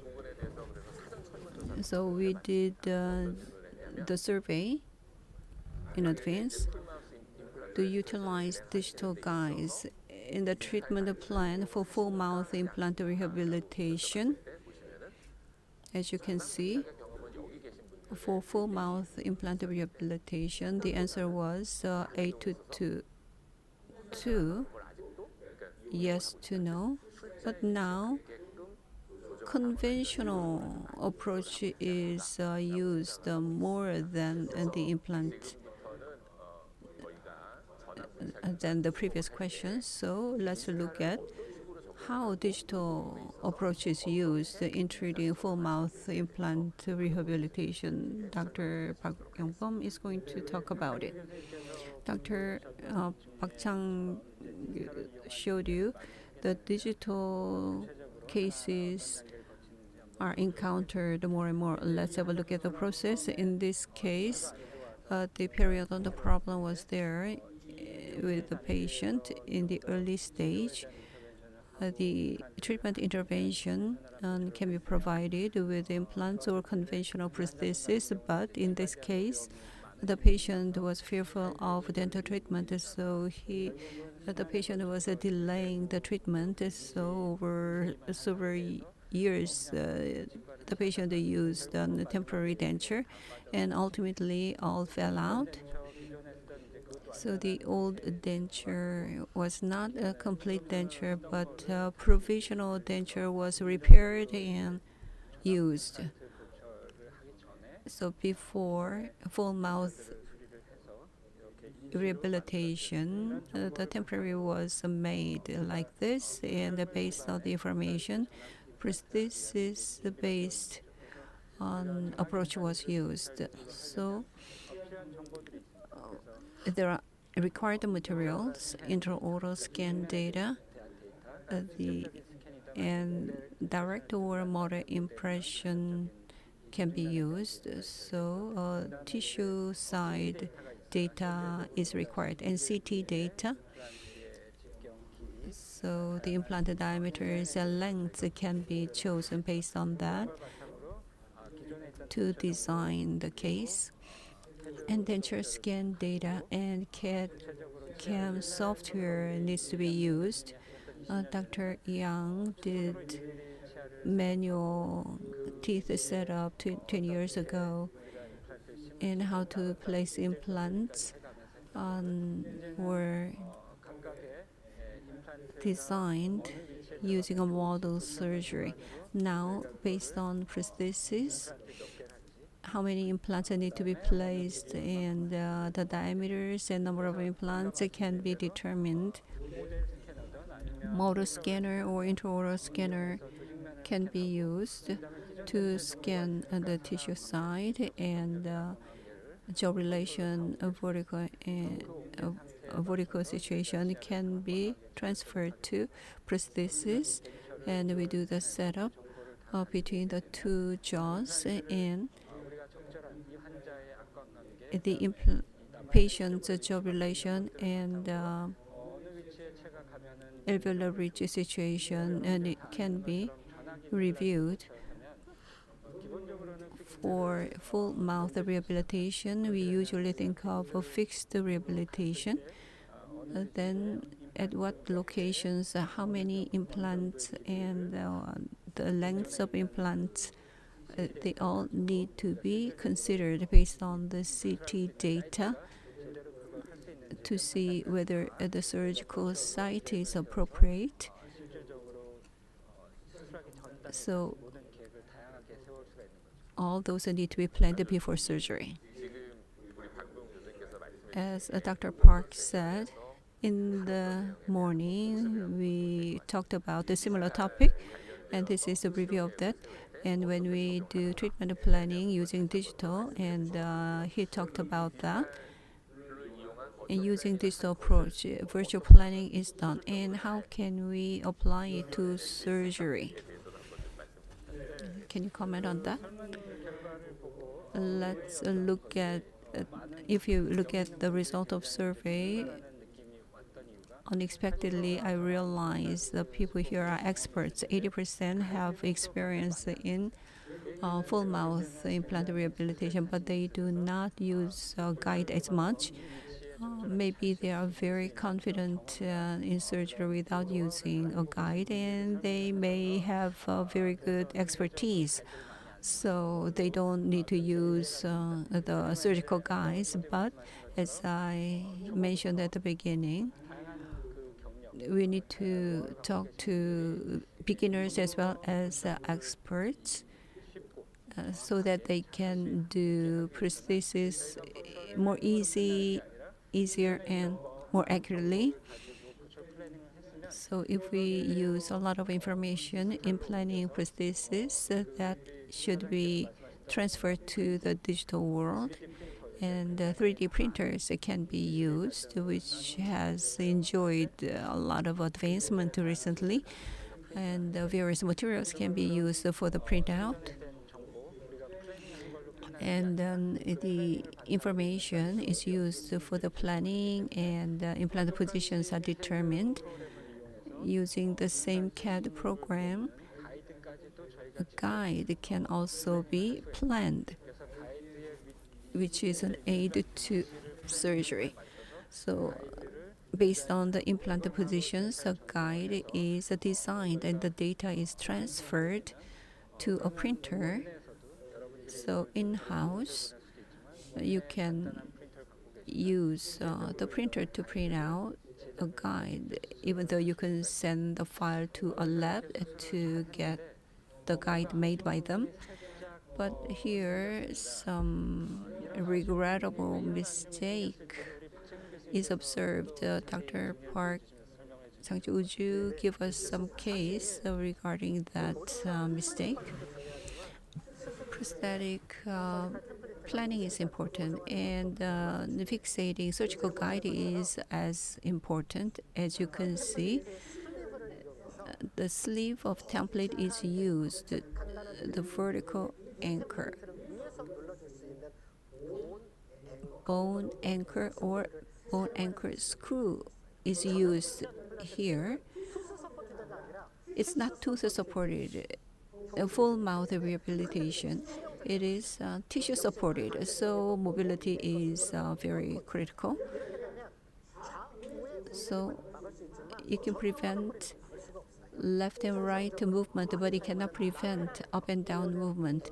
Lateral movement can be prevented with this. And anchor screw is used to prevent the movement mesial to distal. So precise template fixation is very important. Bone anchor is a vertical anchor. So the sleeve is used to place the implant in an accurate position. And based on the implant anchor, sleeve used, so it is a vertical anchor. So it is so drilling can be done with these anchors. Digital technology is being advanced more and more. I showed you a 20-year-old case, a prosthetically compromised cases are being reduced, and more better prosthesis is achieved. Clinically, we encounter some issues. Clinically, the clinical time is always time to make decisions. For full mouth surgery, what are the issues that we encounter? If we have a full denture patients, it's good. But as on Dr. Park's experience, there were many teeth left, but gradually they fall out, and eventually they present a full mouth case. So at what point, what surgery do we need to do? That is a matter of decision. So when a patient comes in, what surgery should be done? So we did a survey on that topic. What is your preferred implant surgical placement for full mouth rehabilitation? If teeth are remaining, do you place an implant immediately right after extraction, or do you place implant in a delayed way? And we need to make a decision to choose between these two. So let's have a look at the pros and cons of these approaches. For the viewers, what we need to be careful about. We will discuss that. So this is my case. This patient.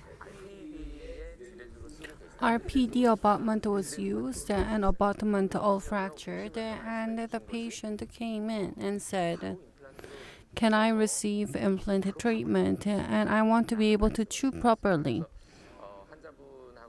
The patient and I talked, and extraction and form needs to be observed, and because the patient's desire was other way, prosthodontic plan was formed and different ways were considered. This was the profile in oral cavity. You can see in the upper, it's a very unique case. The lower is intact, but the upper, there's nothing left.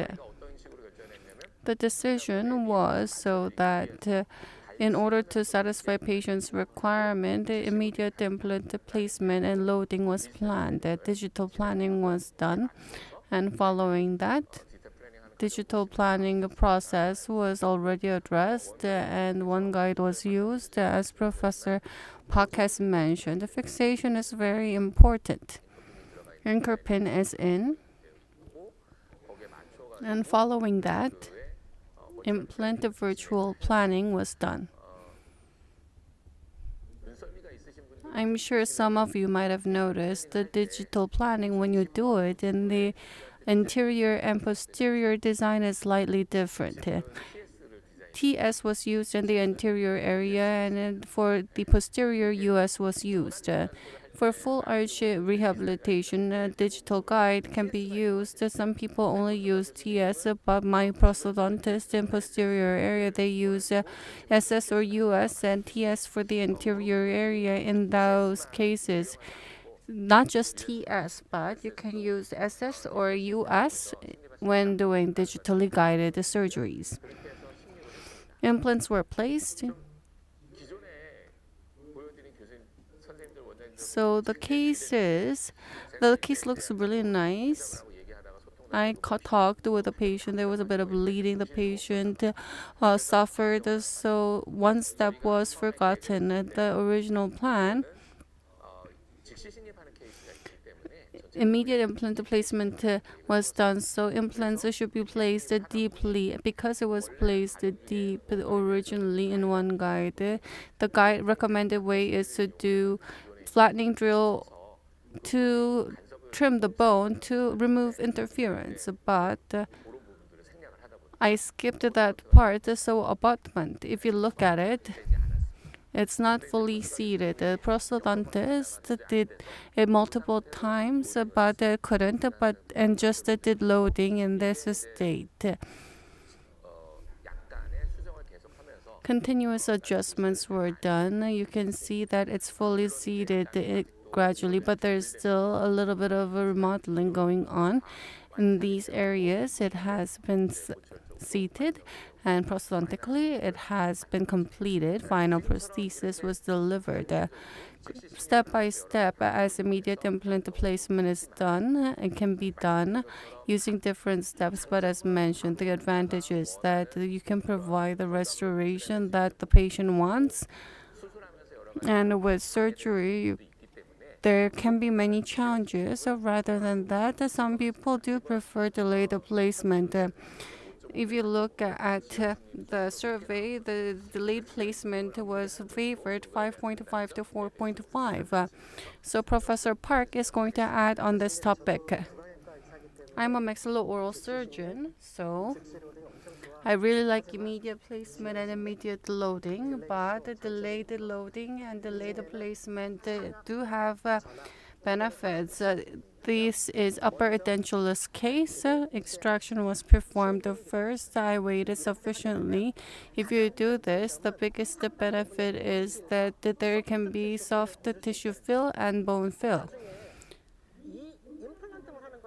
It's not about placing implant. Additional procedures are done at the same time. But at times, there can be lack of soft tissue, let alone bone. If you have sufficient soft tissue, there can be advantages in that. That is the first advantage. Second is digitally. If you wait sufficiently, bone and soft tissue can be differentiated. In immediate case, the boundary between that is kind of vague, so it's quite difficult to address. But if you heal sufficiently after extraction, then you can tell where it is hard and soft tissue. So upon planning, you can tell that apart. In the upper, temporary denture was used. What I want to address again is that in full arch rehabilitation, the war with the provisional starts. The patient wants quick results. Temporary denture needs to be prepared ahead, and this is also another benefit of delayed placement. And temporary denture has an immense amount of information. You can utilize that, or one guided radiologic template can be used to reflect the occlusal dimension and occlusion. This is another benefit of delayed placement. As shown, surgery was done. Primary surgery was done. Sinus left and right surgeries were performed, and the upper right is quite resorbed, so extensive GBR was done, and the secondary surgery was done after healing, and the temporary denture was not used. A fixed prosthesis was provided. Overall, delayed placement and immediate placement, there are different pros and cons. Professor When you do delayed placement after extraction, do you just leave it or do you do different procedure? That's a very good question. In this state, I did extraction and did additional procedure and did secondary surgery. 3 surgeries were performed as of late. Ridge preservation or alveolar ridge preservation (ARP) is more frequently done. It's not a full arch case. The upper central incisors, there's root fractures. Rather than just doing extraction after extraction, socket grafting or ARP is done. AOS collagen was used and the lack of soft tissue was observed. Connective tissue graft was done. After that, right after surgery, the panoramic image shows that significant grafting has been done. There will be significant bone fill and the bone is sufficient for implant placement. Template is formed, and upon surgery, because primary stability is good, the healing abutment can be connected. This is final prosthesis. In the past, 3 surgeries were performed, but if you do ARP, the number of surgeries can be reduced to 2 times. That is why socket preservation or ARP go well hand in hand with digital dentistry. As shown, immediate implant placement and immediate loading, delayed placement or delayed placement, soft tissue and hard tissue, augmentation. I think as we provide clinical treatment, this is a dilemma.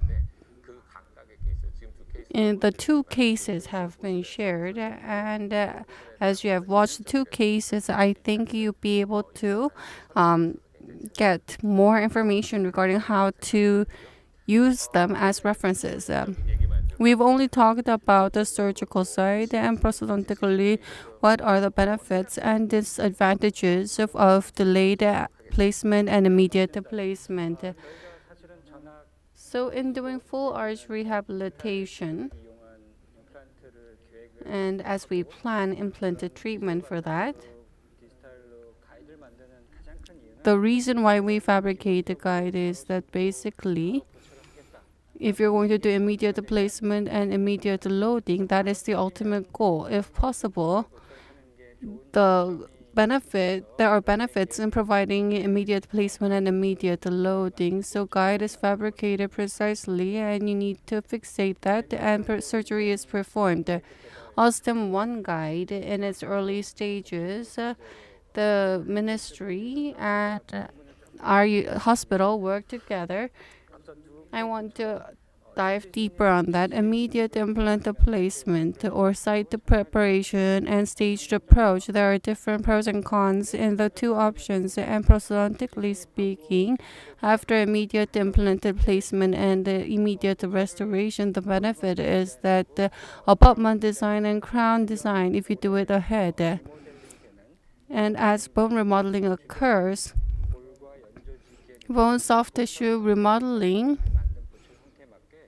it becomes reflectant of the prosthesis form, so it's easier to maintain and it has many advantages. However, we did 1-year follow-up. The results were all good, conventional, when we compare with conventional approach.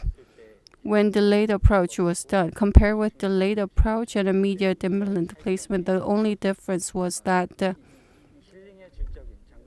quality of healing after 1 year or more of follow-up. The only disadvantage was that statistically meaningfully, there was slightly higher failure rate, and the failure rate was statistically meaningfully high. And we did data analysis once again. Various indicators, the torque upon placement, different tests and evaluations were done. And primary stability and does have high relevance with implant success and failure rate. And based on that, we only tested implants that fell under criteria. If it didn't, it was divided into control group and delayed placement and delay loading was done. However, no matter how stringent our criteria was, there was a failure. So primary stability leading to osseointegration and secondary stability. This is not 100%. So there can be prosthodontic issue if loading control is done wrong to the slightest or based on patient's occlusal pattern or masticatory pattern. If it exceeds the average level, then there can be failures in that sense. Two, be it the immediate implant placement or delayed placement, we need to understand it thoroughly and we need to understand the risks fully before proceeding with treatment. Then we'll be able to provide the optimum treatment. So it's all related to loading and how much primary stability is really dependent on that. Up until now, how treatment planning is done and surgery is done, in the end, it's about prosthesis.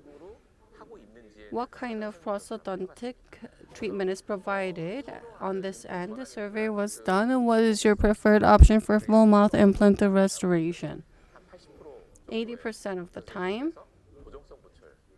fixed prosthesis were provided. And 6% removable prosthesis, 13% all on X hybrid prosthesis. So for each, I believe there should be some criteria. We cannot just blindly go for fixed prosthesis. Let's talk about the criteria which needs to be considered during treatment planning. Dr. Agyongbom, when we can choose a prosthesis, we can choose, but sometimes we cannot have choices because of the medications that a patient uses and economic reasons. So we cannot afford to choose some modality. So apart from the surgeon or patient's preference, so we need to have some scientific criteria, especially in the anterior region. Aesthetic evaluation should be done when to go for the fixed prosthesis and when to choose for removable. This is my resident's case. The fixed rehabilitation was chosen based on logical rationale, justification. As you can see, there's a discrepancy between dentated and indentated parts of the jaw. Recently, the smile line is the trend, and the most important factor of a smile line is the anterior teeth and smile, the lip forms, lip support in terms of horizontal factor, whether a lip is supported properly by teeth in an aesthetic way.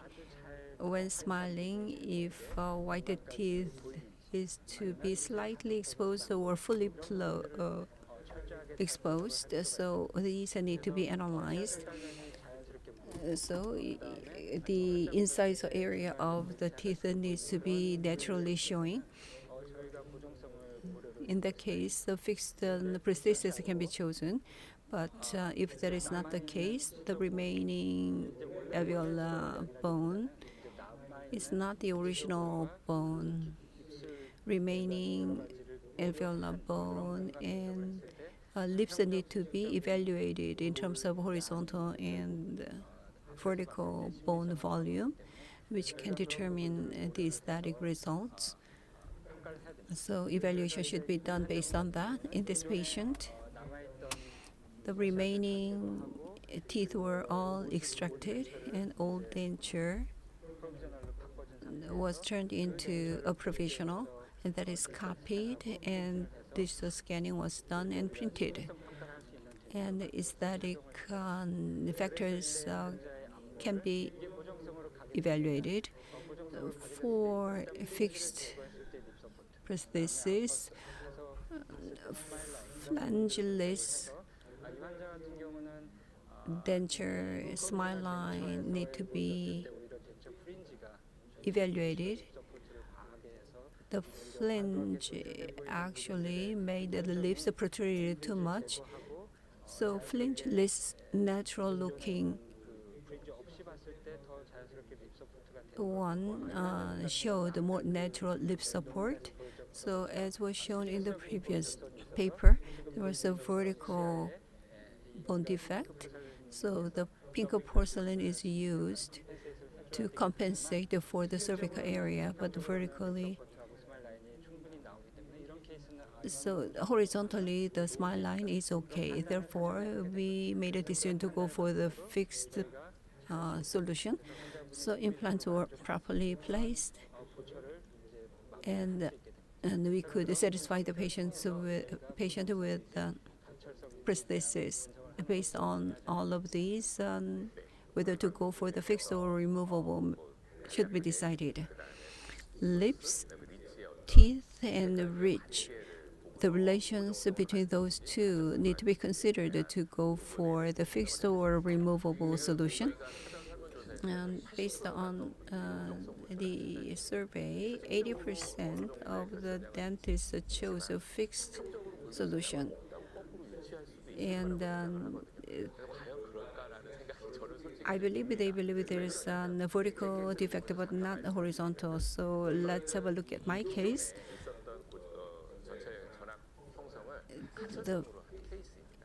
The patient used the removable denture before this, and the full denture was worn in the upper. And implant over denture is planned for the mandible, and the implants were placed. And if you look at the lip support of the patient, it is horizontally concave. Can we use a fixed prosthesis? But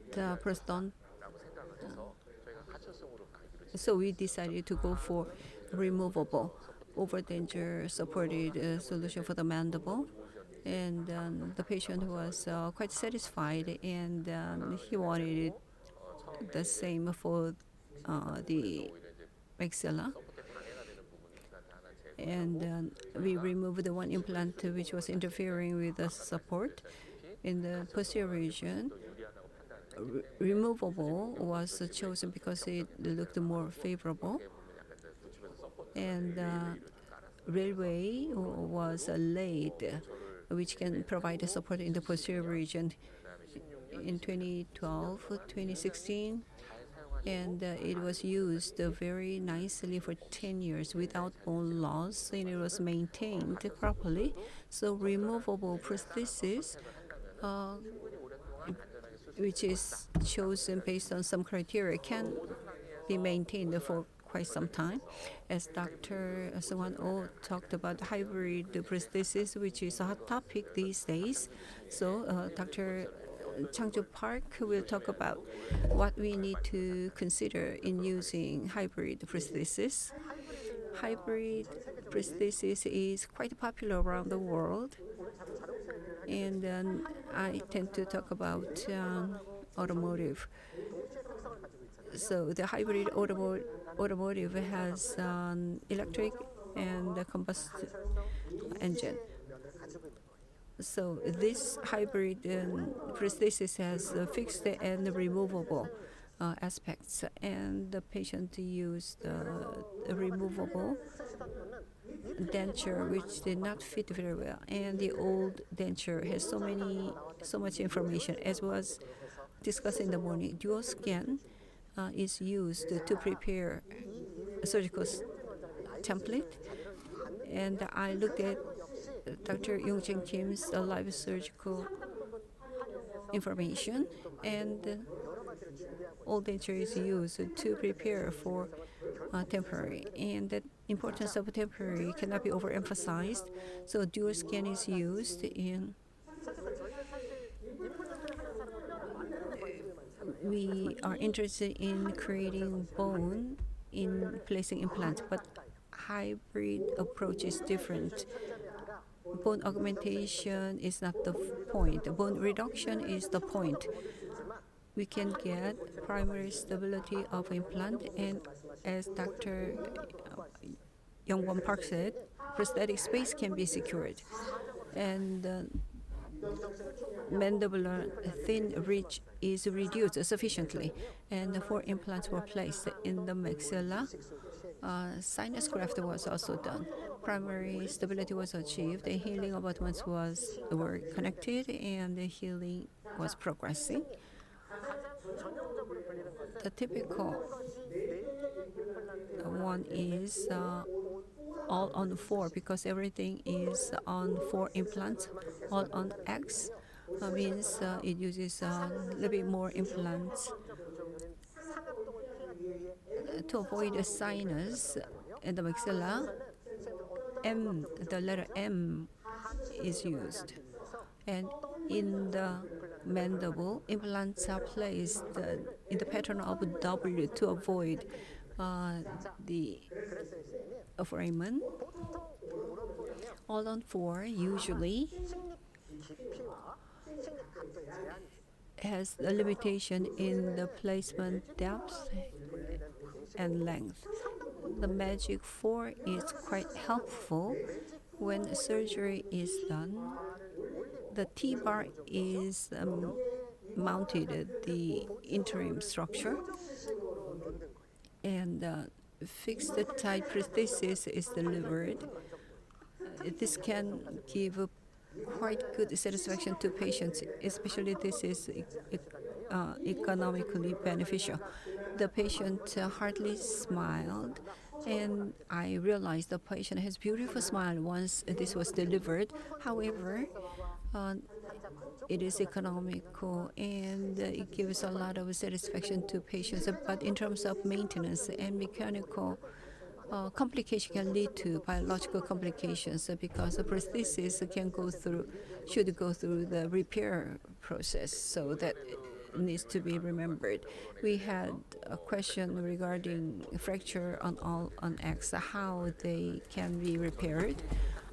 Looking at this case, I felt that how to clean the area around the implant abutments, because I'm in the periodontal department. So in terms of oral hygiene, we need to provide a favorable environment for oral hygiene.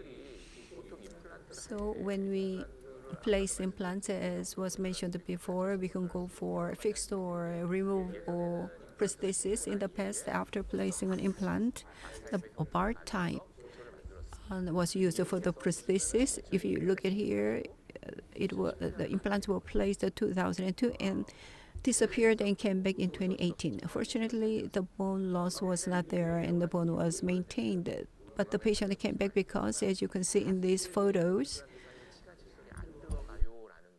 the interdental tooth did not go in between the left side, so the patient took vigorous care of it. The bar type restoration was provided. In the case of upper, around the implant, soft tissue proliferation can occur. In that case, with long-term use, the oral hygiene cannot be maintained. The patient came, so we made sure that oral hygiene can be achieved. The gingivectomy was done. The patient maintains it nicely. It's the same patient. If you look at the lower, there were few teeth, but fixed prosthesis were provided. In the upper, although it was the same patient, in the upper there was a soft tissue proliferation, but there was resorption in the lower.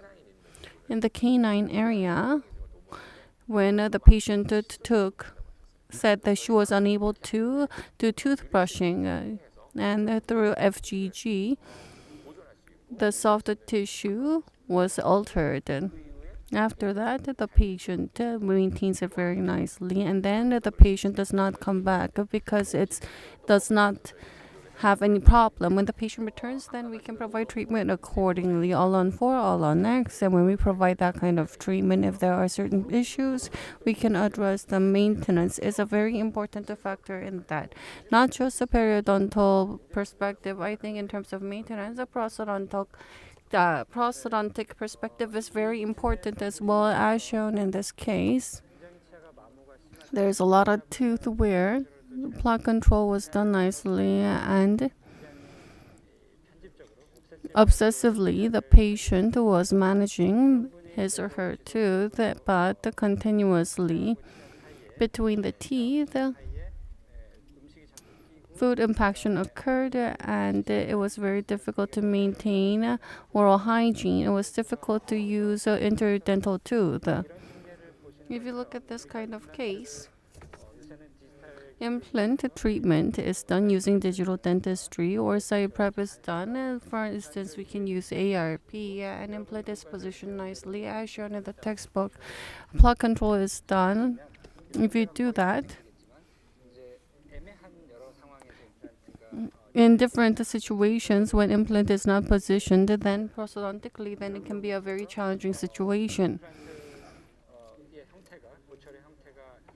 If the prosthesis is less than ideal, there can be periodontal issues continuously and biological issues as well. If you take a look at the white, there's something here.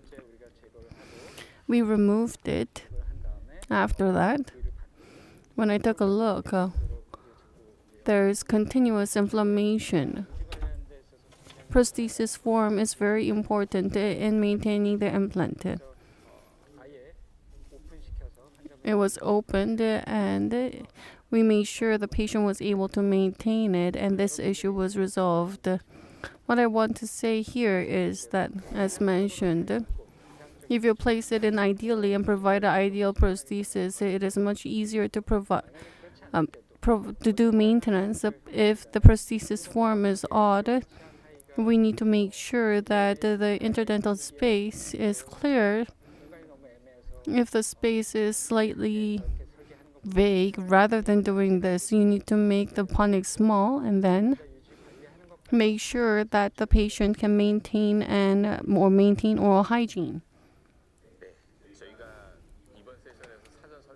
So based on survey, different topics were addressed and the preparations were done. So full arch rehabilitation experience, it's 80%, but guide is used 50% of the time. And in getting the contour in terms of prosthesis, if you can do a good job surgically, then it's not a problem. The form and position needs to be ideal in order to address and mitigate many problems. We were able to share our experiences together. Now we will entertain some questions that have been raised offline and online. First, let's look at some questions raised online. We'll pick one of the questions.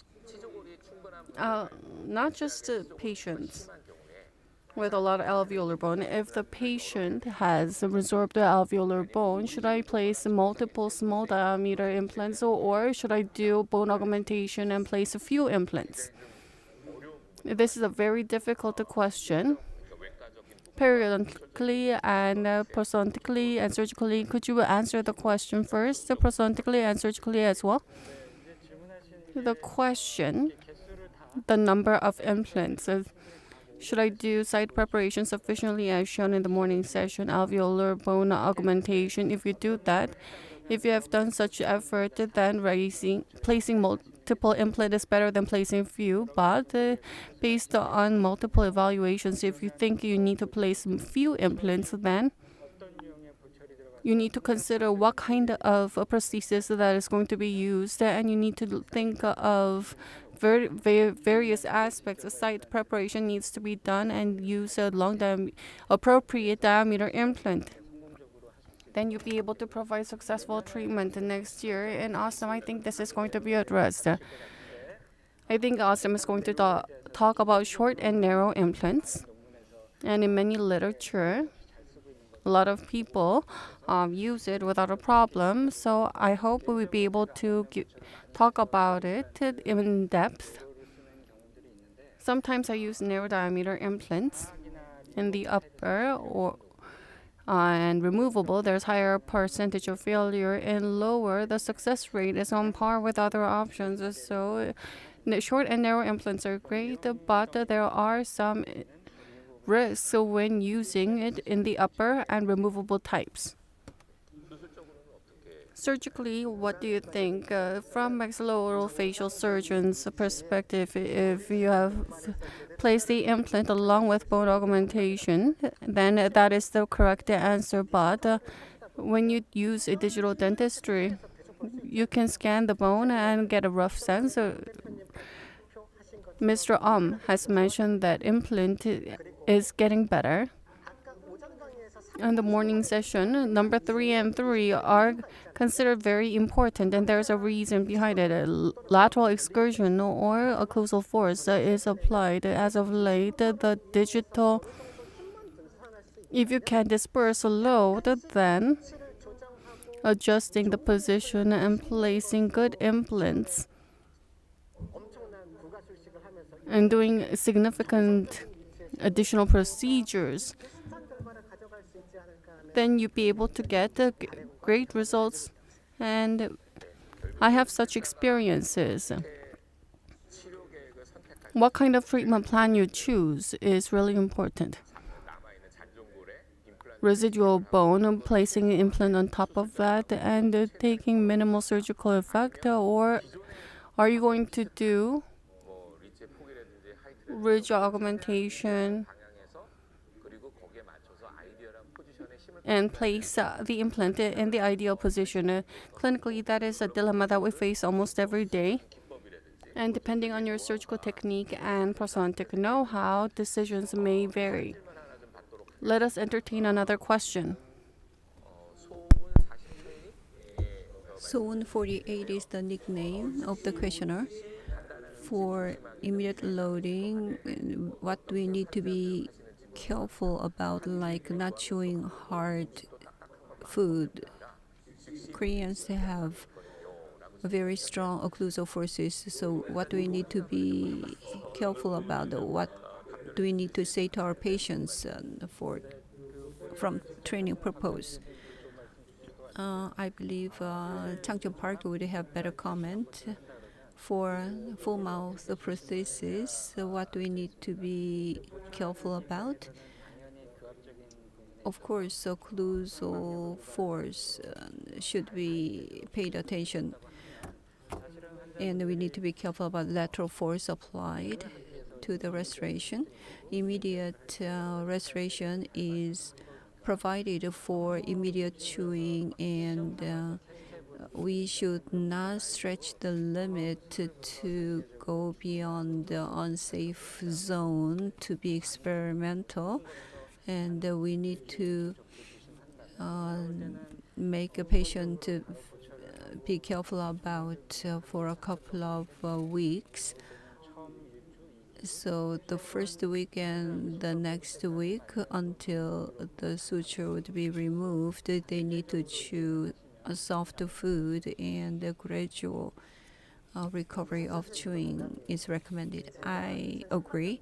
In 2018, All-on-4 inventor is a Portuguese doctor, Mr. Malo, and I went to his clinic and I asked about All-on-4 to the doctor. I brought my father and my mother, and my father was used to very tough food, the Korean food, but when he visited Portugal, he experienced very much tough food there too. We were surprised. And we always looked on the data from Western world. It's different because we enjoy tough food. But from then on, I recognized that their food habit is similar to ours. and all on 4 is expanded. How don't you think how can we use it? But it's very aggressively pursued. And if you look at the long-term data of Aldon 4, it has a very good success rate. And you've seen many cases. And hybrid approach would be arriving in Korea sooner or later. So I agree with Dr. Park's comment, and I added some other comment. As Dr. Yong-Jin Park said about immediate versus a delayed success rate, there was some difference. And unlike what we expected when we do the full mouth rehabilitation, the success rate can be very good too. And for full mouth rehabilitation, everything is integrated into one. So we can achieve stability from grouping the teeth, and then we can gain some confidence from that. We answered some of the questions, and the best questions need to be selected. ID name Chakra and Som 48. Those two are chosen as the best questions. So we are approaching the end of this session. And when we provide implant-supported full mouth rehabilitation, treatment plans should be appropriately established, and based on the plan, in the oral environment of a patient, the plan should be executed, and the result should be appropriately manifested to ensure long-term stability. And we need to go step by step in planning the case and in executing the surgery. Doctors, I believe the preparation has been helpful to you. What are your closing comments? When I prepared for this discussion, and it is a pleasure to get to know these two doctors, and I learned a lot, and I thought about some factors that we discussed. And we tend to do a lot of complicated, and I tell my students nobody can do it from the start in an expert way. So you need to go step by step to provide a very good treatment ultimately to your patients. So do not think about jumping to the highest point at once, and you need to go step by step. And if you provide prosthesis treatment for about 6 months, unexpectedly, the patient can be satisfied if you take one step at a time. And a full mouth rehabilitation is not something we can easily jump into, but with the advancement of digital technology, the situation is very different from your case done 20 years ago. So one by one, you can approach to achieve the goal. For complete edentulous patients can be treated with implants. Knowledge on implants and the prosthesis need to be properly understood. So it's not as easy as you may think. When we met these doctors in the preparatory stage, I learned a lot, and now I could understand why the doctors in other disciplines talk something different from me. And I would like to thank Dr. Jo and Dr. Kim and the people in Osstem. And this can be a very boring subject, but I would like to thank you for your attention. Dr. Park, thank you for the wonderful comment, and I'd like to express my gratitude to the online offline audience. And now we will close this session.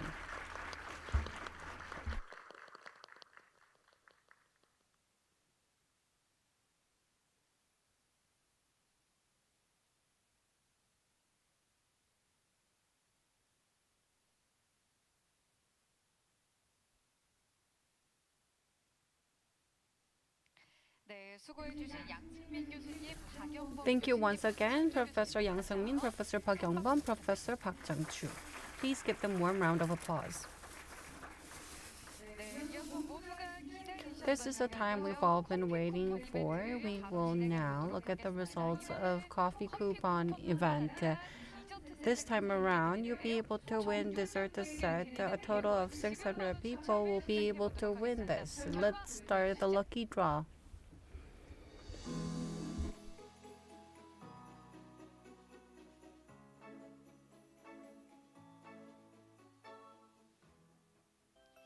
네, 당첨되신 분들 모두 Congratulations. 당첨자분들께 커피 쿠폰 The winners will receive the coffee coupon via text. As for specific details, please refer to the notice board on the dental site.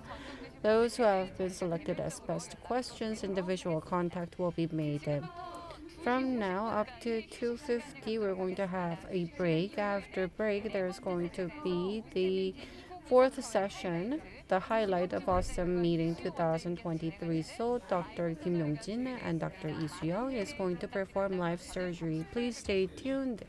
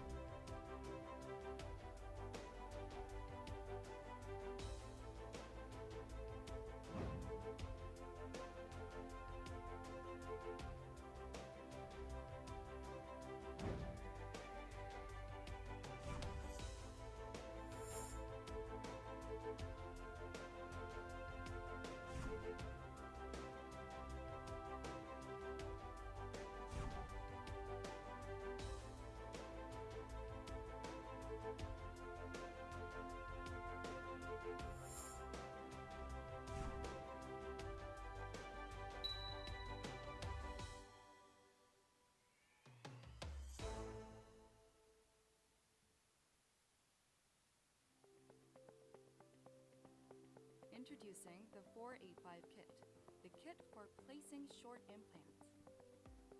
The 485 kit has drills with round design apex, which minimizes damage to the inferior alveolar nerve when performing surgical drilling. The 485 kit allows you to place 4 to 8.5 millimeter short implants.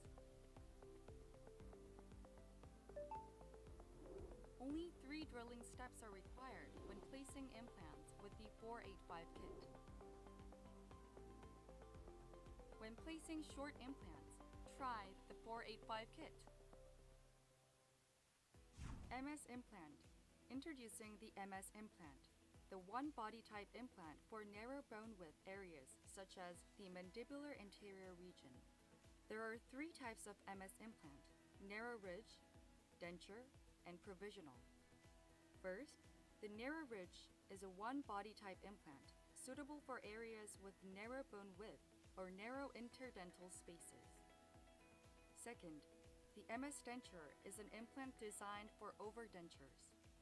Third, the MS provisional is used when immediate placement of the temporary prosthesis is necessary. Try the MS implant in the mandibular anterior region where the bone can be very narrow. Introducing the MS kit. The MS kit is designed exclusively for MS implants. The MS kit is designed exclusively for MS implants, which are used in areas where the bone is narrow, such as the anterior mandibular region. With the MS kit, you can place an MS narrow ridge, MS denture, or MS provisional implant with a quick and simple procedure.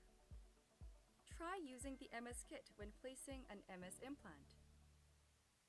Have you ever experienced the pressure of reoperation because of prosthetic issues such as screw or abutment fracture? Introduce ESR kit designed to solve a variety of prosthetic issues. In case of screw fracture occurs, the fractured screw can be removed by using ESR kit. Connect the SR drill with the fractured screw. After making a hole for drilling on the fractured screw, turn the SR tip counterclockwise and remove the fractured screw. Also, after using the reverse drill, connect the screw holder on the fractured screw. Then, turn the screw holder counterclockwise to remove the fractured screw. In addition to screw fracture, the ESR kit can be used for removing the fractured abutment, repairing damaged thread of implant and screw hex slip. Try ESR kit designed to solve a variety of prosthetic issues. Port system is a removable overdenture solution which comes with various specifications at low height port cap.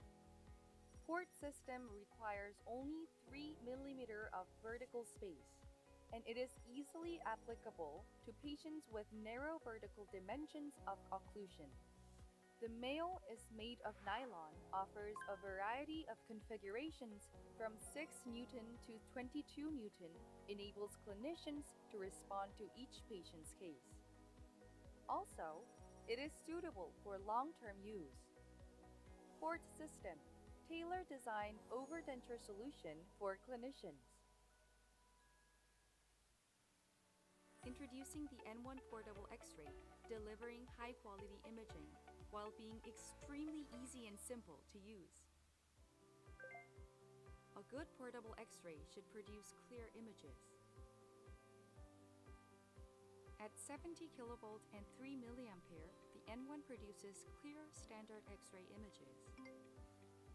Clear images relieve the clinician's stress during the diagnosis process. A good portable X-ray should be easy to operate. The N1 is light at only 1.61 kg, which is 30% lighter than a camera-type device. Also, it has a gun-type design which is easy to operate with one hand. This ensures easy alignment and high accuracy when taking images. A good portable X-ray should have a long-lasting battery. With 15% improved battery performance, the N1 lasts for a week on a single charge, eliminating problems with other wireless X-ray units. The N1 reduces the inconvenience of a continuous charging, which helps improve clinical efficiency. The N1 is easy to use and produces clear images. Introducing the IO1020, which is a highly durable oral sensor that produces clear images. The IO1020 produces clear images with resolution of up to 20 micrometers. The IO1020 helps you identify periapical lesions around the roots of teeth, the interdental space, the pulp, and the periodontal ligament much more clearly. The IO1020's cable is designed at a 0-degree angle to prevent the cable from breaking, and the impact-resistant bumper improves durability. The IO20 model is for adults, while the IO10 model is for children. Using the right size that fits the patient's mouth can help reduce discomfort. Try using the highly durable IO1020 oral sensor for clearer images. With X-ray images alone, it can be very difficult to convince patients since X-ray images don't offer a complete picture of their oral health status. Fortunately, Today's product can help you with this very problem. It's the Snap Intraoral Camera.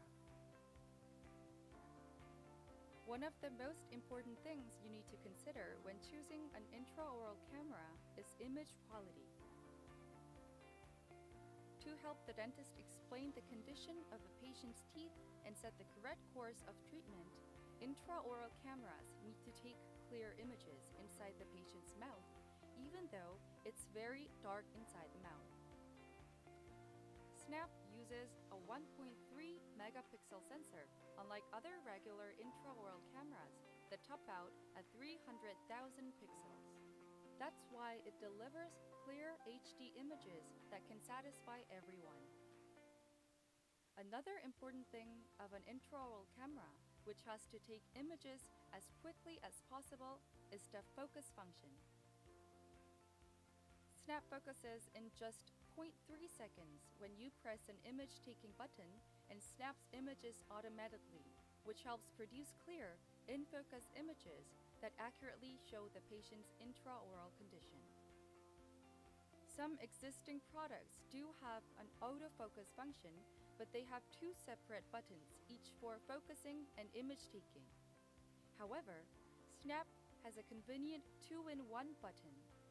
All you need to do is press the button once to capture fast and in-focus images of the patient's intraoral environment.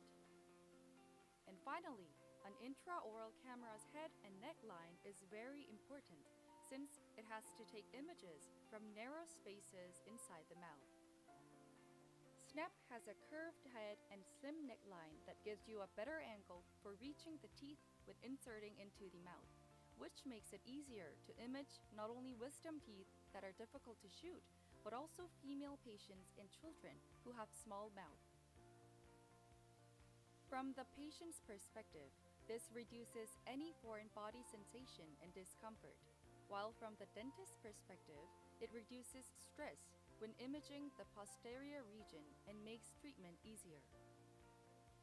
I was able to actually see which teeth require treatment, and that makes me have trust toward the dentist and left a better impression in my mind. I feel like I want to come back to this dentist in the future, and I'm going to recommend this clinic to my friends and family. Since I saw my teeth with my own eyes, I think I'd be more likely to consent to treatment without hesitating. Intraoral camera Snap helps accurately explain to patients the condition of their oral environment and creates a more credible and trustworthy impression of the dentist in the mind of patients.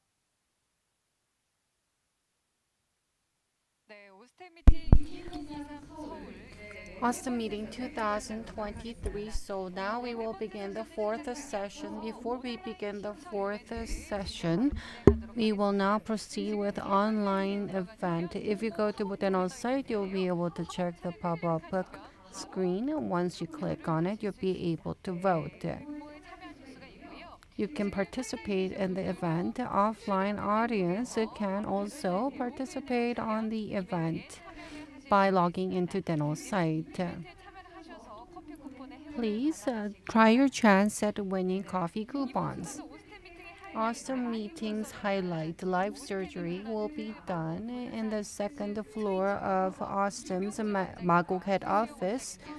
Dr. Kim Yong-Jin and Dr. Lee Soo-Young are preparing live surgery. First, let us meet with the moderator, Dr. Kim Kyung-won of Twin Dental Clinic and Dr. Kim Ki-sung of Namsang Dental Clinic. Dr. Kim Kyung-won has graduated Seoul National University Dental School. He has also completed the maxillofacial department. He's a currently Osstem Implant Dental Research Director and a member of Twin Dental Clinic. Dr. Kim Gi-sung has completed Seoul National University Dental School. He has completed the Prosthetic course. He is currently the president of Seoul Implant Clinical Research Center. Please welcome the two doctors with warm round of applause.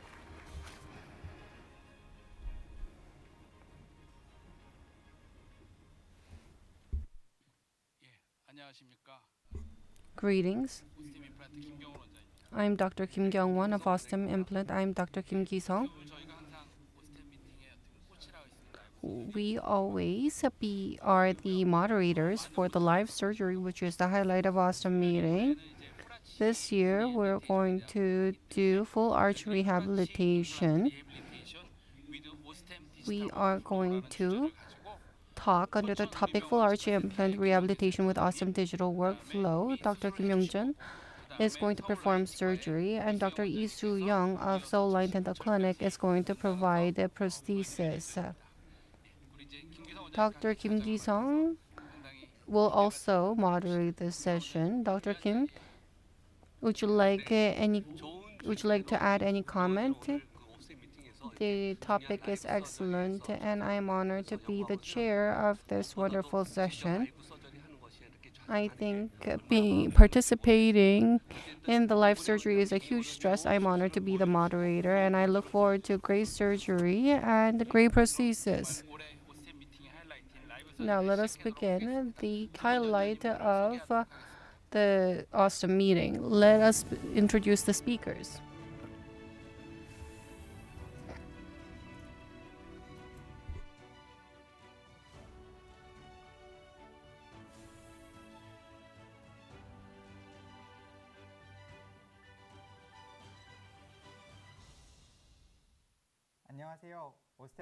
Greetings, I'm Dr. Kim Yong-jin, who is going to perform live surgery at Osstem Meeting. I am Dr. Soo-Young of Prosthetic part. In this Osstem live surgery, we'll demonstrate full arch implant rehabilitation with Osstem's digital workflow for a completely edentulous patient from surgery to prosthetic restoration. Before surgery, let me briefly give you an overview of the patient. He is a 65-year-old patient with controlled diabetes. On the panoramic image, bone height looks sufficient. This is the pre-op oral cavity. The patient has been using denture for over 10 years. There's a little bit of alveolar ridge resorption, but the bone width in the posterior area looks okay. This is an intraoral image with denture. Denture's VT or occlusion is not an issue. When applying digital guided surgery to completely edentulous patients like this, achieving proper merging can be challenging due to absence of remaining teeth. Osstem provides guidance for merging using denture-based methods, and we have applied this approach. Using Trios intraoral scanner, we scan the patient's maxillary and mandibular dentures, capturing both the inner and outer surfaces. These scans are used to create 3D printed models. Then, resin markers for alignment were attached to the outer surface of the denture. These resin markers serve as reference points for merging. If the denture fit is slightly inadequate, we can also obtain an index of the alveolar ridge using soft reline material or light body impression material. After obtaining the bite registration, CT is taken. We then perform another scan of the denture's inner and outer surfaces with the resin markers attached.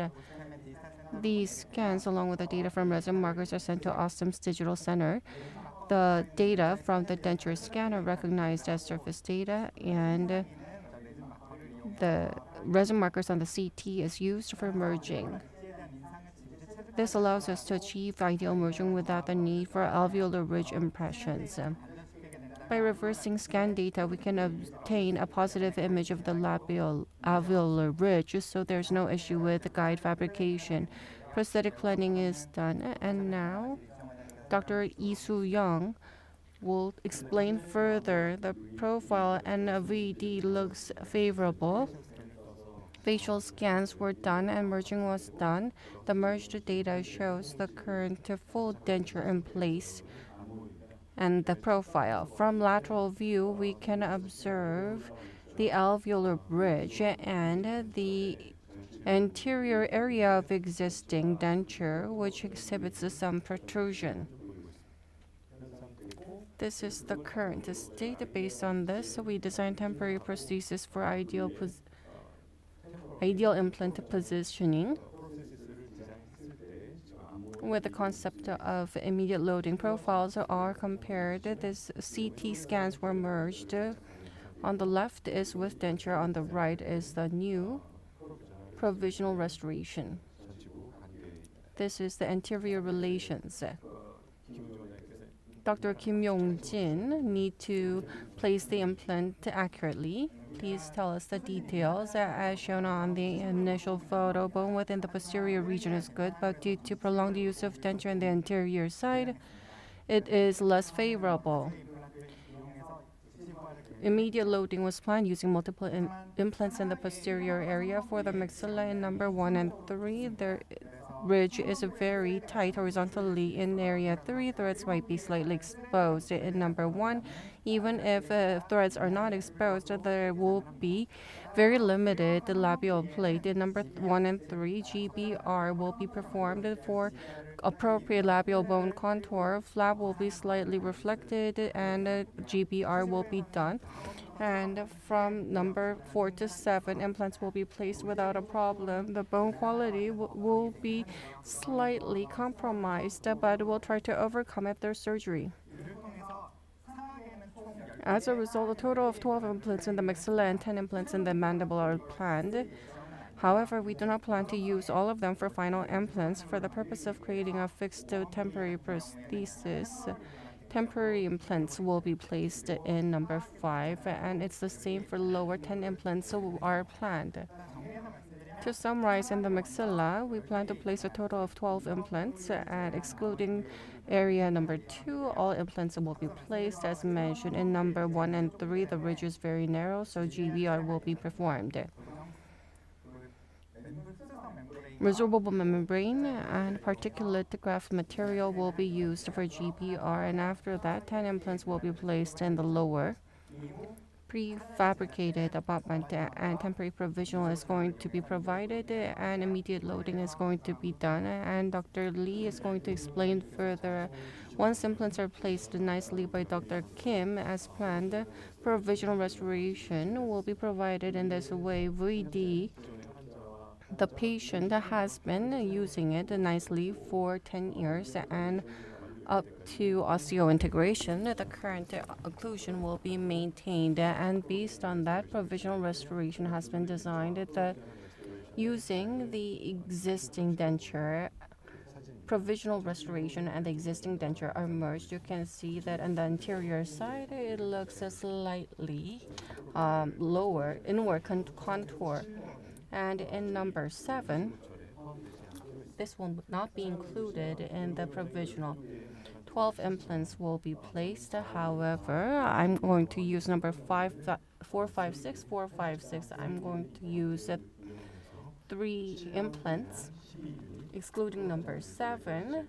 12-unit provisional restoration is going to be provided. I'm going to connect the restorations, and we'll try to do a good job. In the lower, the bone quality is anticipated to be good. Number 4 and 6, 4 implants will be used to provide 12-unit provisional restoration, excluding number 7. Once Dr. Kim Yong-Jin does a nice job, I think the prosthesis will be delivered without a problem. Good luck. Let's do this. Wish me luck, please. Thank you.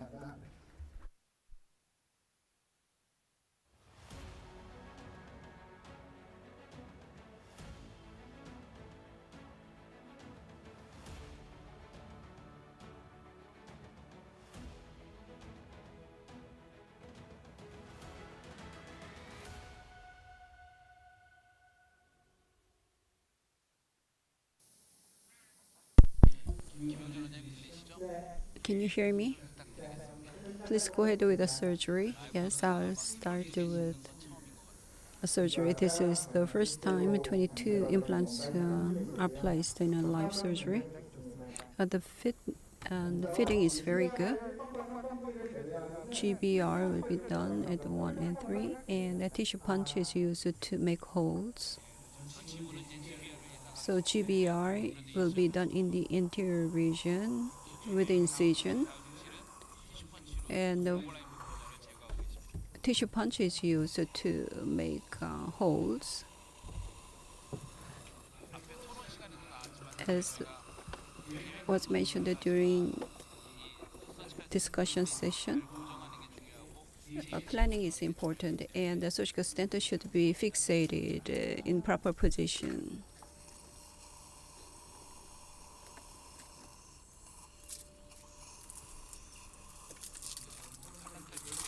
On the palatal side, a lateral anchor is prepared, and the vertical anchor will be used to fix the template. And the initial drilling can be done without the punching, but according to Osstem protocol, the punching would help to satisfy the procedure, and for flapless punching is recommended, as Dr. Jong-In Kim said. A guide barrel cannot come in contact with the guide, so a double contact is pursued using this.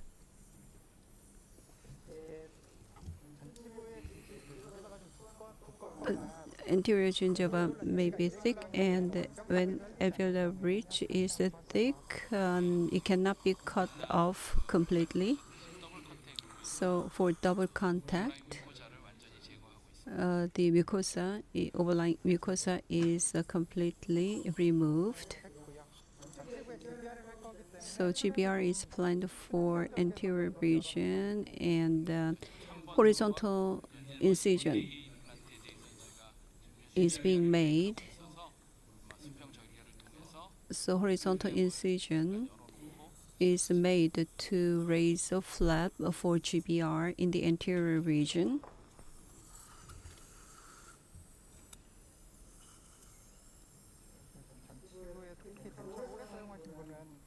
So periosteum adhesion is quite severe when denture is used for a long time by a patient. In the upper jaw, the flap can be raised and the flap can be torn, so we need to be careful, and it should be elevated in a clean way.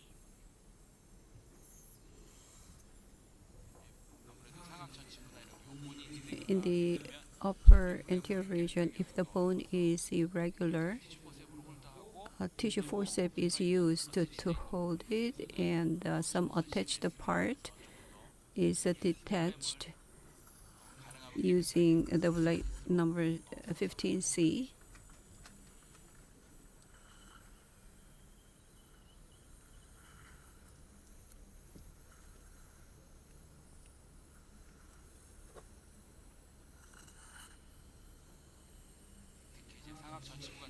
Especially in the narrow upper anterior region, the periosteum may not be cut in a clean way.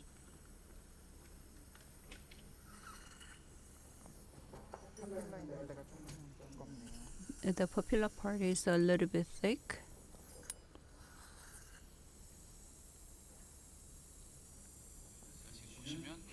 As you can see, the periosteum, if it is not elevated cleanly, the 15C mask can be used so that the flap can be cleanly lifted. Drilling will not be a problem, and the vertical incision will be made later after placement. Please say ah. So for immediate loading, On the palatal side, the flap is not elevated at all. Only incision is made in the anterior region.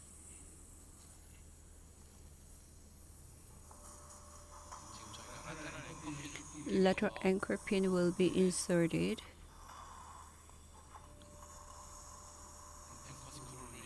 And anchor screws are used to create minor drill holes.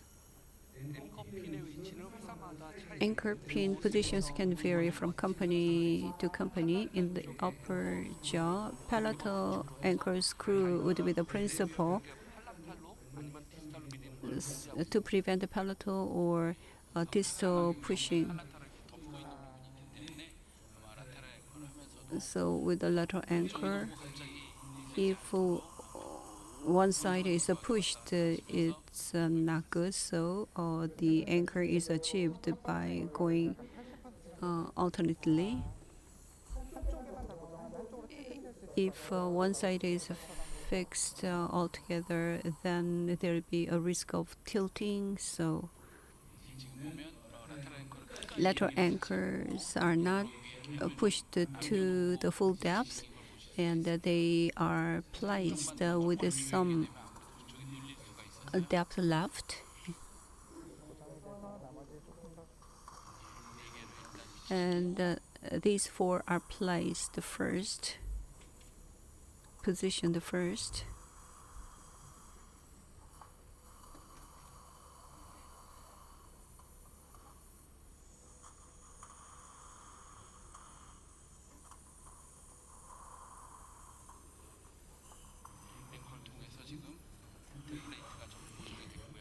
Through the anchors, the template is fixated, as was discussed in the discussion session. To fix the template in appropriate positions would be the most important part. To prevent slipping in the anterior region, one more bone anchor will be used. In the anterior region, bone anchor, where implant is planned to be placed. Say ah, please. The bone quality is weak, so without drilling, this is being used.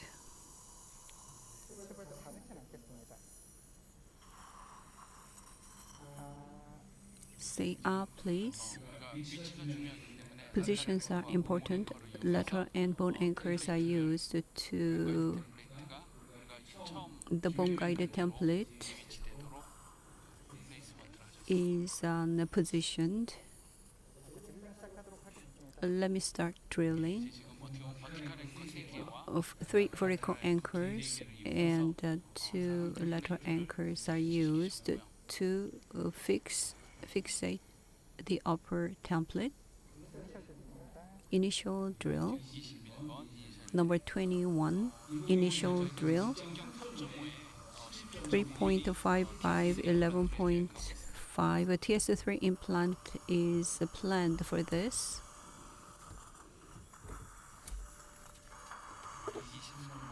Number 23, initial drilling is being done. So initial drilling is done first, and the flattening drill is following it. Initial drill, if it doesn't go deep enough, a flattening drill can be used. A flattening drill is used to flatten the irregular bone in the posterior region. Initial drilling, and let me do the flattening drill one more time.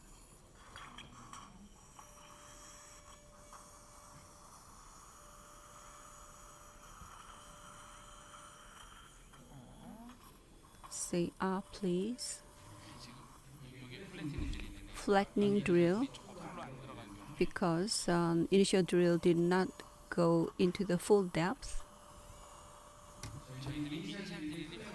When initial drill doesn't go full length, the subsequent drills can be cut, so flattening drill is important. After the flattening drill, the initial drill can go to the full length. The patient alveolar ridge height is okay, so in the upper jaw, the implant length is 11.5 throughout. Immediate drill will be under drilled. 4.0 implant will be placed, but in the anterior region, 3.5 by 11.5, and 3.5 by 11.5 will be used. So up to 11.5 long implants, it will come in contact with the barrel. So from 5 to 5, initial drilling has been completed. And at number 11, number 3.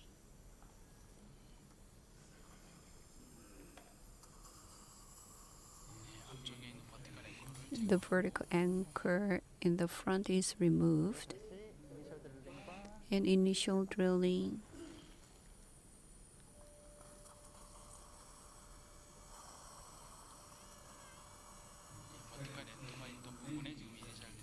So initial drilling where vertical anchor was positioned.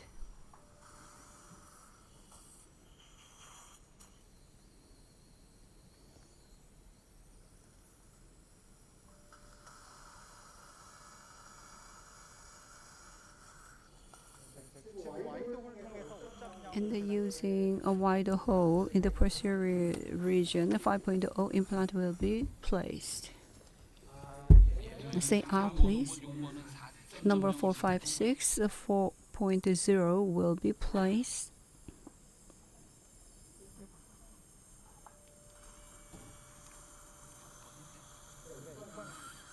That's number 6. Say R, please. On both sides in number 6, a wide hole is used. Up to number 6, bone quality looks favorable. Initial drilling is done. On the apical side, I'm unsure about bone quality. So in number 6, TS4 was planned. Initial drilling is done. Flattening drill is done once again. On both sides in number 6, a flattening drill is done.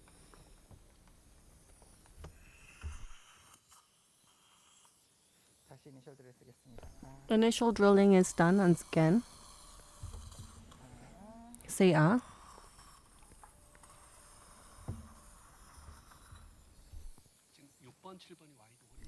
Number 6 and 7 are wide hole. That is correct. Number 6 and 7, 5.0 by 11.5 implants are planned. Say ah. Open wider. 3.5 by 11.5 millimeter drilling is done. Under drilling is done. 4.5 drill is used. The posterior area, because 5.0 the implant is going to be placed, the final drill is 4.5. It's going to be one step under drilling.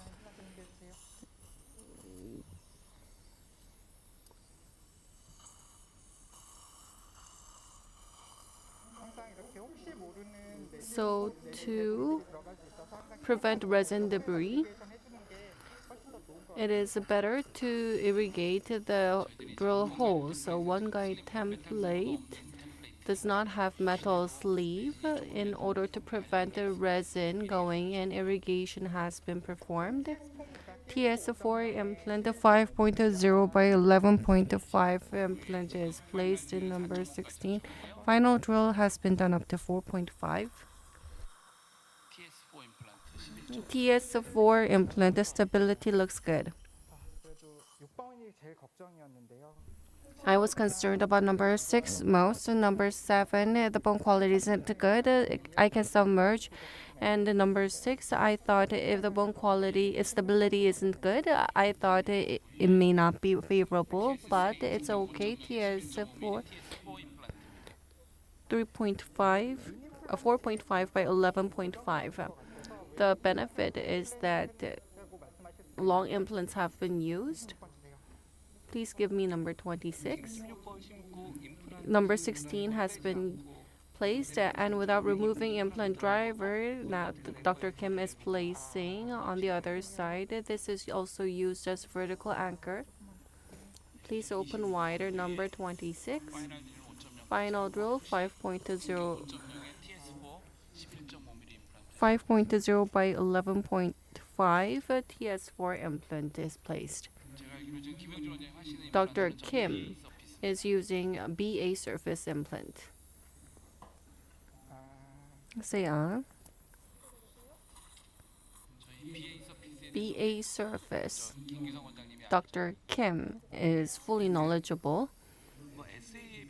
Compare with the SA, there are many questions as to BA are better, but BA is much better. In my clinical cases, I've used them in an interchangeable manner. But compared with a soil or SA, BA is really outstanding. Stability is good in number 26. Hex needs to be adjusted correctly.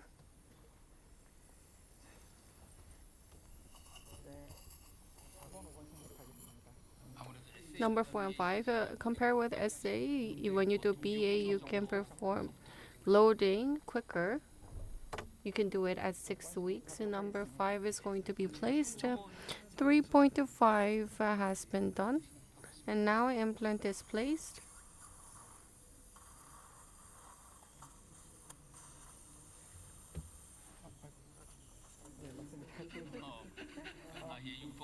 In number 6, the hole, there are so many holes, so there was slight confusion. TS4 is being placed. This is TS3.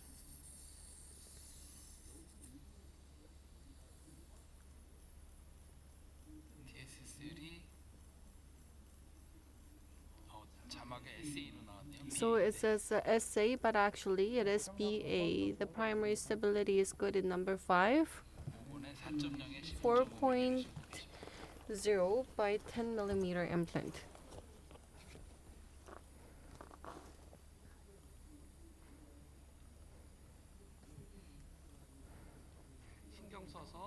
So vertical position and hex is aligned. Implant hex position and placement depths need to be adjusted. Say Dr. Kim is concerned about the prosthesis that's going to go on top. Number 25. 4.0 by 11.5.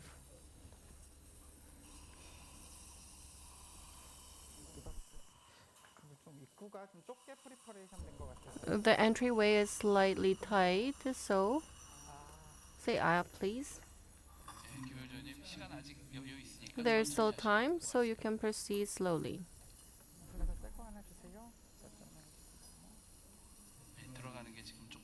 So there's a little bit of, in this case, in order to get primary stability, in this area, you can do countersinking and 4.0 by 10 millimeter drilling.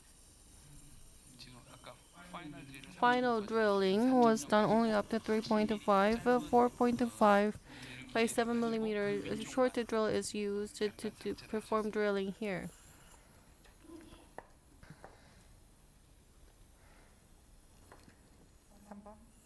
Number 3, say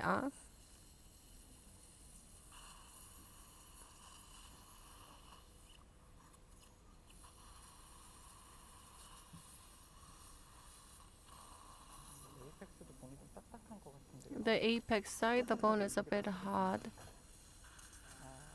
say ah. The bone quality, we were concerned whether it's going to be unfavorable, but the bone quality is very good.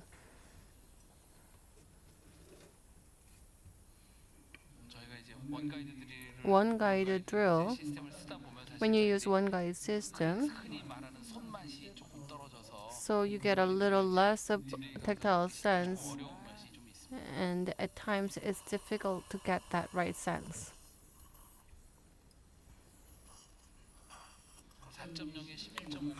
4.0 by 11.25 normal drilling is done.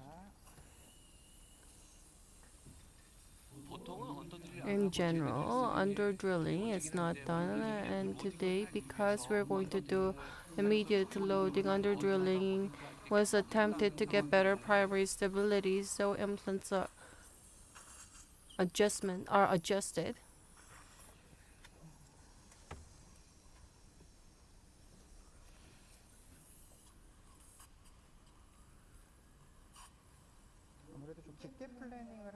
So it was planned deep. So no mounted driver interference is being observed. At times it's difficult to anticipate if you fixate it. The primary stability looks very good despite normal drilling. Up to number 25, implant has been positioned.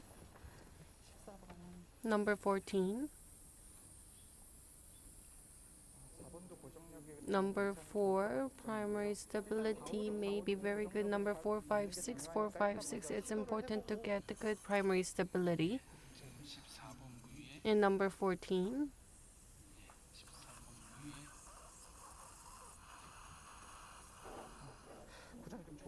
primary stability seems to be good. If there's excessive torque compression, necrosis may occur, so I'm going to widen a little bit. The final drill was done up to 3.5. 4.0 by 10 millimeter drilling is going to be done. In number 4, we're going to do it here on both sides. In number 4, 4.0 by 10 millimeter drill was used to extend the drill hole.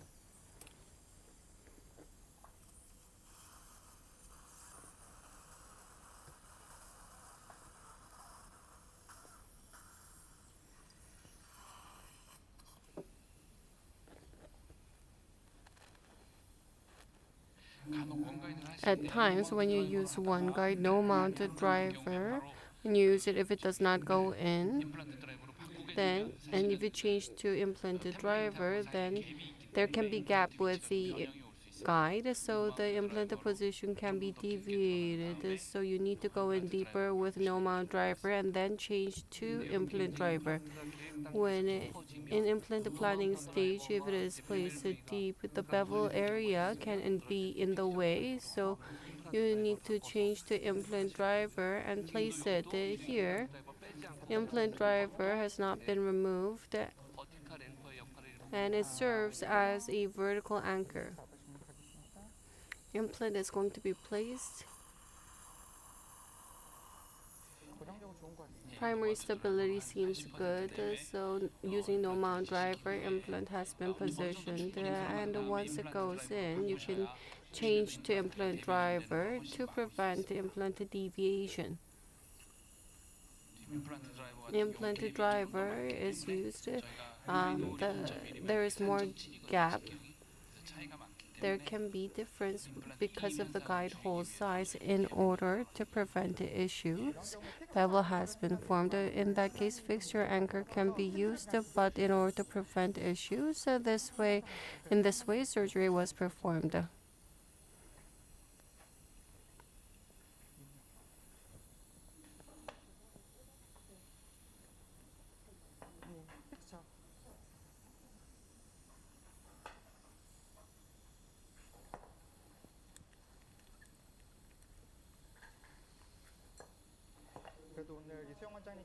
Dr. Lee Soo-Young is going to connect the prosthesis. In number 4, 5, 6, the stability is over 30. In number 13, 3.5 by 11.5 implant is placed.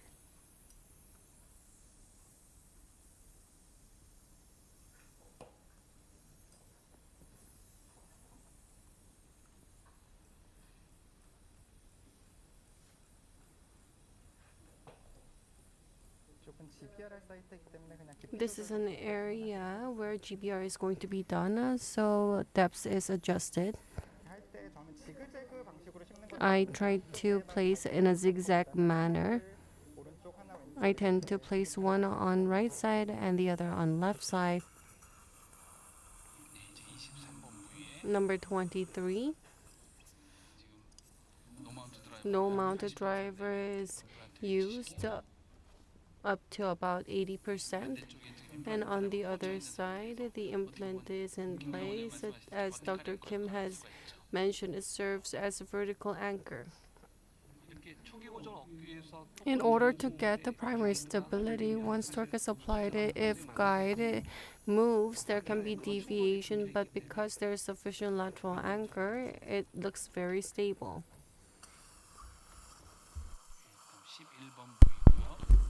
Number 11 site.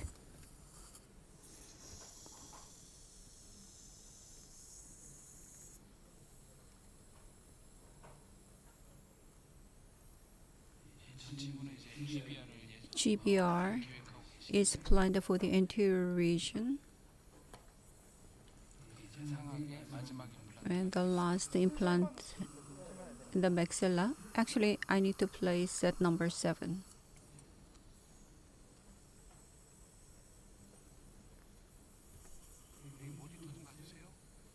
Please watch the monitor.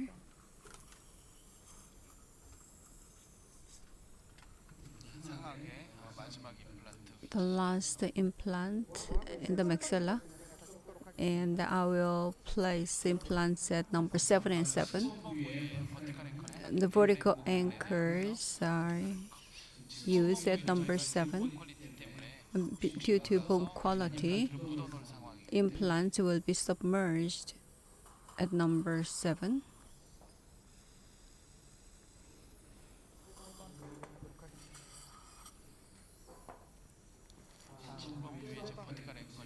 Vertical anchors are removed from number 7.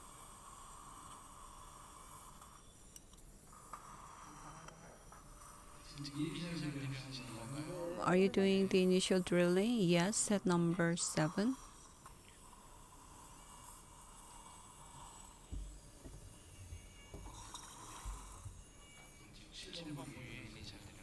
Initial drilling at number 17.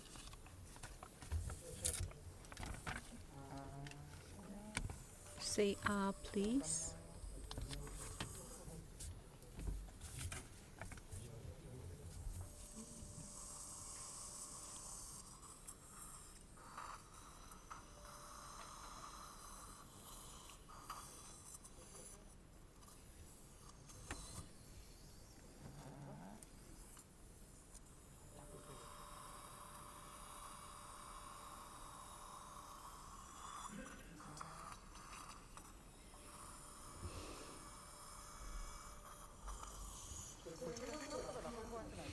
The bone quality is not that bad.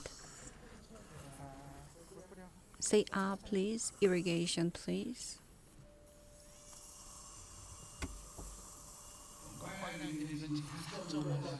The final drill is a 4.5. Yes.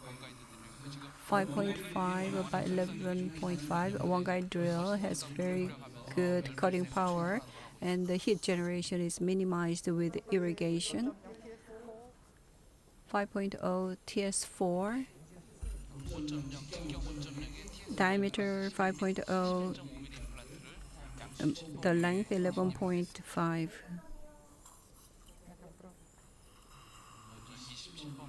Number 27 first. This primary stability looks okay. Say please. no mount driver is used for the placement. Now hand wrench is used. The stability is not bad. Looking at the CT, as the patient wore denture for a long time, we were concerned about the bone quality, but it looks okay.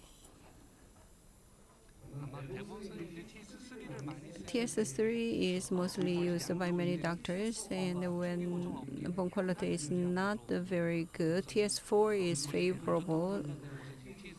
TS4 is being used at sites with poor bone quality, and the upper part is a little bit wider. And number 17, we have rather good bone quality. In preparing for the surgery, we were concerned, but so 12 implants are placed in the maxilla. Implant placement is completed. And 30 minutes has passed since the start of surgery, and 12 implants have been placed, and it took a little bit longer than Dr. Yong-Jin Kim as anticipated, because I didn't estimate the bone quality at number 4 and 5 properly. Usually when bone quality turns out to be better, we are happy, but due to constraint of time, it took a little bit more time for Dr. Kim.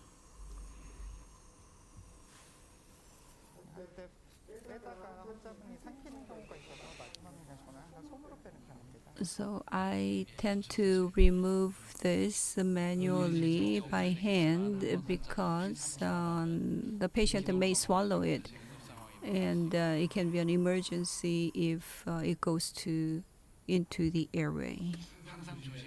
We always need to be very careful. And prevention is very important. Once it happens, it's a disaster.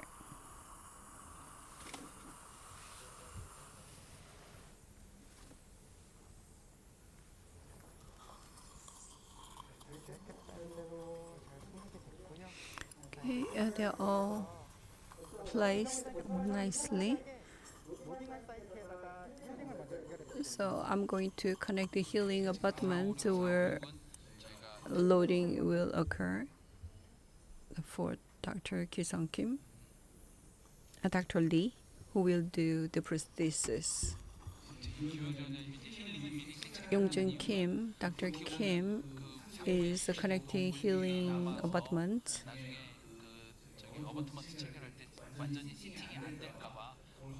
To prevent the lack of seating later for temporary prosthesis.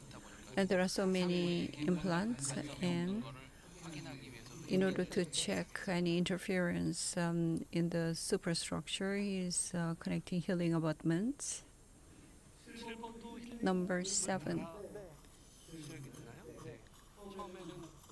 Are you going to connect the healing abutment? You plan to use a cover screw when bone quality is not good.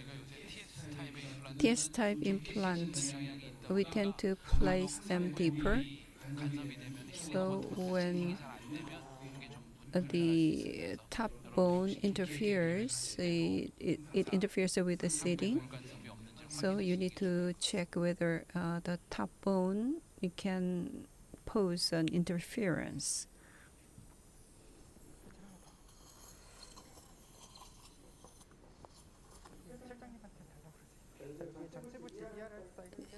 Anterior region for GBR.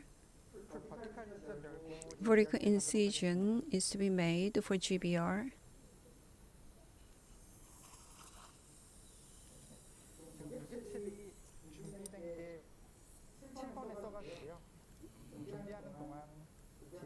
So let me do GBR first. I planned to use the cover screw at number 17 and 27.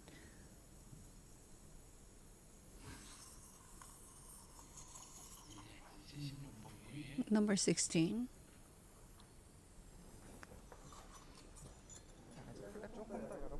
And let me raise the flap.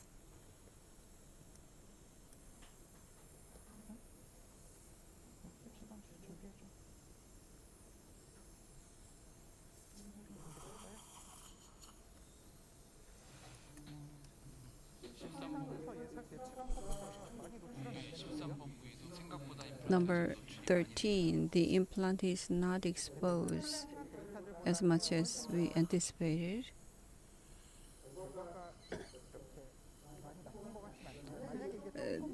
The result would not be as bad as we thought. The implants are not exposed, hardly exposed, and we expected very thin. If it is too thin, the labial bone plate can experience recession. So contouring augmentation would be sufficient in this case. The planned positions based on CT is used. The labial implant thread exposure is not observed.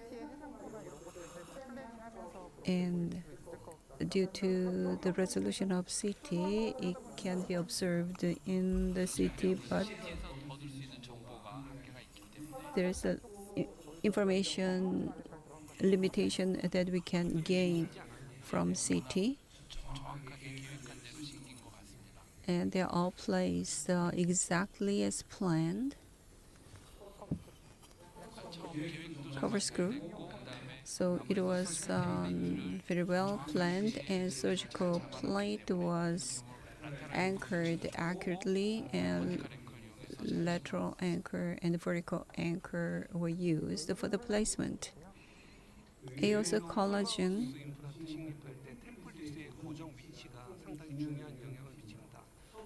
position of a template is very important. If the template is misplaced, the placement of implant would be gravely affected. So if you have a severe palatal anesthesia, the guide would be floating. So 10 minutes prior to surgery, anesthesia should be given, and the swelling on the palatal side should be prevented.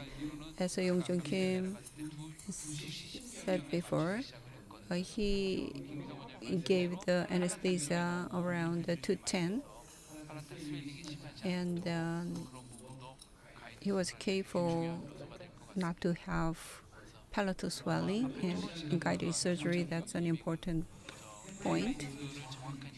And Dr. Chang-Joo Park talked about accurate positioning of the template, and it proves to be really important. We are using digital power for planning, and from the surgical execution, the digital guide needs to be positioned accurately. It depends on the surgical skill of a surgeon. As Dr. Chang-Joo Park said, do not think that you need to use a guide for a complicated case. You need to use guides even for simple cases. In the past, Nobel Biocare used the anchor pins, labial anchor pins, the 3 of them, and it was discussed in the morning. And then patient on, and if labial pins are used, the guide can be pushed labially. And the vertical pins are recommended by Osstem. AOS is being put in. The Osstem's bovine bone, and it is important to maintain the contour in the anterior region. bone space maintenance is facilitated by the bovine bone, which is used in this GBR.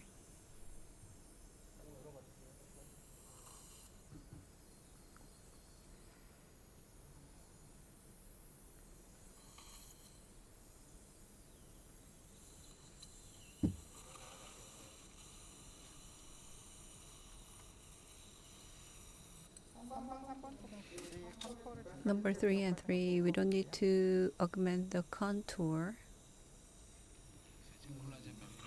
Collagen membrane is placed.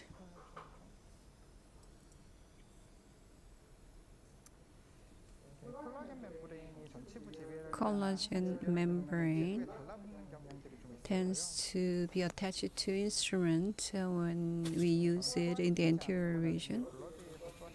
And I prefer to hydrate it in blood. Collagen membrane is adapted to position. Now I'll do suturing. Os guide, the collagen membrane tends to be adapted rather easily.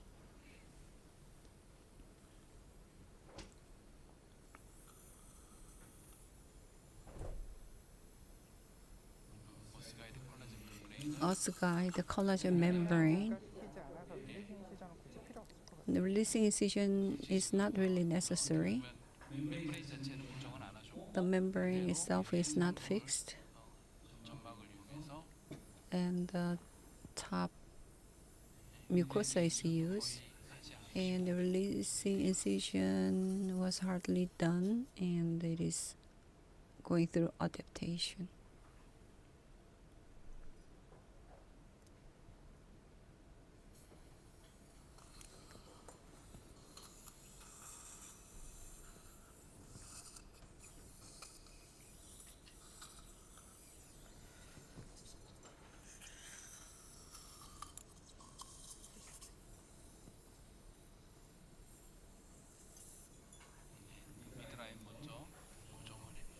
The midline is sutured first.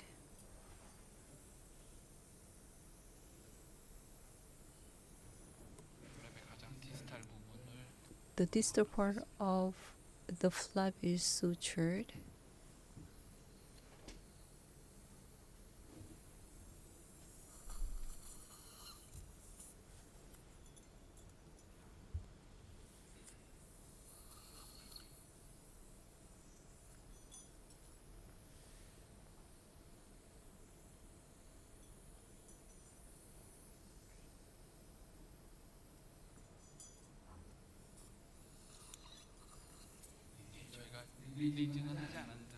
Didn't use the releasing incision, and the flap is very well adapted. The volume increase is not very much, so it'll be okay.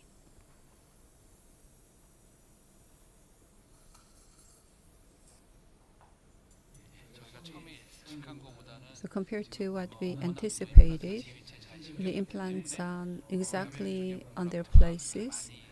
So no, the labial bone graft volume is not very much, so it is very well adapted. Sometimes we get this question when we do GBR and when the flap is sutured. How can we do the suturing to prevent dehiscence? Tension-free flap suturing is very important. As you can see, the horizontal matrix is used to reduce the tension, and it is being sutured and adapted.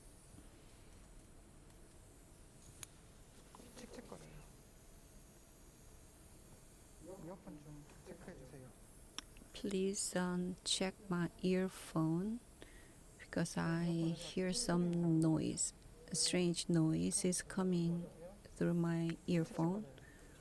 There's noise in the earphone. Horizontal matrix suture is being done to reduce tension. Suture is always difficult for me. So if you master horizontal metric suture, actually rather than mastering so many sutures, you don't need to get used to them, all of them. As you said, the interrupted suture is good enough. Figure of 8, like a suture is being done.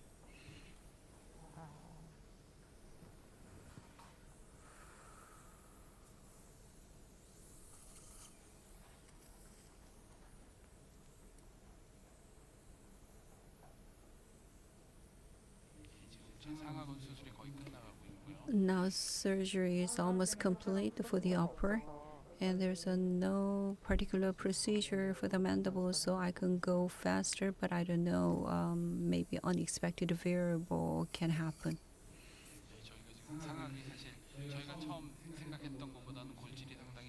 Bone quality is better than we expected in the upper, especially in the premolar area. The procedure actually repeated, so it took time.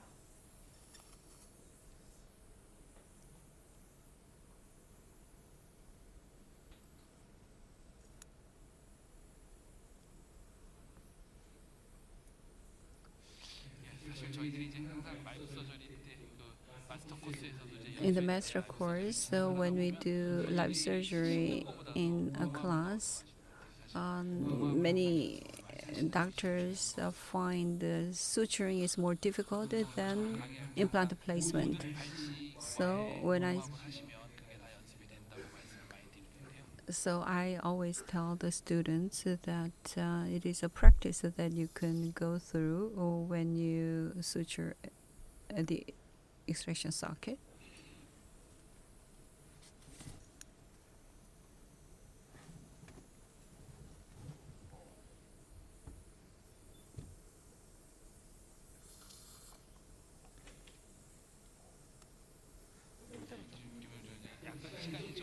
Dr. Yong-Jin Kim is rather nervous because he's constrained by time. So you're listening to full mouth implant rehabilitation in a guided surgery. In a full mouth case, a guide is usually considered, but you need to go through the learning curve. Otherwise, you will encounter difficulties in a full mouth case. So if you plan to use a guided surgery, even though a guide is not really necessary in order to get used to guided surgery and get used to the surgical kit, you need to apply it in a small case and apply it step by step in bigger cases. And in full mouth rehabilitation, there's a no reference point, and the merging is very important between the scan data. And Osstem provides a radiographic guide and denture resin marker using approach are preferred, and you need to take time to learn the procedures to have a good outcome. Fabrication of guides. CT scan is taken when a guide is mounted on a patient, and the guide is scanned separately, which is not very accurate, so you don't need to do that. Now everything is completed for the maxilla, and we will go to the mandible.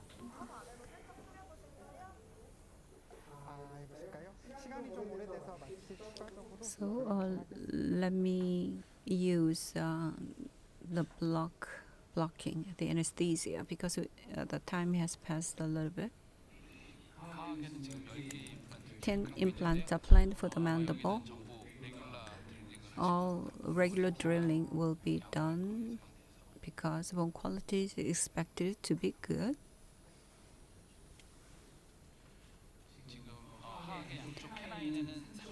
So 3.5 by 10 millimeter implants for bilateral canines at number 4, 4.0 by 8.5, and number 5 is planned to have 3.5 by 8.5. Tissue punch is not used because attached gingiva is not sufficient in the mandible. And bone guide is positioned for lateral anchoring, 2 anchors in the front area and in the posterior region.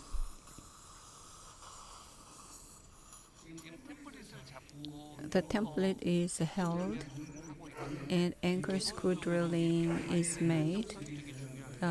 Stability of a guide is very important. When we fabricate a guided template,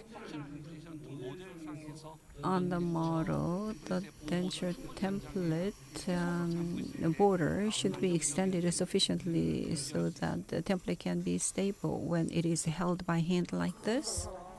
As you can see, we do drilling at the same time for correct positioning. If you do a fixation and drilling separately, it can easily be tilted. 4 drilling has been done and anchors are positioned alternatively. And you always consider the posterior region. Even though anchor positions are good, if it is in a location not readily accessible, it's useless. So it is buccally positioned here. And the bone quality is very good.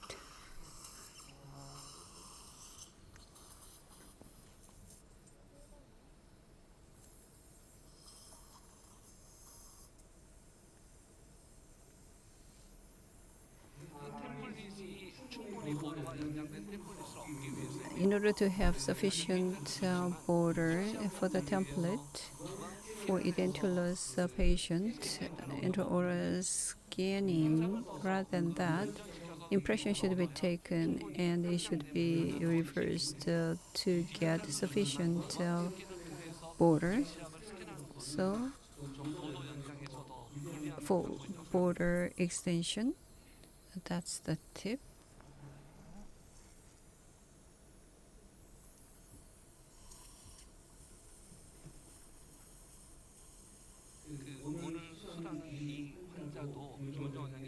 This patient,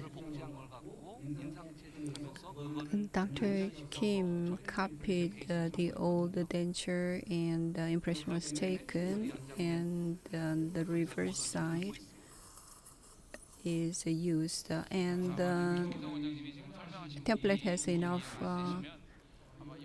border. If you don't understand what he's talking about, in the one guide book, you will see detailed explanation of that.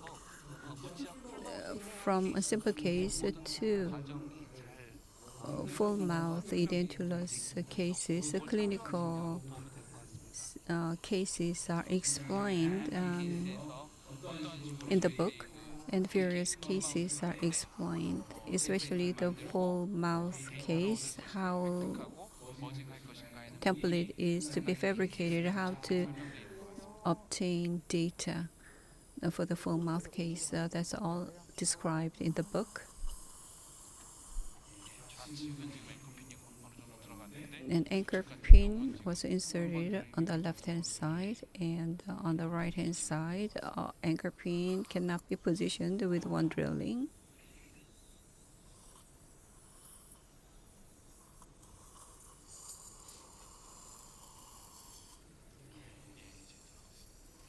Now it is inserted.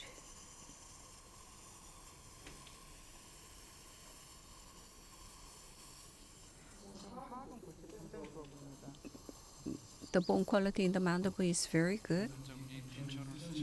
The patient used denture. Bone quality is good. And the patient had diabetes, which is under pretty good control. So we can ignore the factor of diabetes here.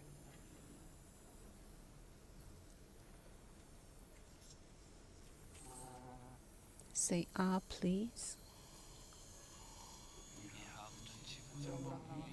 Number 3, in the lower anterior region, initial drilling, because it's not thick in the mandible and the bone has very good quality and the bone chip is coming out. That means bone quality is excellent.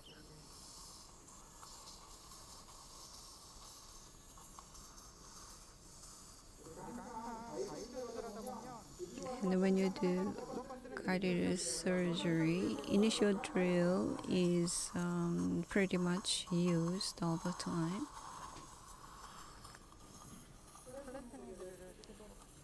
Let me use a flattening drill.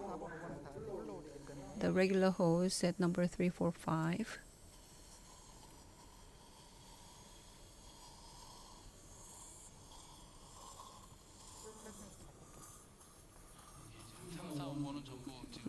Number 3, 4, and 5. Guided templates, the regular holes. So flattening drill is used for number 3, 4, and 5. Flattening drill should be seated so that initial drill can go in without getting interfered. Bone quality looks very hard.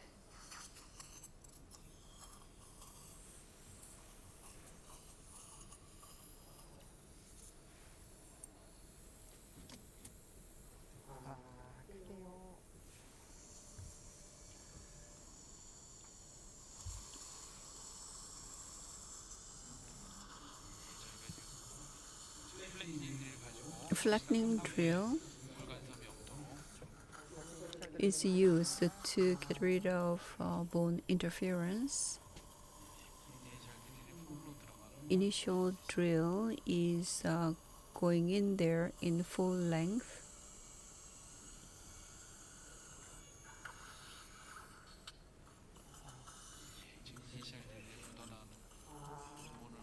You can see bone taken out on the initial drill. It looks very hard.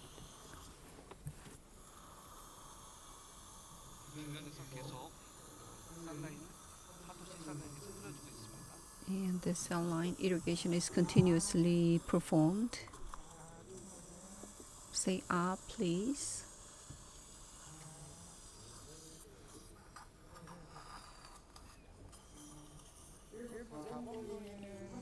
At number 3 and 4, to avoid the buccal side, it is not easy to go to the full length with the flattening drill.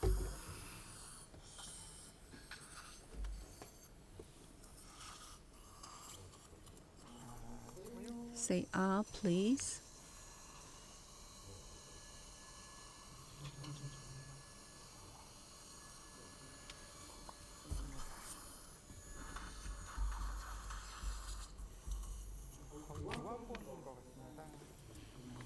It seems like a D1 bone.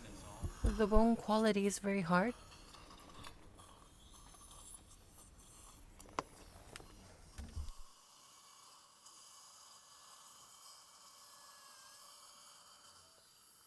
이니셜들을 여러 번 썼는데도 본 데브리들이 계속 나오는 거 보니까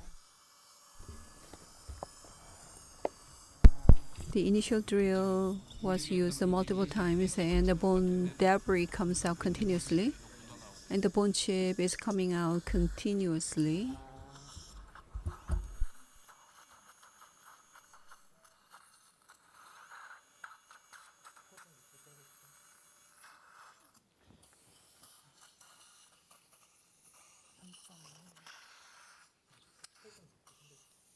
D1본에서는 저는 항상 In D1 bone, to facilitate the supply in the apical side, So 3.0 by 10, but I use at number 3, implant length is 11.5, which is 1.5 millimeter longer than the necessary one.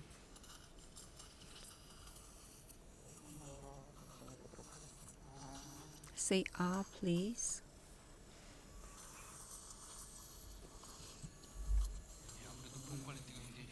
As the bone quality is very good, the assistant needs to provide the saline continuously. So I planned 4.5 by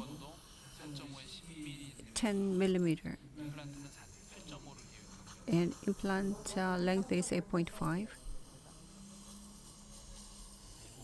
Number 5. So you are drilling 1.5 millimeter over drilling.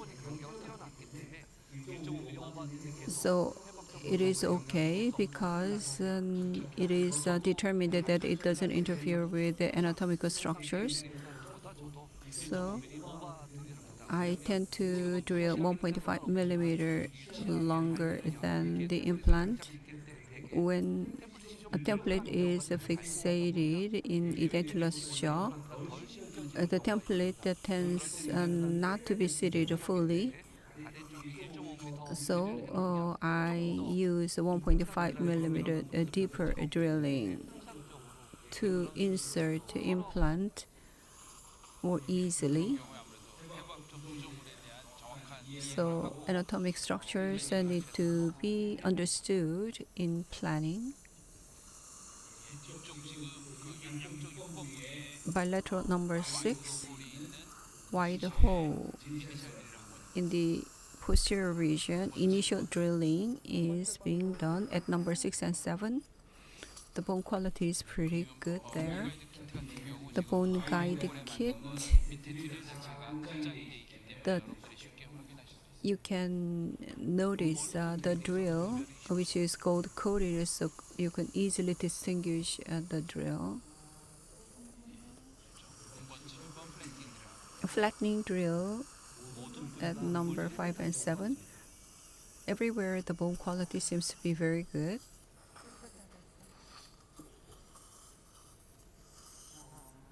Say ah, please.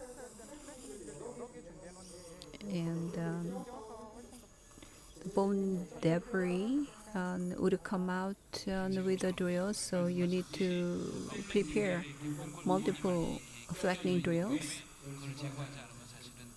So if you do not remove the bone debris in the drill, the efficiency would go down. So if it is not a full mouth case, the debris can be removed one by one, but in this case it's a full mouth.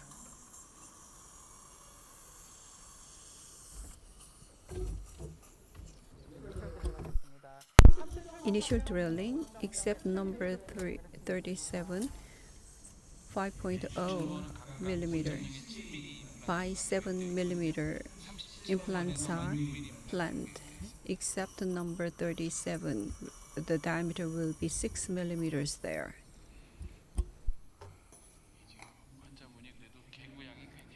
The patient's level of mouth opening is okay. The drill extension is still on, but most distal area can be addressed. Because there's drill extension, it's very visible.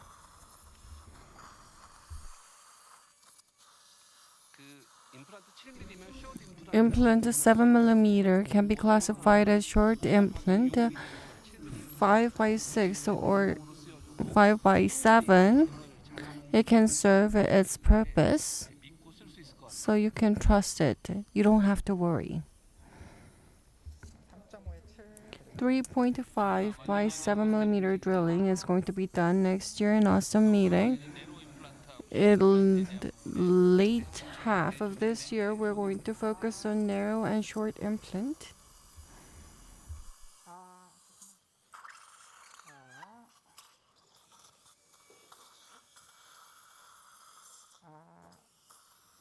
조금만 더 급해요, 아버님. Say ah.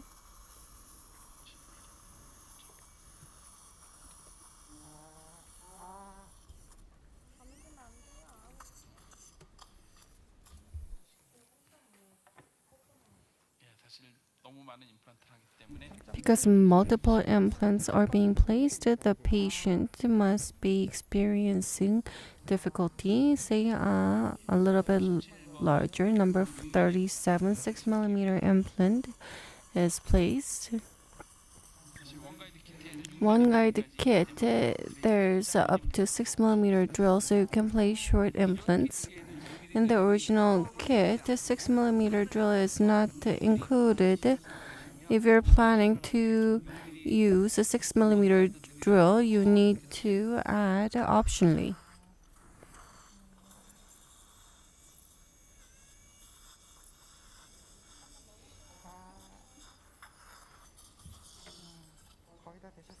We're almost done. Drilling is almost done.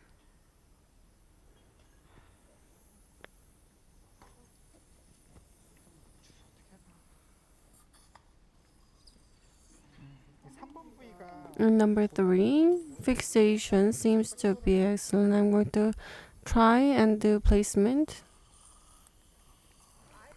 Say ah.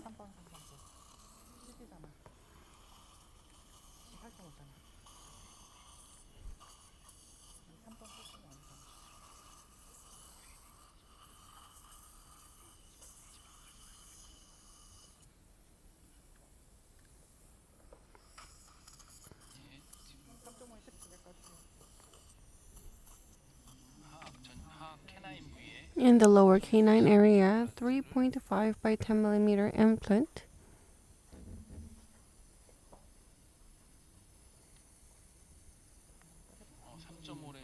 .5 no mounted driver with a narrow connection. Number 3 is going to be placed.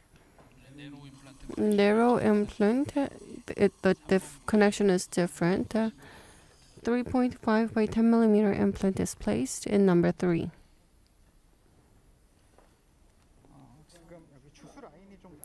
Irrigation line is problematic, so the visibility is not so good.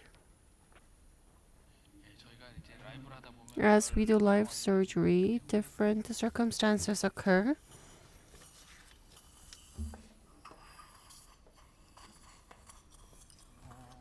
Say ah.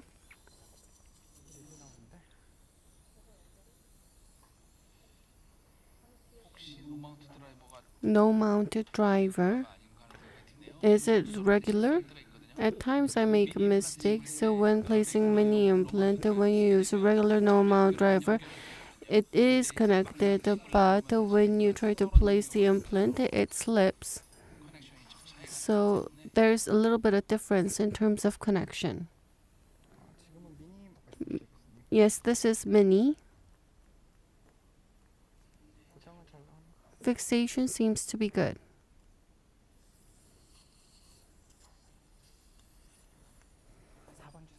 Please give me number 4. Number 4 on both sides, 4.0 by 8.5mm implant is planned.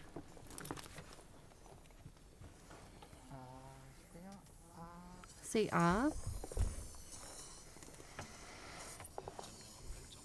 4.0 by 8.5 implant in number 4. This is an implant where immediate loading is included, so fixation and depth special attention is paid. Loading is going to be done in number 4 and 6. Temporary loading, immediate loading is going to be done.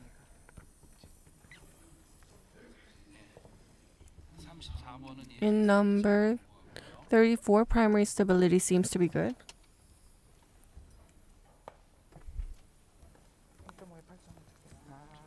3.5 by 8.5. Say ah. Number 14.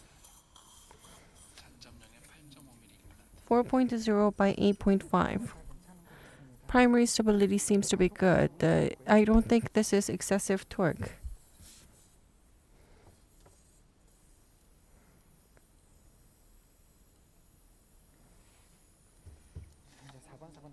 Number 4 and 4, I'm going to place number 5 and 5. So 4.5 by 8.5 are planned.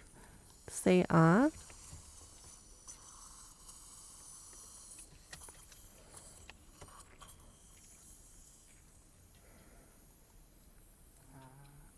Say ah.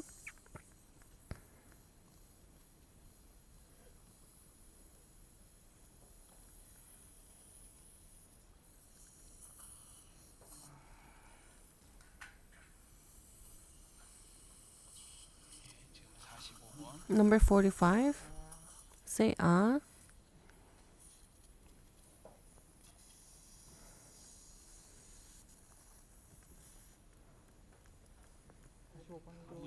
Number 45.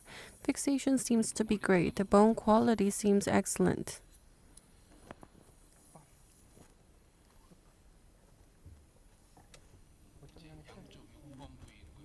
So this is 6. 5.0 by 10 millimeter, 7 millimeter implant. So this is an implant where loading is going to be done. Number 46. The red shows that it's wide and no mount driver. Say ah. Number 6, stability seems good. It's over 30 newtons. One guided template, wide hole. You need to place 5.0, so there's red mark. Say ah. Number 36.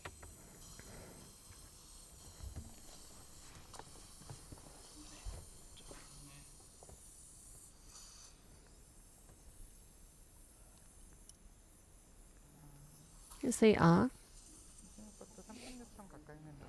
So it's about 30 newtons. So I'm going to change to 5.5. Is stability lacking here? Yes. So if it is going to be submerged, it's not a problem, but immediate loading is planned. Osstem implants. Implant diameter is not from 5.0 to 6.0. There's 5.5 option as well.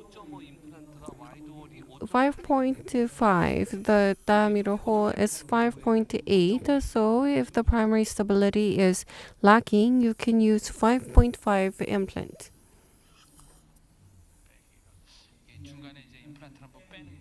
Removing implant is not easy.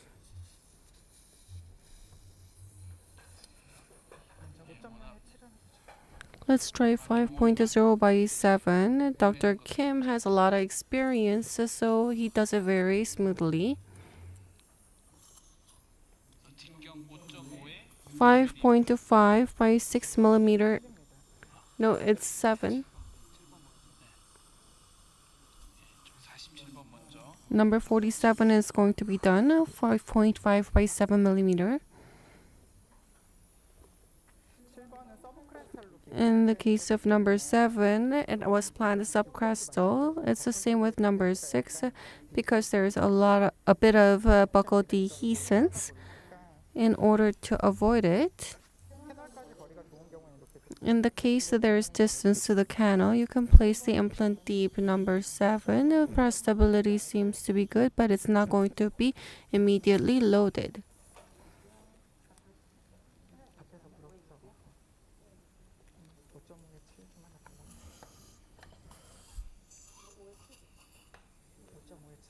.5 by 7.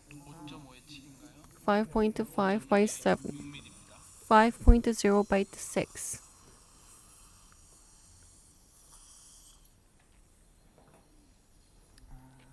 Say ah.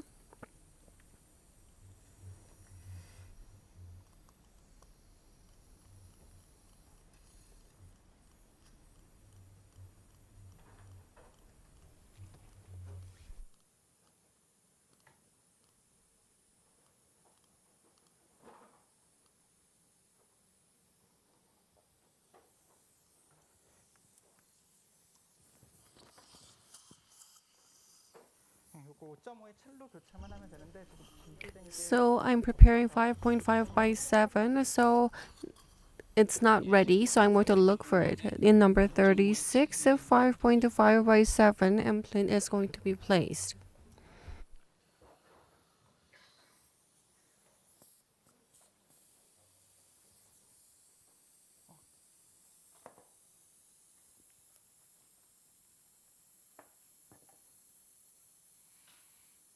(5.5에 7입니다)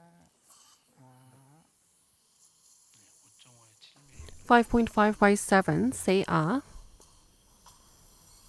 훨씬 나은 것 같습니다. It seems much better. Primary stability is much better.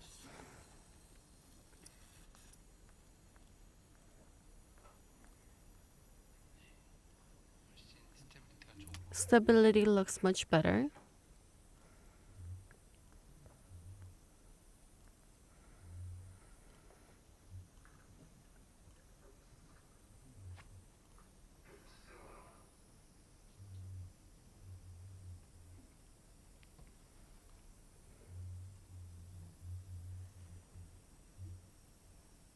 엑스 포지션입니다. Hex positioning. Hex positioning and depth control is done. Abutment for prosthesis has been fabricated using CAD/CAM, so appropriate positioning is important. 10 implants have been placed. The lateral anchors will be removed. 22 implants have been placed.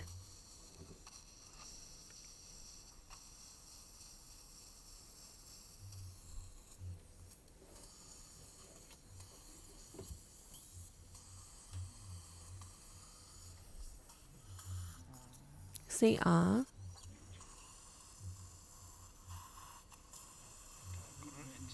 Lateral anchor is removed with the engine. And then manually it's being removed. In the case of use in nice bone quality, perhaps it's better to replace them.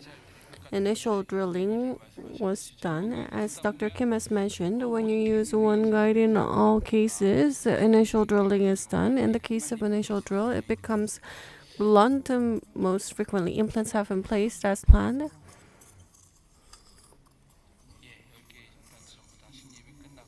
Implants have been placed in order to avoid interference with pontic base. In the lower anterior area, the ridge is slightly protrusive, so reduction was originally planned, but because of surgical time limit, it will not be done. As for implants that is not going to be immediately loaded, cover screw is used. Number 4 and 6 and 4 and 6 are going to be connected. Number 3 and 5 for cover screw are connected. Say ah.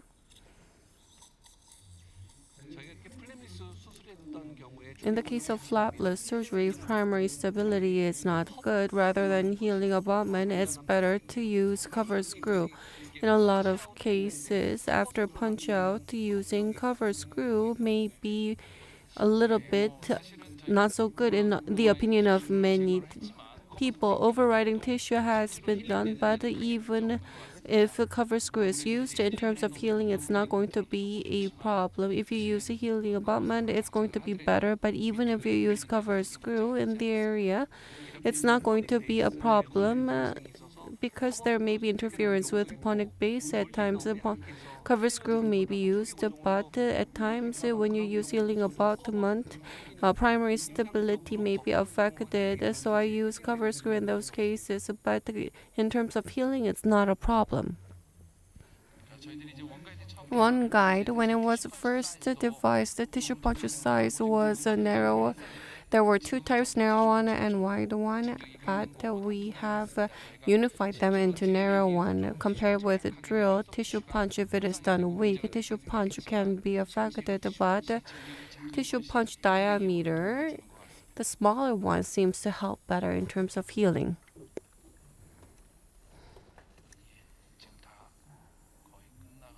We're almost done. Number 4 and 6 are going to be immediately loaded. Healing abutments are connected, and as for the rest, cover screws have been used. Say ah.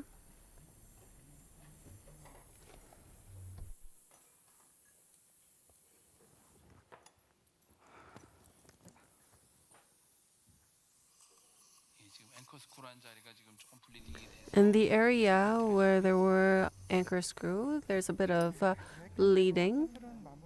Surgery has been done as planned. Now Dr. Soo-Young will take over. I'm sorry about the delay, more so than anticipated. Time has elapsed. Q&A session is up to 4:20. And the prosthodontic phase.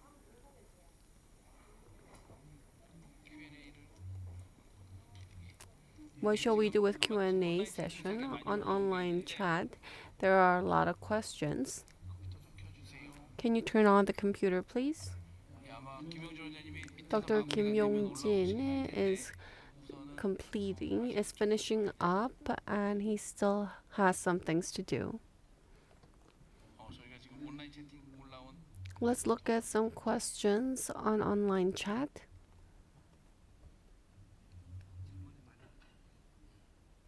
There are many questions.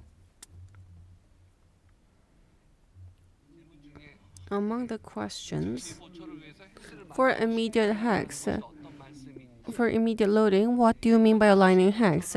For providing immediate prosthesis guided surgery, you need to determine hex position and vertical position. In the case of CAD/CAM abutment, at times it has orientation. Therefore, you need to align the hex so that abutment can be connected. In those cases, hex needs to be positioned buccally in order to provide immediate prosthesis. Hex positioning is done, for example, for immediate prosthesis delivery. If you have not fabricated the CAD/CAM abutment, or if you use a transfer abutment, stock transfer abutment, you do not need to align hex accurately. However, in order to provide immediate prosthesis delivery, if you have made a custom abutment, hex positioning needs to be done so that the orientation is right. So hex position is important.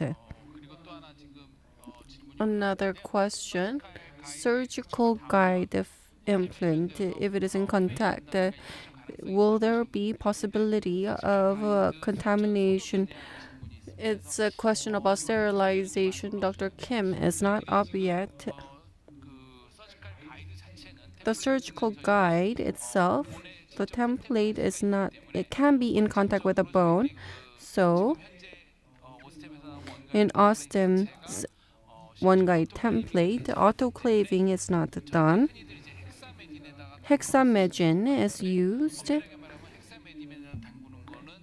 Dipping in hexamedin is not in perfectly line with sterilization principle. The recommendation from Osstem is 70% alcohol is used for 15 minutes. You need to soak it, and then when you adapt it in the patient, you need to use saline sufficiently in order to prevent the alcohol contact. Dr. Kim, well done.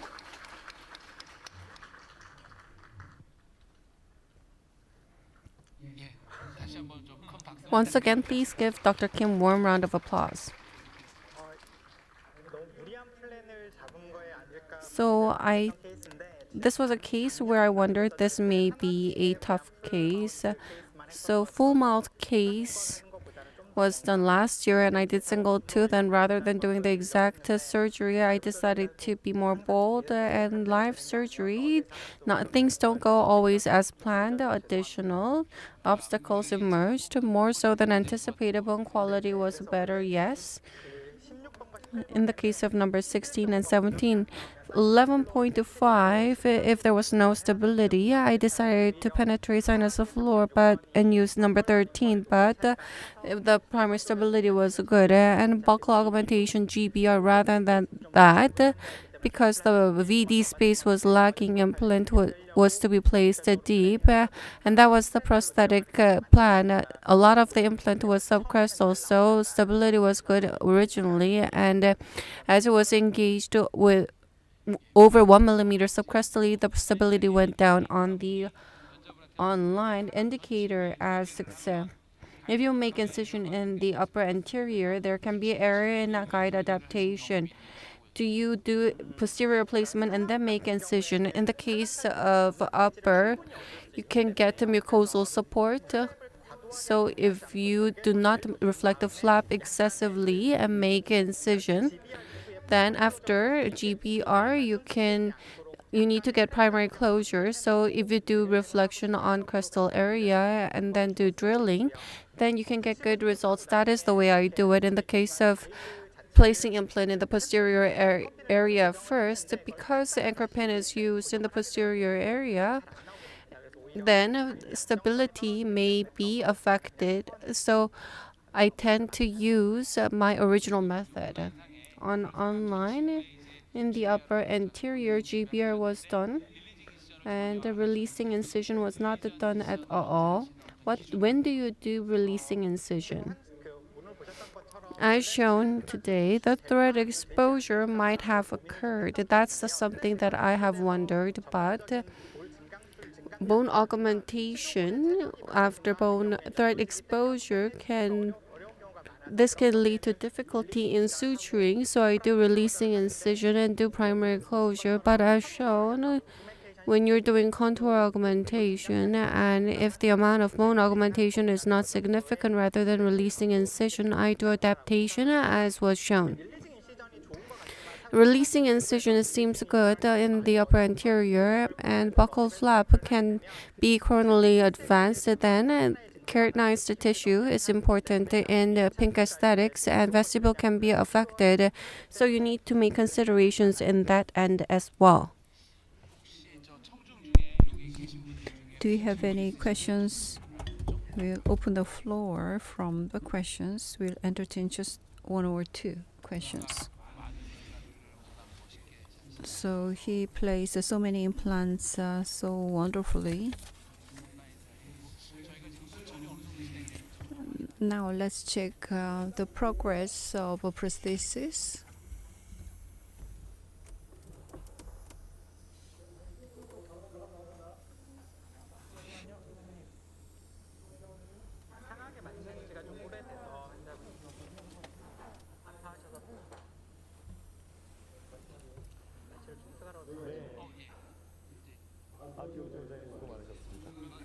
Dr. Kim, thank you for your work and continuing.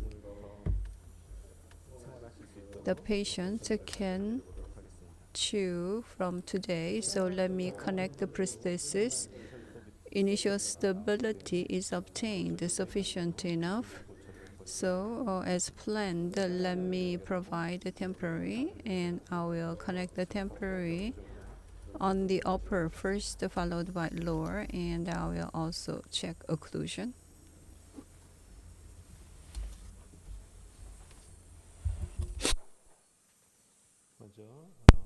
First, E driver is used.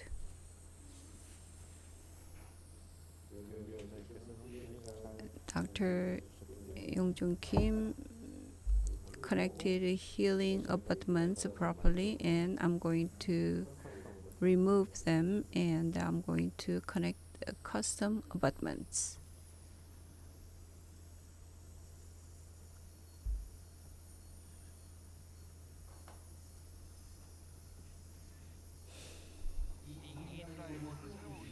So you're using e-driver. There are, when healing abutments are removed. Number 7. This is number 7. What was the torque of number 17? Over 30 Newton centimeters. So this can interfere with the planned prosthesis, and we estimated the torque would be lower. So I thought it would be submerged with a cover screw. So for number 7, the bone width would be good. And let me do other areas first. And if a prosthesis has interference, I'm going to remove it and do the next step.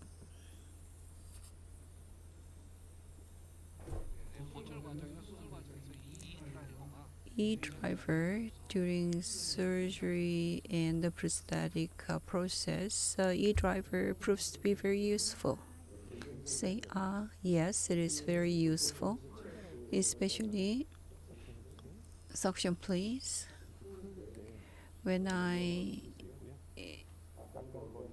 remove the healing abutments, it is very useful. It would be very difficult if I use a hand driver. So they are removed up to number 6. And let me connect the custom abutments from number 6. Dr. Lee, we are running out of time, so just show us the seated condition. And 6 to 6, the stability is being obtained after delivering the prosthesis. The screw is inserted.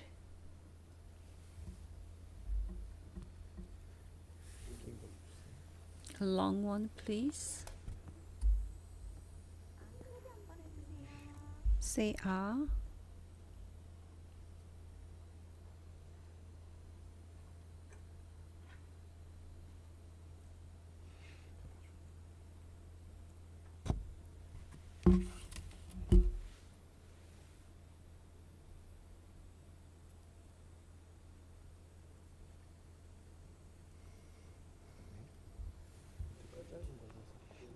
Shorter one.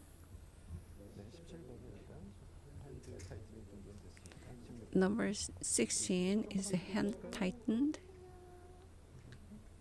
Open your mouth, please.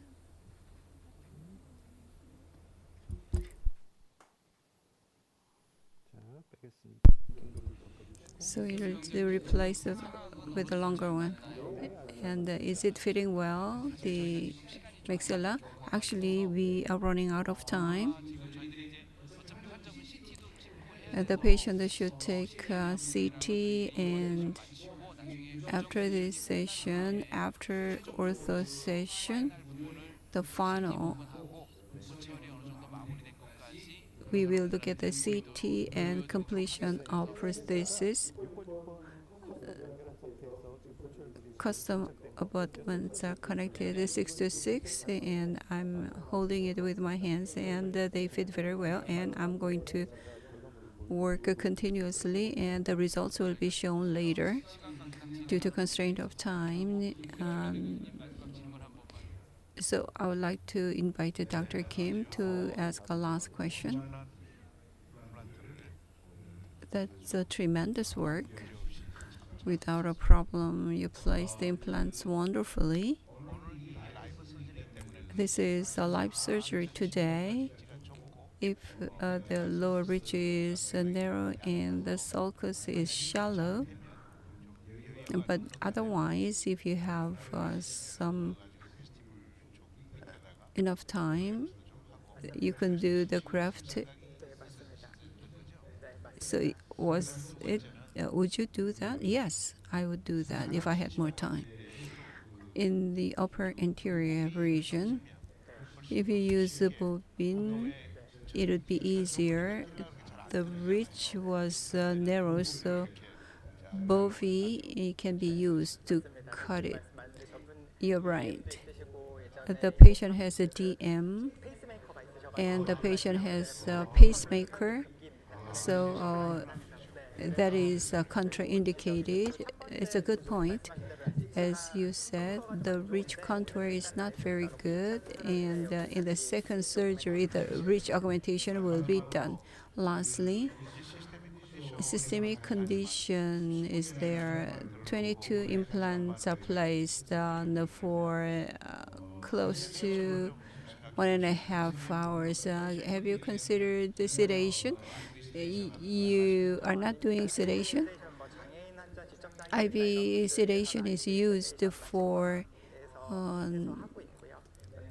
people with mental disorder. And 58-year-old male is the patient, but the patient had to maintain mouth opening for a long time. Yes, sedation is used from time to time, and general anesthesia is also used. Due to constraint of time, we need to conclude the session here, and let's give a warm round of applause to Dr. Kim, who did the surgery for a long time, and also Dr. Lee, who is still working downstairs.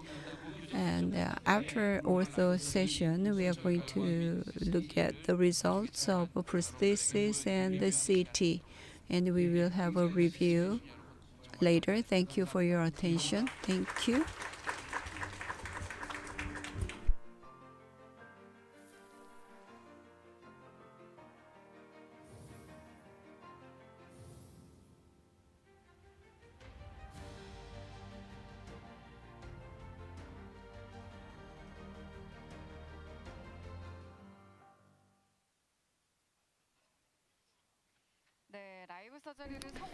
Thank you, Dr. Kim Yong-Jin, Dr. Lee Soo-Young, for performing successful live surgery. I would like to express my gratitude to moderators, Dr. Kim Kyung-won and Kim Ki-sung. Please give them one round of applause.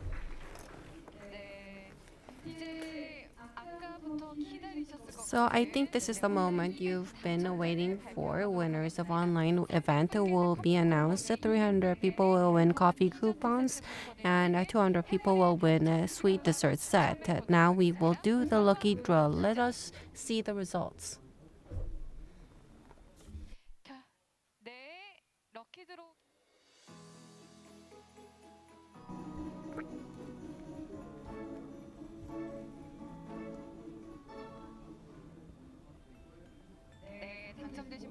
Congratulations to all the winners. For the winners, there's going to be a text sent, and the specific details can be seen on the notice board and the dental site. We're going to have a brief break up to 4:50. The final session will end with a lucky draw, which you have all been waiting for. So I hope you stay with us till the end. Thank you.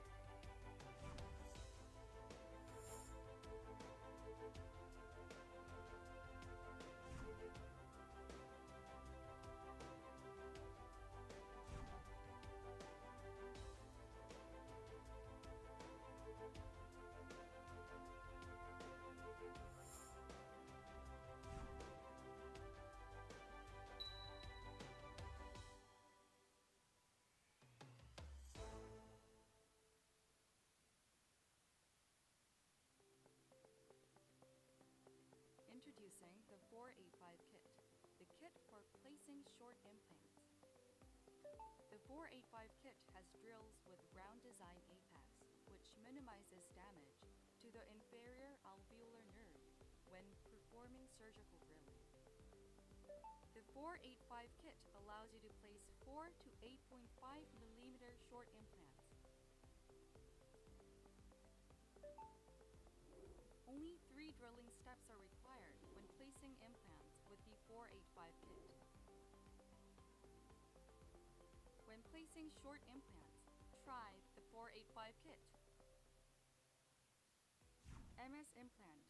Introducing the MS implant, the one body type implant for narrow bone width areas such as the mandibular anterior region. There are 3 types of MS implant: narrow ridge, denture, and provisional. First, the narrow ridge is a one body type implant suitable for areas with narrow bone width or narrow interdental spaces. Second, the MS denture is an implant designed for overdentures. Third, the MS provisional is used when immediate placement of the temporary prosthesis is necessary. Try the MS implant in the mandibular anterior region where the bone can be very narrow. Introducing the MS kit. The MS kit is designed exclusively for MS implants.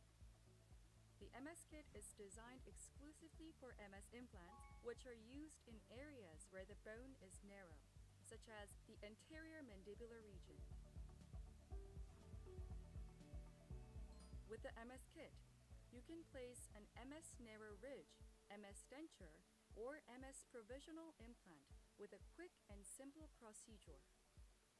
Try using the MS kit when placing an MS implant. Have you ever experienced the pressure of reoperation because of prosthetic issues such as screw or abutment fracture? Introduce ESR kit designed to solve a variety of prosthetic issues.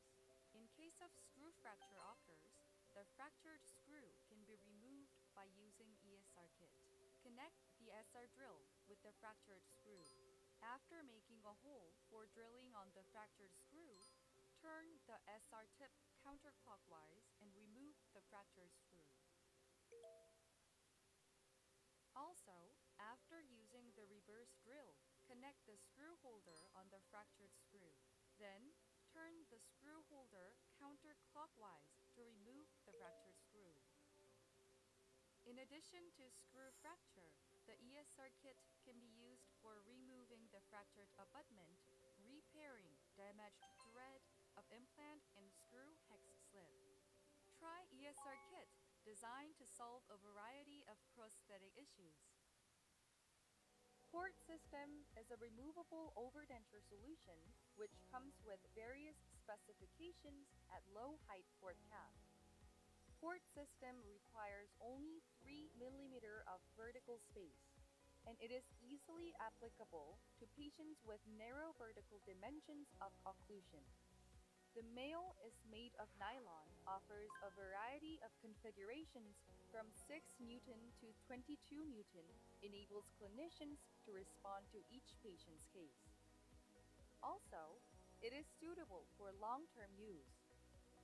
Port system, tailor-designed overdenture solution for clinicians. Introducing the N1 portable X-ray, delivering high-quality imaging while being extremely easy and simple to use. A good portable X-ray should produce clear images. At 70 kilovolts and 3 milliampere, the N1 produces clear standard X-ray images. Clear images relieve the clinician's stress during the diagnosis process. A good portable X-ray should be easy to operate. The N1 is light at only 1.61 kilogram, which is 30% lighter than a camera-type device. Also, it has a gun-type design which is easy to operate with one hand. This ensures easy alignment and high accuracy when taking images. A good portable X-ray should have a long-lasting battery. With 15% improved battery performance, the N1 lasts for a week on a single charge, eliminating problems with other wireless X-ray units. The N1 reduces the inconvenience of a continuous charging, which helps improve clinical efficiency. The N1 is easy to use and produces clear images. Introducing the IO1020, which is a highly durable oral sensor that produces clear images. The IO1020 produces clear images with resolution of up to 20 micrometers. The IO1020 helps you identify periapical lesions around the roots of teeth, the interdental space, the pulp, and the periodontal ligament much more clearly. The IO1020's cable is designed at a 0-degree angle to prevent the cable from breaking, and the impact-resistant bumper improves durability. The IO20 model is for adults, while the IO10 model is for children. Using the right size that fits the patient's mouth can help reduce discomfort. Try using the highly durable IO1020 oral sensor for clearer images. With X-ray images alone, it can be very difficult to convince patients since X-ray images don't offer a complete picture of their oral health status. Fortunately, today's product can help you with this very problem. It's the Snap intraoral camera. One of the most important things you need to consider when choosing an intraoral camera is image quality. To help the dentist explain the condition of a patient's teeth and set the correct course of treatment, intraoral cameras need to take clear images inside the patient's mouth, even though it's very dark inside the mouth. Snap uses a 1.3 megapixel sensor, unlike other regular intraoral cameras that top out at 300,000 pixels. That's why it delivers clear HD images that can satisfy everyone. Another important thing of an intraoral camera, which has to take images as quickly as possible, is the focus function. Snap focuses in just 0.3 seconds when you press an image-taking button and snaps images automatically, which helps produce clear, in-focus images that accurately show the patient's intraoral condition. Some existing products do have an autofocus function, but they have two separate buttons, each for focusing and image-taking. However, Snap has a convenient 2-in-1 button. All you need to do is press the button once to capture fast and in-focus images of the patient's intraoral environment. And finally, an intraoral camera's head and neck line is very important since it has to take images from narrow spaces inside the mouth. Snap has a curved head and slim neckline that gives you a better angle for reaching the teeth when inserting into the mouth, which makes it easier to image not only wisdom teeth that are difficult to shoot, but also female patients and children who have small mouth. From the patient's perspective, this reduces any foreign body sensation and discomfort, while from the dentist's perspective, it reduces stress when imaging the posterior region and makes treatment easier. I was able to actually see which teeth require treatment, and that makes me have trust toward the dentist and left a better impression in my mind. I feel like I want to come back to this dentist in the future, and I'm going to recommend this clinic to my friends and family. Since I saw my teeth with my own eyes, I think I'd be more likely to consent to treatment without hesitating. Intraoral camera Snap helps accurately explain to patients the condition of their oral environment and creates a more credible and trustworthy impression of the dentist in the mind of patients.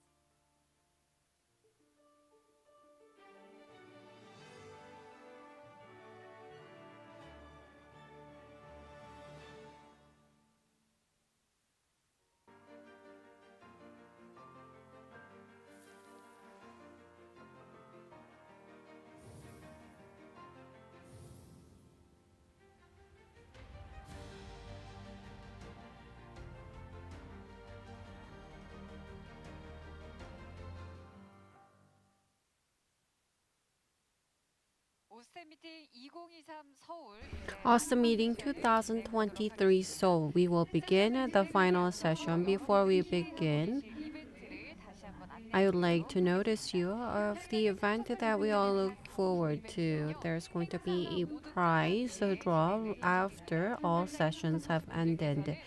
Offline audience, those of you here with us, please stay with us until we have the draw. Before that, there's also an online event for 3 people. Osstem mobile card will be given for one person, two people. Galaxy Watch 5 Pro, and for one person, Galaxy S23 will be given.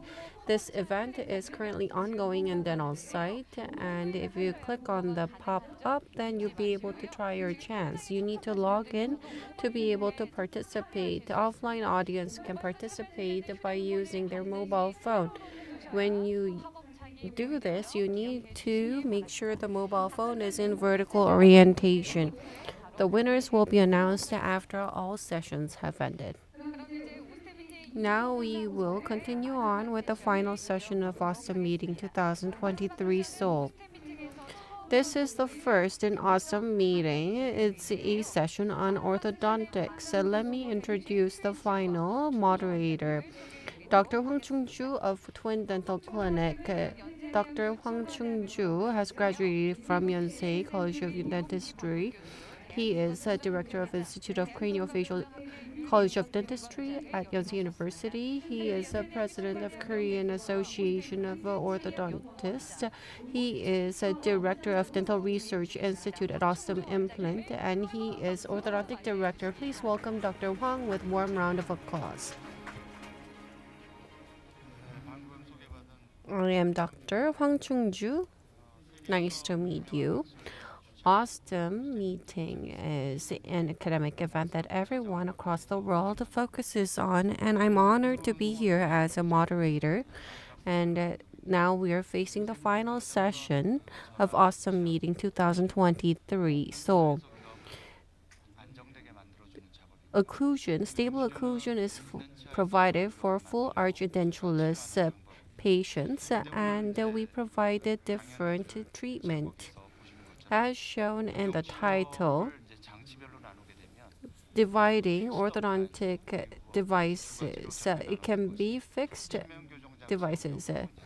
And now, this is also receiving limelight. I'm sure you're interested in this topic. The first topic is goodbye bracket, simple diagnostic protocol for clear aligner treatment, and Dr. Lee Jong-Guk is going to talk about the protocol that can be used for clear aligners. Please welcome Dr. Lee with warm round of applause.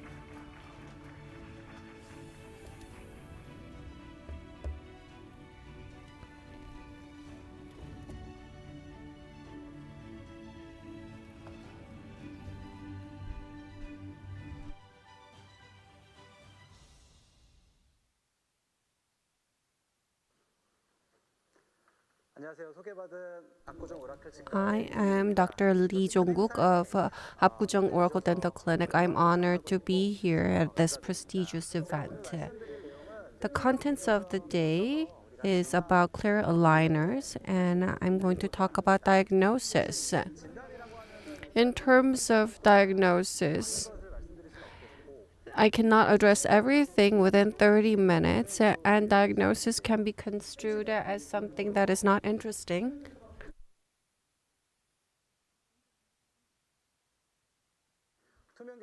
Clear aligners can be work, and I can do a good job. And if you leave it up to clear aligner, you may think that it may work.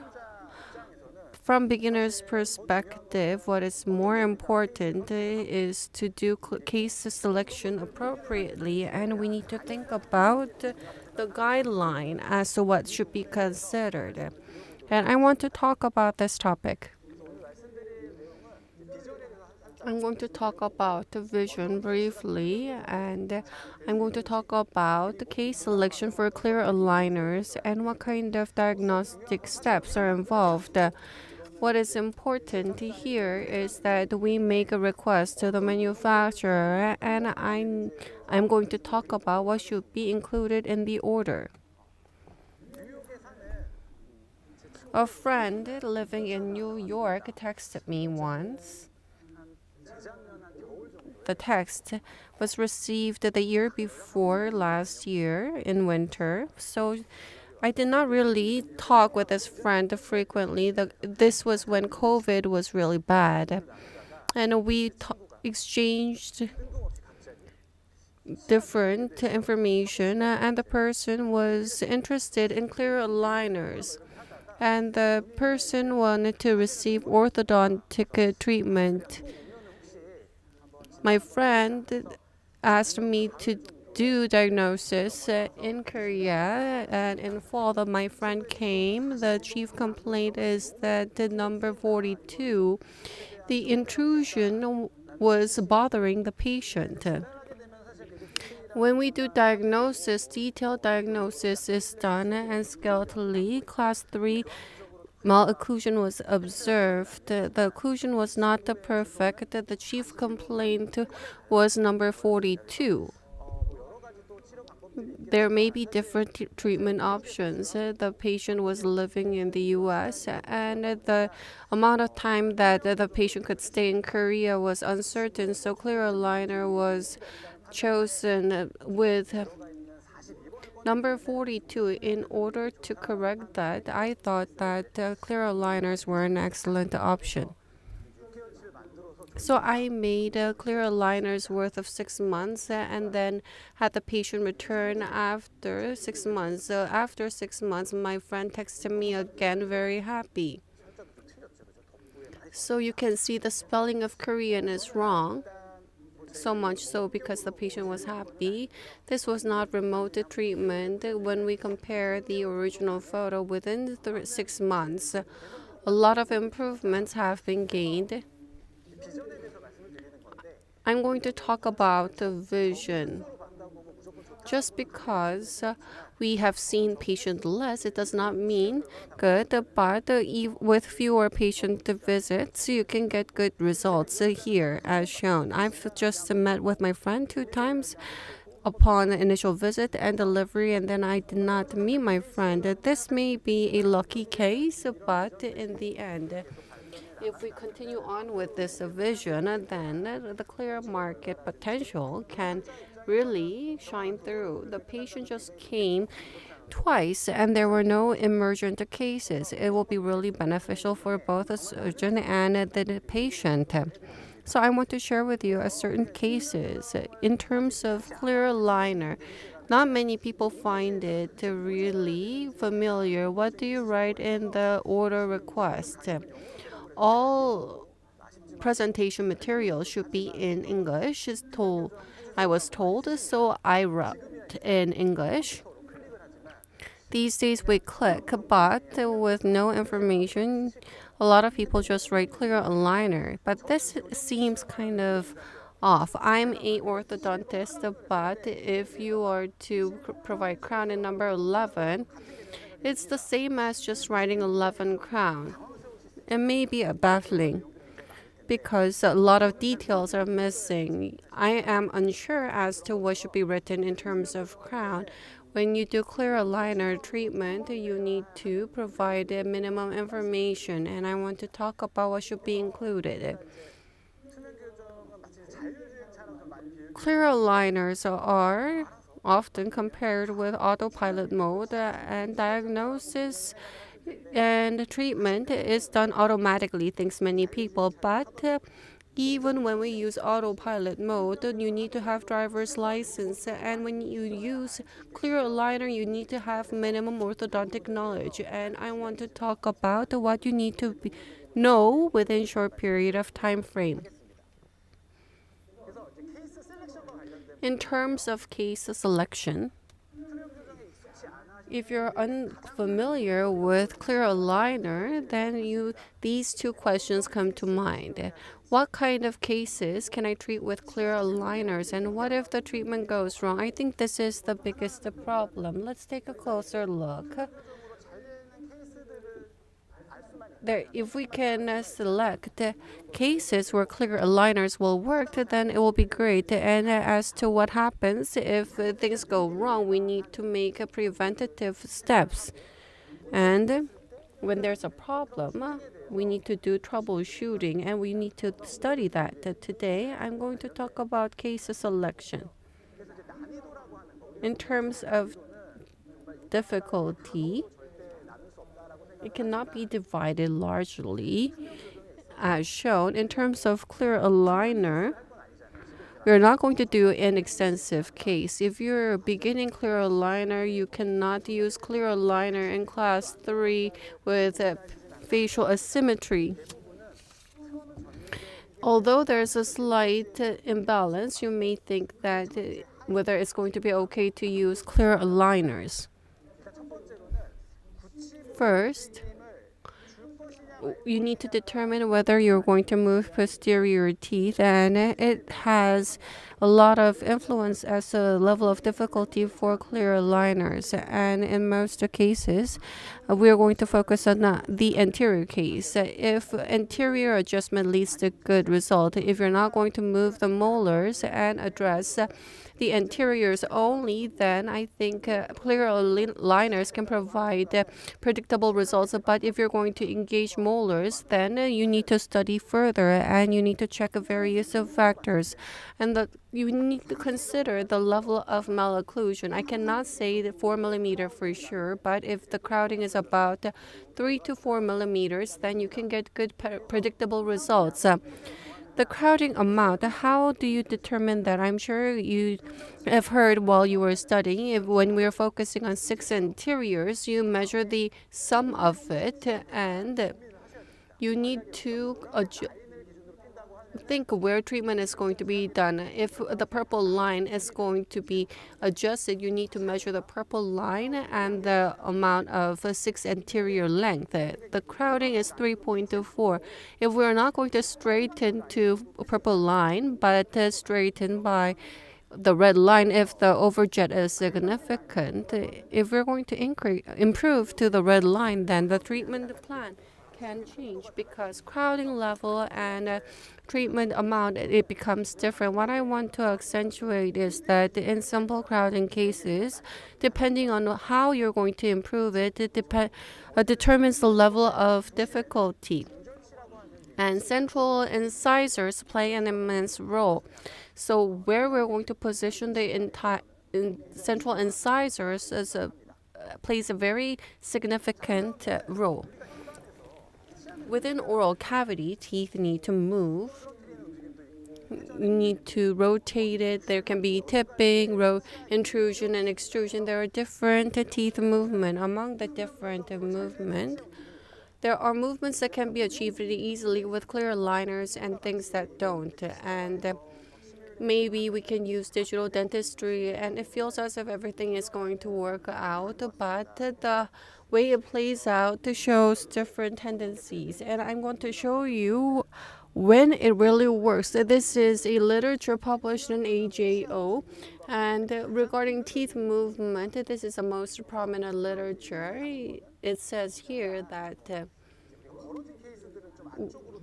where there's spacing, we need to close off space, but with clear aligners, you can do a good job, but extrusion does not really work. And when the teeth are round, not lateral incisor, in the case of canine, rotation is difficult to achieve. This is a more recent literature, and it says here that compared with the plan and the result, the realization rate is about 50%.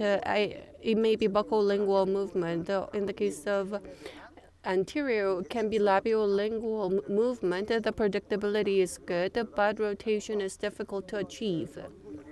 Such studies have been done, and based on my experience, I have divided the different levels of difficulty. There may be different considerations. If we look at the overall level of difficulty, it can be divided into 4 groups. Level 1, relapse case, spacing, and there can be a little bit of problem. And then in such cases, you may be able to get predictable result. There may be even bigger spacing, and there may be cases involving rotation. Level 1 and 2. If you're a beginner, then it's a good place to start. And as mentioned earlier, the big premise is that if based on the premise that there's no active movement of a molar, then you can get the predictable results with clear aligners. Conversely, if you need to actively move a molar and treating open bite, deep bite, and extraction cases, it may be difficult to apply. People say that the clear aligners are good in open bite and deep bite, but there are many factors to consider, so you cannot say with conviction that it really works, and you really need to study. There may be trial and error. So in terms of level 1, they are highly predictable. Officially, it's predictable. Not maybe in every case, but in most cases. I think this case is a good example of a clear aligner case. If there's need for slight adjustment, you can do it nicely with clear aligner. If there is spacing, you can improve the situation with clear aligner. When there is spacing in the anterior teeth, in most cases, within short period of time, improvements can be observed. What is important here is that if there is little spacing, when you apply force, because the spacing is limited, it closes off. But if the spacing is more significant, in order to do this, you need to pay a lot of attention because this kind of movement can occur. Because of this, anterior case, if there's space of over 2 millimeter, when you come across a case where clear aligners were used successfully, it looks like this. The root does not really move, and only the crown has moved. So the more the space, the root movement is required. Root movement with clear aligner is visible, but it takes a long time, and there are many factors to consider. So just don't think of it as easy. You can apply it up to 1 to 2 millimeter. In the case where there is a spacing, it's slightly intruded. If there is a spacing in the upper, we need to also consider antagonist relations. Contact with antagonist occurs like this. If you do not consider this, relapse can occur and tooth movement may be limited. You need to consider these factors. Another point is that clear aligners may be able to provide more predictable results in these cases. When there's a case where rotation is limited and anterior-posterior improvement may be needed. Regardless of the modality you use, you can get the improvements in predictable results in most cases. These cases, it's the same for the upper. Depending on the severity, the treatment period may vary, but you can get the predictable result. In the case of rotation cases, 5-6 years ago, I found it very hard, but as of late, there are very good materials and excellent attachments. They're shaped like handles made of resin, and with that, rotation can be solved. Based on different individuals, the treatment time may vary, but overall, you can get good results. In the case of lower, the teeth size are very small. Rotation control is very difficult. I still think that, but with time, when you use attachment, then you might make the right space and get the result you have desired. I am not just saying that this is the only case that is fit, but among different cases, you can get the good and better improvements using clear aligners in level 1 and 2. You can attempt clear aligners in those cases, and once you get used to it, you'll be able to get the better results with more extensive cases as well. Level 3 and 4. Dr. Ji-Young is going to address them. I always think that what is most difficult is cooperation. Patient cooperation is most important regardless of attachment. And if the patient does not wear the appliance, it doesn't matter if the patient does not start.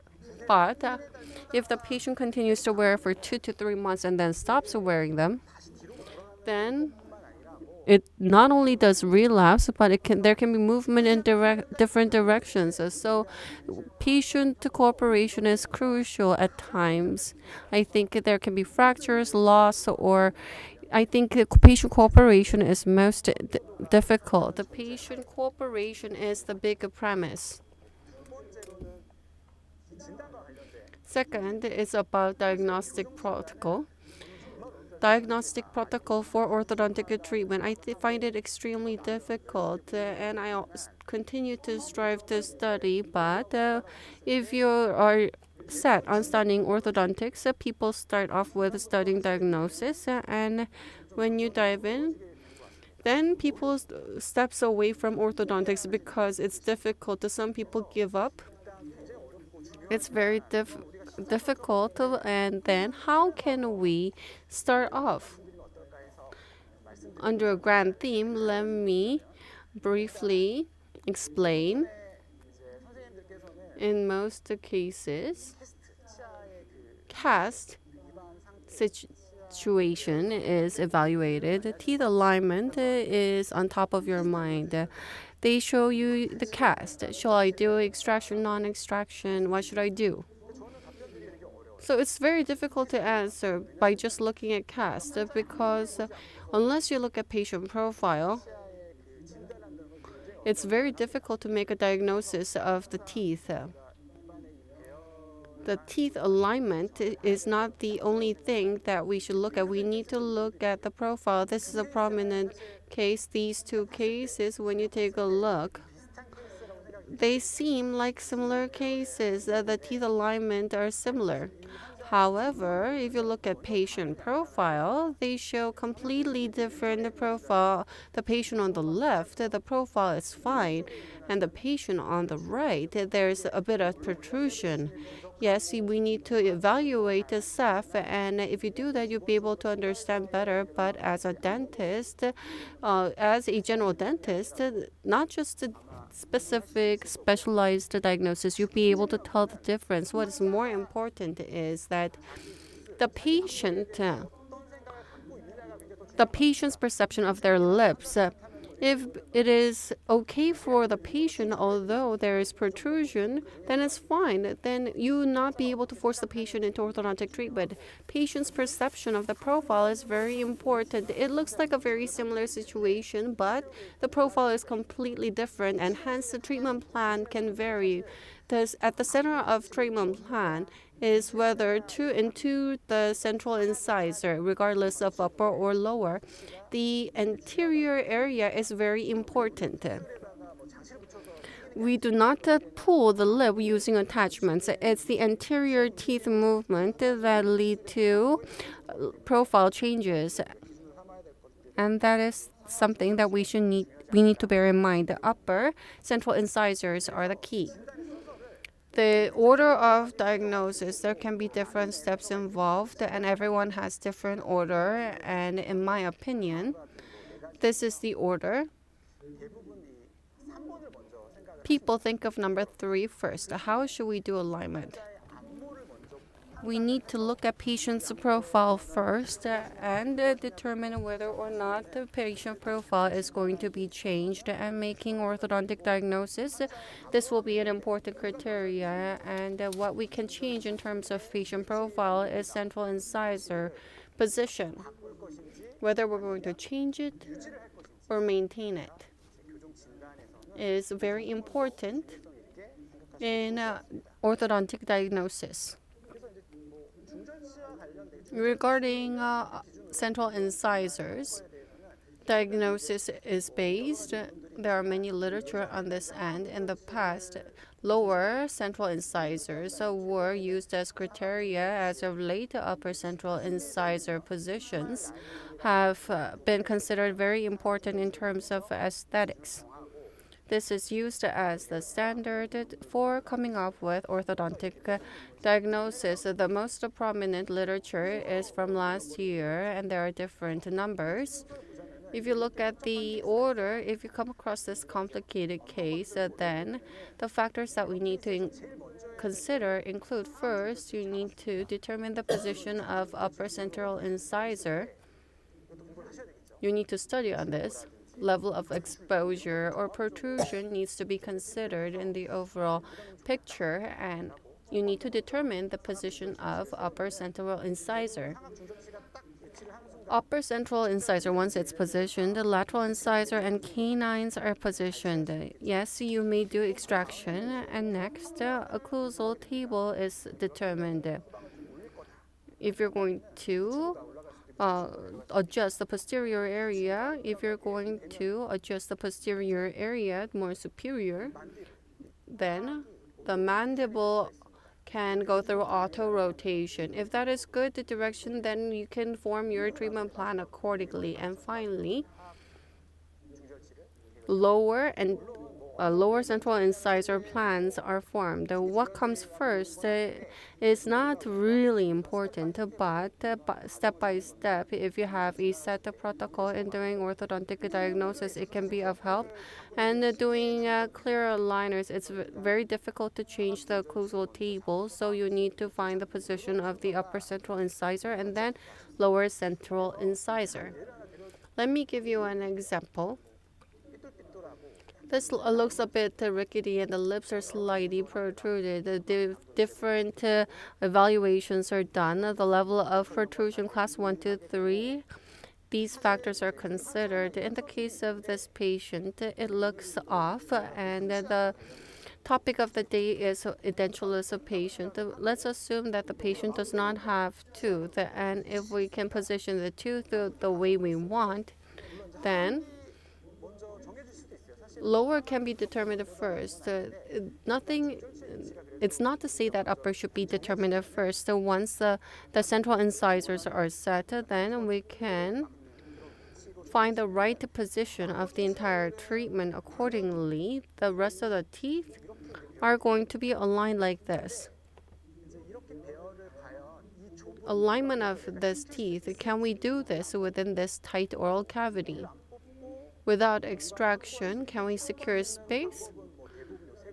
You can secure space through IPR, arch expansion, or molar distalization.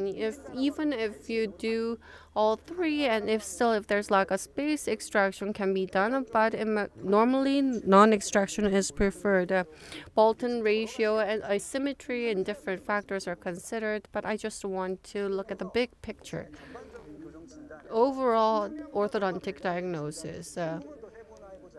If we think of clear aligners, then this is the order that is recommended. First, which line is going to be used? Are you going to use the purple line, or is your goal the red line? Which is your goal? You need to determine that first. And at the center of that is central incisor, be it upper or lower. After that, you need to consider whether you're going to change the molar. Class 2 occlusion, let's say, are you going to make it class 1? Or if the patient has been using class 2 occlusion without a problem, and if occlusion is fine, then the determination is based entirely upon the dentist. And then you need to determine IPR amount, where and when, and whether arch expansion is going to be done as you go through the diagnostic steps. So you need to determine how much improvement you're going to do. If there's crowding, if you send this information and ask for clear aligner, the people who make clear aligners, there's no information. You need to improve using purple line or the red line. If the goal is red line, this kind of movement is necessary. If blue line is the goal, this kind of treatment is necessary. The amount of IPR changes and perhaps extraction may be necessary and molar distalization may be necessary. Depending on the line you're going to use as your goal, the treatment plan may vary. And in this case, if the patient finds the profile fine, if the upper and lower central incisors are fine, number 31 can be used as a criteria for improvement. These basic information is very important and should be included when we make a request for clear aligner fabrication. After that, how are you going to address the molars? Let me give you an example. This patient came to my dental clinic. It looks slightly protruded and the teeth are not aligned. Perhaps you can say intrude the teeth slightly. Ideal setup is provided, molar rotation. This may be an excellent treatment plan, but if molar movement is involved, then the level of difficulty and treatment time needs to be considered. If you just want to move anterior teeth, this can be an option too. There's no right answer. You can just ask the manufacturer to focus on anterior and say that molar movement is unnecessary. Then the treatment period is reduced. The clear aligner treatment should be short. If it becomes longer, then there can be more issues. So rather than thinking of it as a golden ticket, we need to make the treatment goal very simple in order to get good result. In the case of this kind of patient, you can see that other dental clinic has refused to provide clear aligner analysis is done, and in order to address this crowding, what kind of treatment options can we consider? In the end, orthodontic treatment is about securing space. You can use IPR or do molar distalization, and if you're just using IPR, you can get improvement like this. And in the case of molar, and this may not be feasible. Moving this doing molar distalization to secure space is also an option. If you look at SEF, the patient has horizontal facial pattern, mandible plane is very horizontal. So there's people with long face and short face. People with long face, they don't move anteriorly nor distally. So I've tried distalization and IPR. The amount of distalization is not significant. You need to consider this as we provide with treatment if the patient is younger. In number 23, the patient came in because of the crowding. Here, you can do IPR significantly. If you look at posterior occlusion, it's class 2. Then you can do molar distalization to make a space in number 23 to improve the alignment. The treatment period may be longer, but you can get good results using clear aligner. Molar distalization, whether we're going to do it or not, needs to be clearly indicated in the order request. IPR amount, the manufacturer always says, in the case of magical liner from Osstem, you can make a request. You can ask whether non-extraction can be done. You can get simulation, and that is provided for free. And even if you do not decide to proceed, then if you're curious, you can make a request and then think about it. IPR amount needs to be considered. At arch expansion, we can create a lot of space, and we can align the rickety teeth nice and like this, crooked teeth like this. Arch expansion, you do not need to make a request by certain millimeter. If the molar is labially tilted, you can ask for improvement. Lingually tilted, then you can get improvements, and following different steps, so you can start and then you add more information. Then you can get a better treatment. What I want to mention lastly is that the upper incisors need to be considered. Whether or not you're going to move the molars need to be considered. You need to consider the amount of IPR and arch expansion. This can be considered ahead, or you can do it later. This order paper, everything has become digitalized, so with a certain click, you can make the order. You need to include the CC, chief complaint, at all times. Even in most famous clear aligner manufacturer, they do not ask about chief complaint. As manufacturer, they don't ask about it. We need to write the chief complaint, and if you can write whether it's non-extraction or extraction case, if you can write ahead, that's great. If not, you can simulate it first. Next, whether or not profile change is going to be done needs to be indicated. Upper incisor position can be determined by yourself or together. Also, if you're going to actively do molar distalization, indicate that. If you do not want molar movement, you can write about that as well.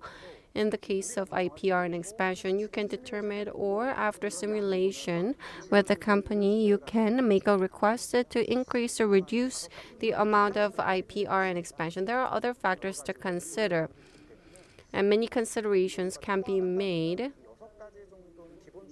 These 6 factors can be included in the order request. This is what I've prepared, and albeit in a short time period, I hope I have provided meaningful information. Thank you for listening. Thank you, Dr. Lee. Thank you for your wonderful insight as to how to make the right diagnosis. Please give Dr. Lee a warm round of applause. I'm sure you have many questions, but we're going to have Q&A session after presentation by the second speaker.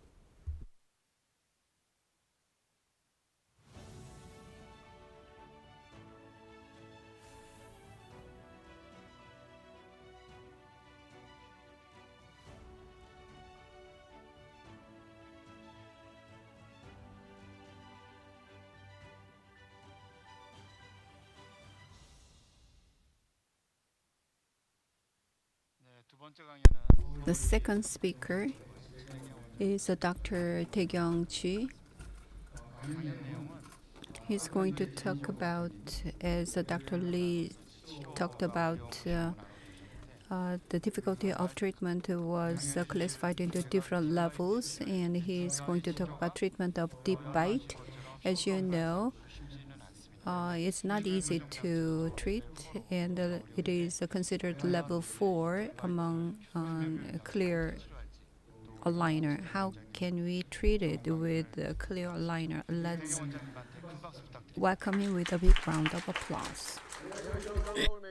Good afternoon. I am Taekyung-ji from Seoul, my orthodontic clinic. This is Sunday, and for 30 seconds, let's hear some exciting music.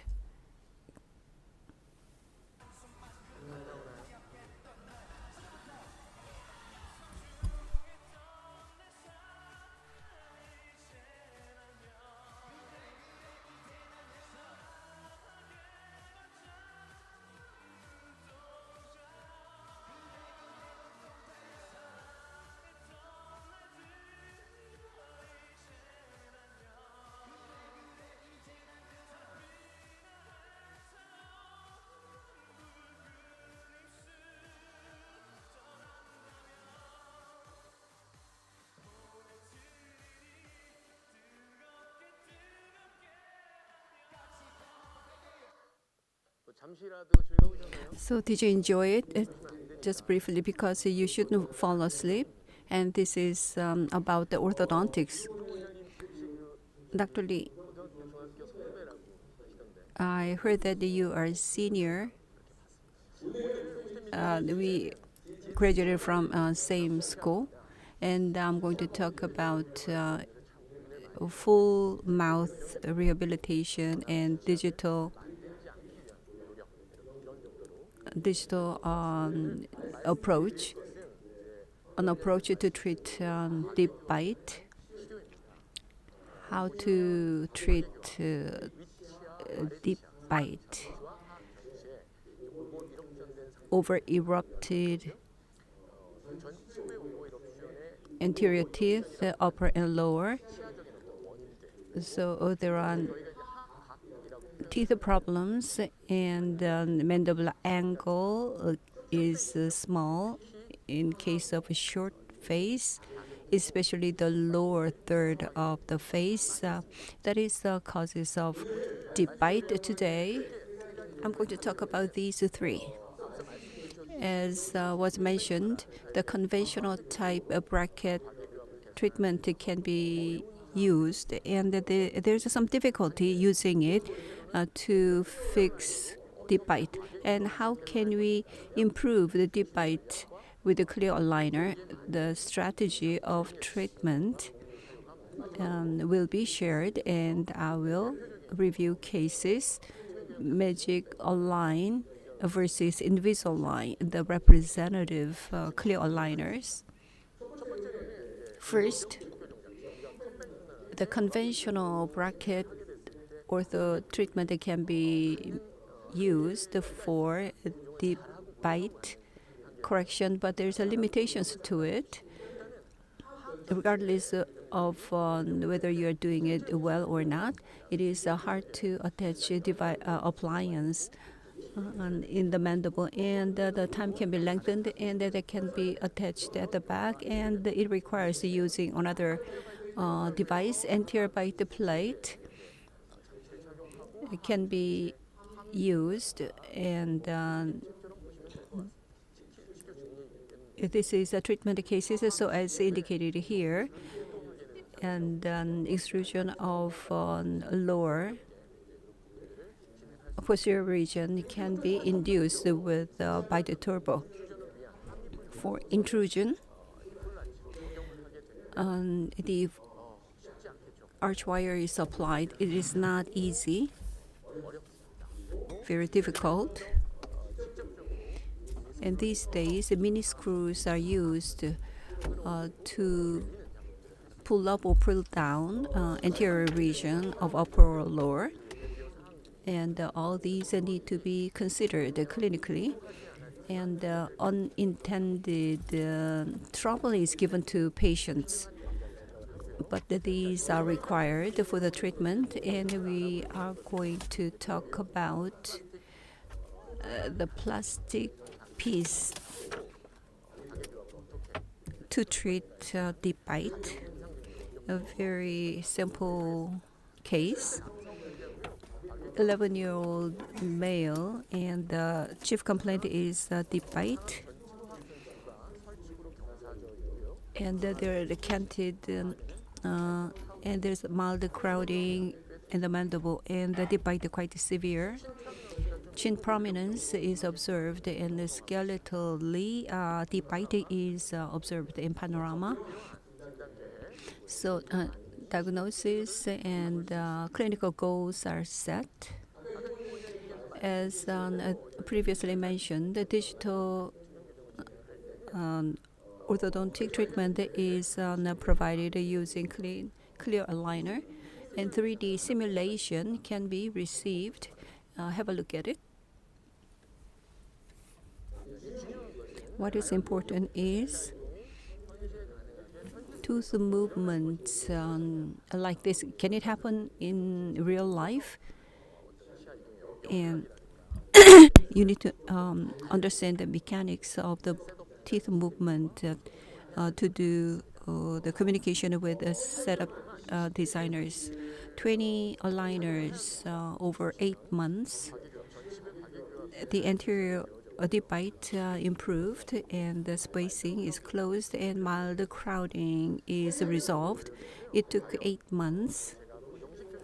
So conventional bracket treatment, can it achieve this outcome within this period of time? It is questionable. And I will talk about over the next 30 minutes. I'm not going to tell you that clear aligner is the best. And for a relapse case or mild crowding and other treatment, it can be done with a clear aligner. That's what I'm trying to say. 20 steps over 8 months before and after treatment. So clear aligners are used to treat a deep bite, and biomechanics, the strategy needs to be looked at. The maxilla versus mandible. In the textbook, you learn the curve of Spee.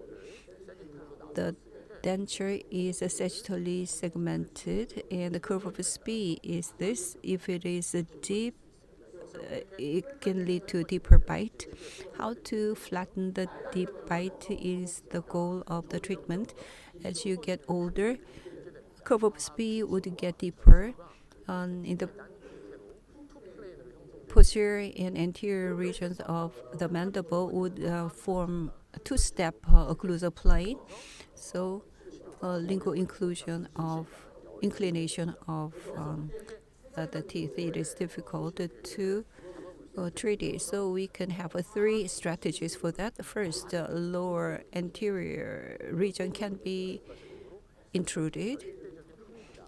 It is called absolute intrusion, and molars and premolars can be extruded, and anterior teeth can be flared. It's not really intrusion, but relative intrusion is made. So relative intrusion is the expression used. So curve of Spee can be corrected with these 3 strategies. And let's have a look at a video. In actual patients, we get the 3D simulation video, and we are going to look at it with patient case. Bracket, other than bracket, what other things that need to be installed in the mouth other than appliances? And the 3 things will be discussed. Attachments.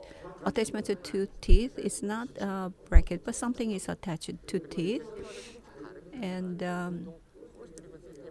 force-driven system. Aligners. Pressure spots would be controlled. You saw before, ABP, anterior bite plate, which is by the ramp, the structure can be used. Briefly, if you look at here, attachment is working as handles, but it is actively applying pressure force, and it is inducing extrusion of lower posterior region. And the molars are controlled, so intrusion of mandible is induced. Aligner can be different depending on the physical property, but it can improve further. Pressure spots are used, so tooth axis along with the parallel to the tooth axis, the intrusion force is applied. ABP is working using bite ramps, and many manufacturers are having this kind of appliances. Let me show you cases. Deep bite case, and some important points will be discussed.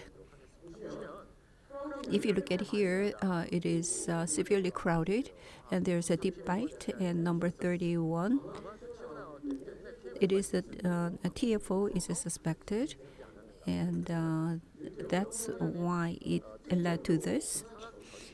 In the upper anterior region, it's very narrow and it is long. size balance is problematic between the upper and lower jaws in the ortho area. It is called the Bolton ratio. The same goes for the posterior region. Likewise, a low angle and skeletally, the deep bite is observed. Diagnosis and the severe crowding and the deep bite and the upper anterior and the lower anterior have big size discrepancies. It is not frequently used, but number 31 extraction is considered. As was mentioned, the manufacturers would hear our treatment plan and they send us the treatment plan, whether it is feasible or not, in coming up with the treatment plan without extraction. So this is the treatment plan, and through the digital setup, teeth sizes can be obtained, and Bolton ratio. The calculation is indicated here. Usually the 77%, 77.2% is made up by the anterior region, but here it's 86%. It is definitely clear cut, but IPR, it is about 0.5 millimeter reduction, and if it is over 86%, the lower anterior extraction can be considered, but the problem is there. It's about the symphysis, and we need to discuss the necessity of the treatment and share the necessity with the patients. Non-extraction simulation.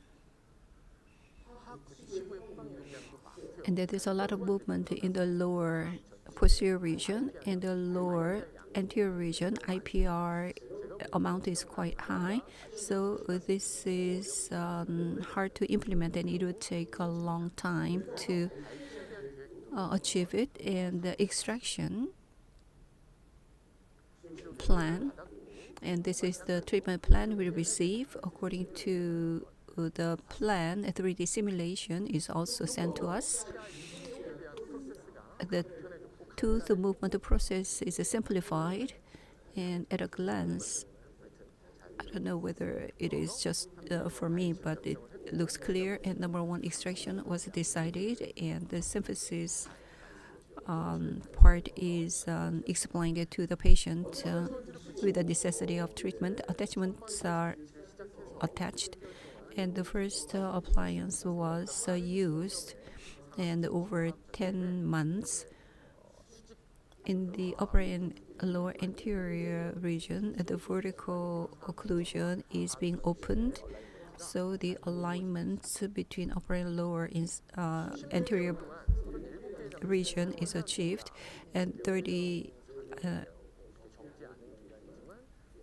for over 1 year and 4 months, considering the occlusion of the patient, it is not a very long time that is taken. The before and after treatment, upper and lower anterior region, 38 steps, alignment is achieved, and deep bite is pretty much resolved.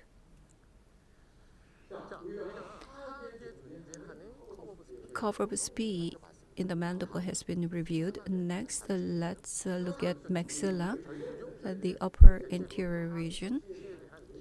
The ortho dentist focus on functions for lower anterior, but for upper incisors, a smile arc exposure is considered, which is important for aesthetics. The TFO and others, the functional problems can also occur in this region. As you saw before, depending on the position of the upper anterior, there are these very variety of situations, and the leveling of the upper incisors. What is the treatment strategy for that? The first one is usually because of anterior upper teeth, they are lingually inclined and they need to be labially induced. So we need to look at anatomic structure as we look at the case. And can it work like this or not? And have a look at a case. In this case, on the left-hand side, class 2, it's a division 2. The upper anterior region, it's lingually inclined and a deep bite. ODI, and if you look at the numbers, deep bite is observed in terms of a skeleton, and then the upper incisor position. If you look at here, intrusion should be made, direct intrusion. The cortical plate is in contact with the root, so it can be damaged. So regarding the treatment strategy, the labial flaring should be achieved, as you saw before. The diagnosis and the clinical goals, according to the video, whether the teeth would be moved like this. And let's look at a case. The first appliance was delivered and it was very deep, so the lower teeth are not visible, but over 6 months lower teeth began to be shown, and then upper incisors began to flare, and the rotation should be resolved and the space is secured for that activity. And regarding what has been done and the progress system is something I want to talk about. I talked about the appliance and the bite ramps, which acts like a bite block. And on the left-hand side, the patient had class 2, so class 2 elastics were used. Class 2 elastics, when it comes to deep bite, it has some effects. The posterior extrusion can be induced to flatten. And for class 1, elastic can be partially used. The bracket appliance is not there, so there's no structure where elastic can be connected. So precision cut or button cutout need to be designed. Upper incisors need to be flared, and we need to secure the space, and the button was attached like a bracket. A button is attached to resolve the rotation, and the rotation cannot be resolved with a liner alone, so additional device was used. And now lucky draw. Over 16 months, I will ask a quiz later. 38 appliances were used over 16 months, and the treatment went well. It was not an easy case. Patient cooperation is not a choice, but it's a must that we have to gain.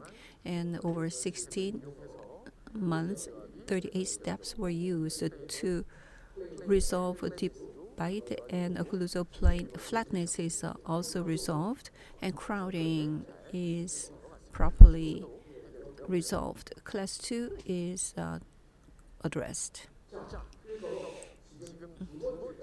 Now we need to look at the last topic, case review, Magic Align versus Invisalign. I want to tell you briefly which one is better. I'm not trying to say one is better than over. And there are many clear aligners, and as I said before, there are some limitations in terms of patients, and the scope of treatment has broadened actually, and Magic Align case and Invisalign case will be introduced. They are both males, so with a similar age, and crowding, deep bite were similar. And in these two patients, deep bite is quite severe, and crowding is severe as well.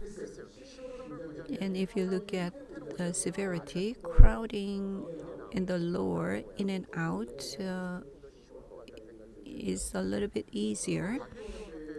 And curve of speed, the depth of curve of speed, the lower photo looks more challenging. So in terms of the difficulty of treatment, it looks similar between these two. So Magic Align, Invisalign were provided for the treatment for the upper and lower case. First, the Invisalign, a 22-year-old male, crowding and anterior deep bite were the chief complaints. As you saw at the beginning, the deep bite is severe and the severe crowding, and there is cantillation in the lower anterior region. Diagnosis and the clinical goals were set, and the manufacturer is providing the simulation of teeth movement. As I said before, can we achieve a tooth movement like this? This is just a 3D simulation. But is it realistic or not? That is something to be determined by a dentist. A bite ramp is used, which is similar to ABP. The structure or device is used. Over 16 months, 57 appliances were applied. Class 2 elastic was also used. Before and after treatment, a severe deep bite was resolved, and crowding is quite resolved. Occlusal plane before and after, a stable teeth alignment has been achieved. Magic Align case. Compared to the previous patient, this patient is 2 months older, male, and he had the same chief complaints. The anterior crowding is severe and deep bite is severe. This is the last case. Patient with a deep bite has some characteristics: low angle, over erupted anteriors, and chin prominence is severe. In such cases, we don't use extraction ortho treatment. If we extract teeth, the bite would go deeper and curve of speed would become deeper. So through treatment, if we extrude the posterior region, the clockwise rotation can be induced in the mandible, and overbite depth and length can be improved the mandible. So diagnosis and clinical goals were established. So once again, this is the simulation of treatment plan, and can we achieve such teeth movements? This cannot be achieved at one step. Setup designers and dentists need to communicate to modify the treatment plan, and after the plan is approved, the aligners would be delivered. Attachments are put on, and IPR was done, and they began to live with the appliances. The bite ramp was attached. Over 11 months, 22 appliances were used, and arches were expanded, and the leveling has been achieved. The upper and lower anterior crowding has been resolved before and after the treatment. Over 11 months, 22 steps. So if you go back to the beginning, the bracket, if bracket was used,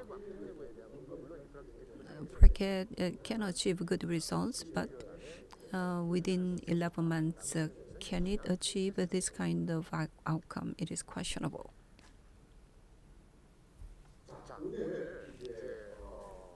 So today, I showed you several cases, and the previous speaker talked about diagnosis, and I showed you the cases, and I compared the Magic Align and the Invisalign. I'm not saying that which one is better over the other.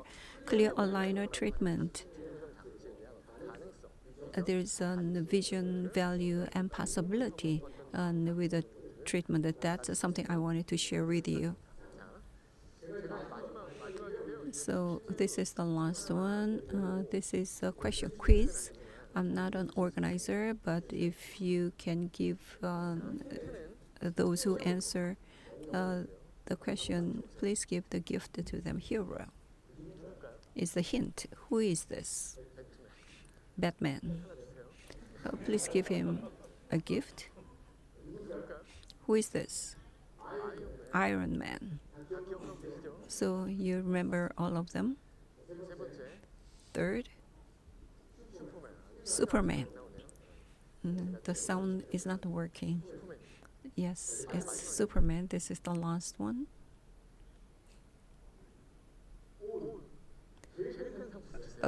The biggest gift will go to you. My second son. And he wears the costume and he plays with his friends, and I take photos of him. And when he is in that costume, he is doing some virtual play. He saves the people who is drowning, and ultimately I want to say that a hero, definition of a hero is not someone with good degrees and a lot of money, but who has a charming story that can make people moved and excited.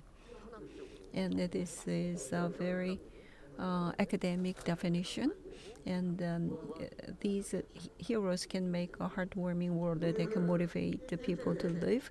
So throughout the week, you have suffered quite a lot. And thank you very much for coming to this seminar on Sunday until 5 to 6 p.m.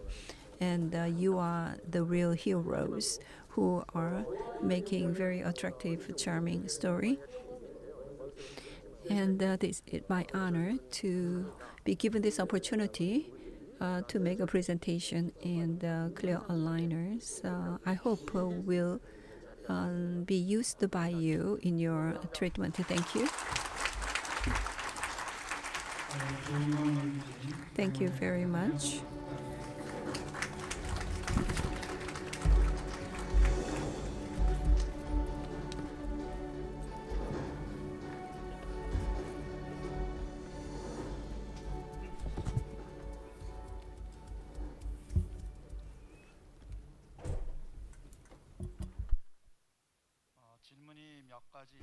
There are a couple of questions. First, Dr. E, there's a question. When you make a diagnosis, you said you use upper central incisor. In the case of fixed appliance, there's not a lot of movement. In the case of removable appliance like clear aligner, the amount of movement is limited. And do you still use upper central incisor as a criteria? Whether to use lower or upper central incisor, this is not definitely set. Upper central incisor is receiving a lot of attention because we can move away from the restrictions of tooth movement aesthetically. And in talking about clear aligners, there are clear limitations and movement amount. And I am not saying that we need to focus on upper central incisor only. Sometimes you need to use the lower. And following the upper, the lower may be determined, and vice versa.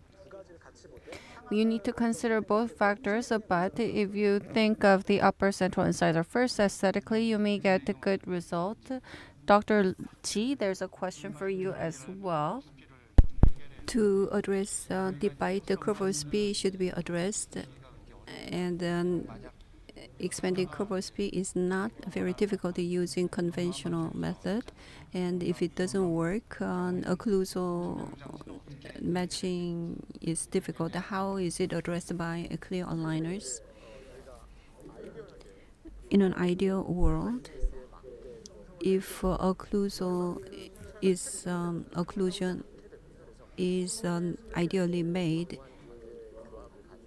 when a patient with a deep bite in the planning stage, a reverse curve, precise night time, or other things are used. So in the designing stage, as you saw in the 3D simulation, the ultimate teeth positions, if you look at them,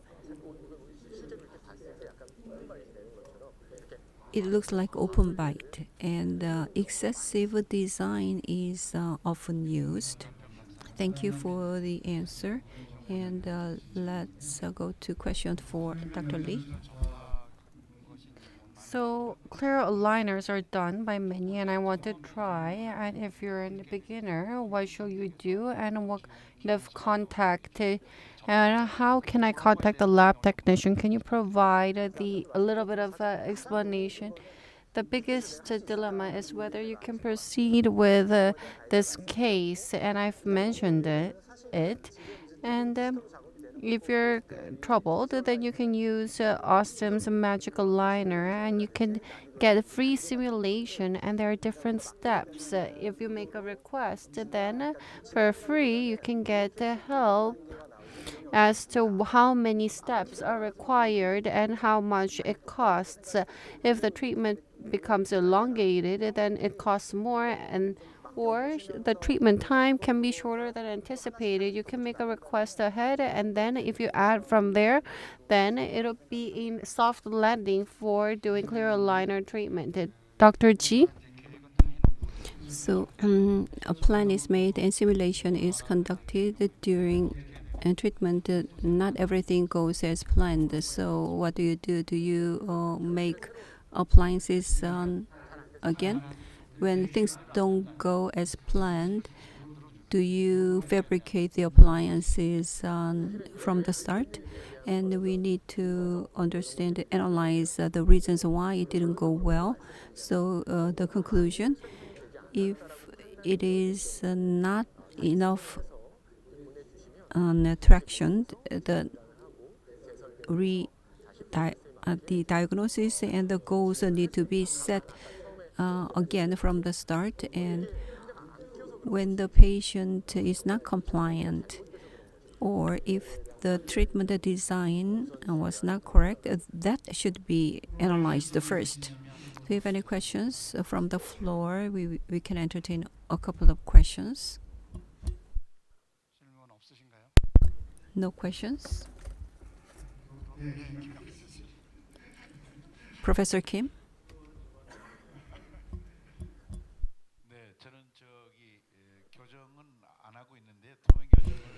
I don't do ortho treatment, and I did a couple of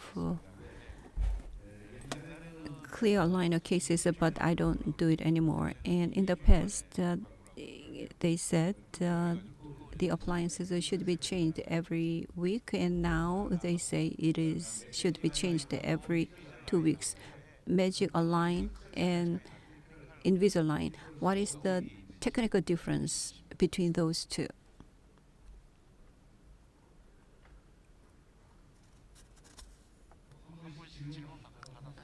So each of you can answer the question. So it may differ depending on manufacturer. You can have a patient use for a week to 10 days. A magical liner, you replace the appliance every 2 weeks, and it may depend on tooth movement. They say it's 2 weeks, but in the case of elementary school kids, they use it for a week. Nothing is set in stone, and this is not the major difference. Depending on different circumstances, orthodontists may make choices. I talked about the cases comparing Invisalign and Magic Align. The technical differences may be the manufacturer's secret, but from a surgeon's point of view, overall, a clear aligner, when we use the clear aligners, the biomechanical process is the same.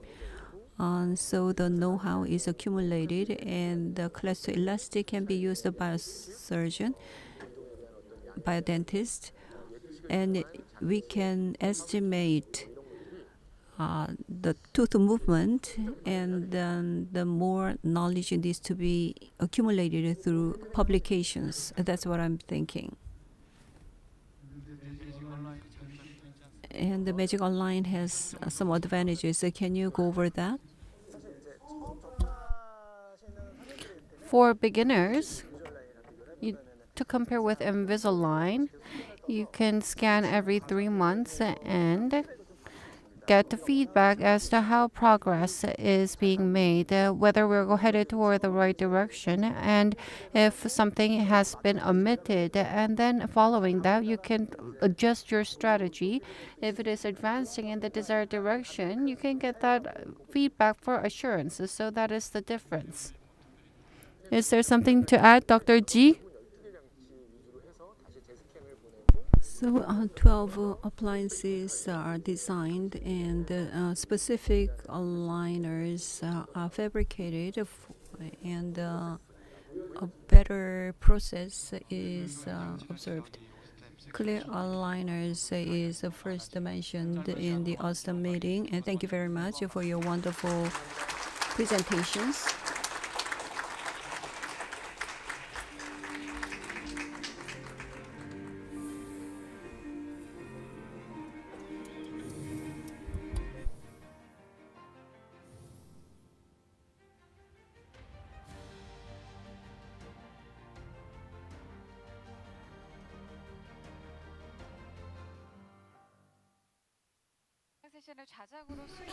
Thank you, Dr. Hwang Chung-ju, for serving moderator for the final session. Please give him a warm round of applause. There's going to be a survey on how satisfied you are with the presentation. There is a survey being done regarding the presentations made at Osstem Meeting 2023 Seoul.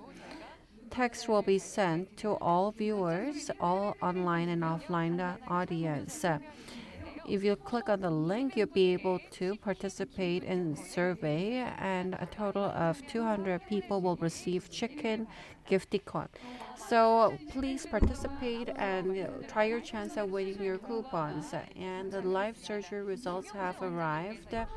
Dr. Kim Yong-Jin is going to talk about today's live surgery as we look at panoramic image. Dr. Kim Yong-Jin, please come to the stage. Please welcome him with a warm round of applause.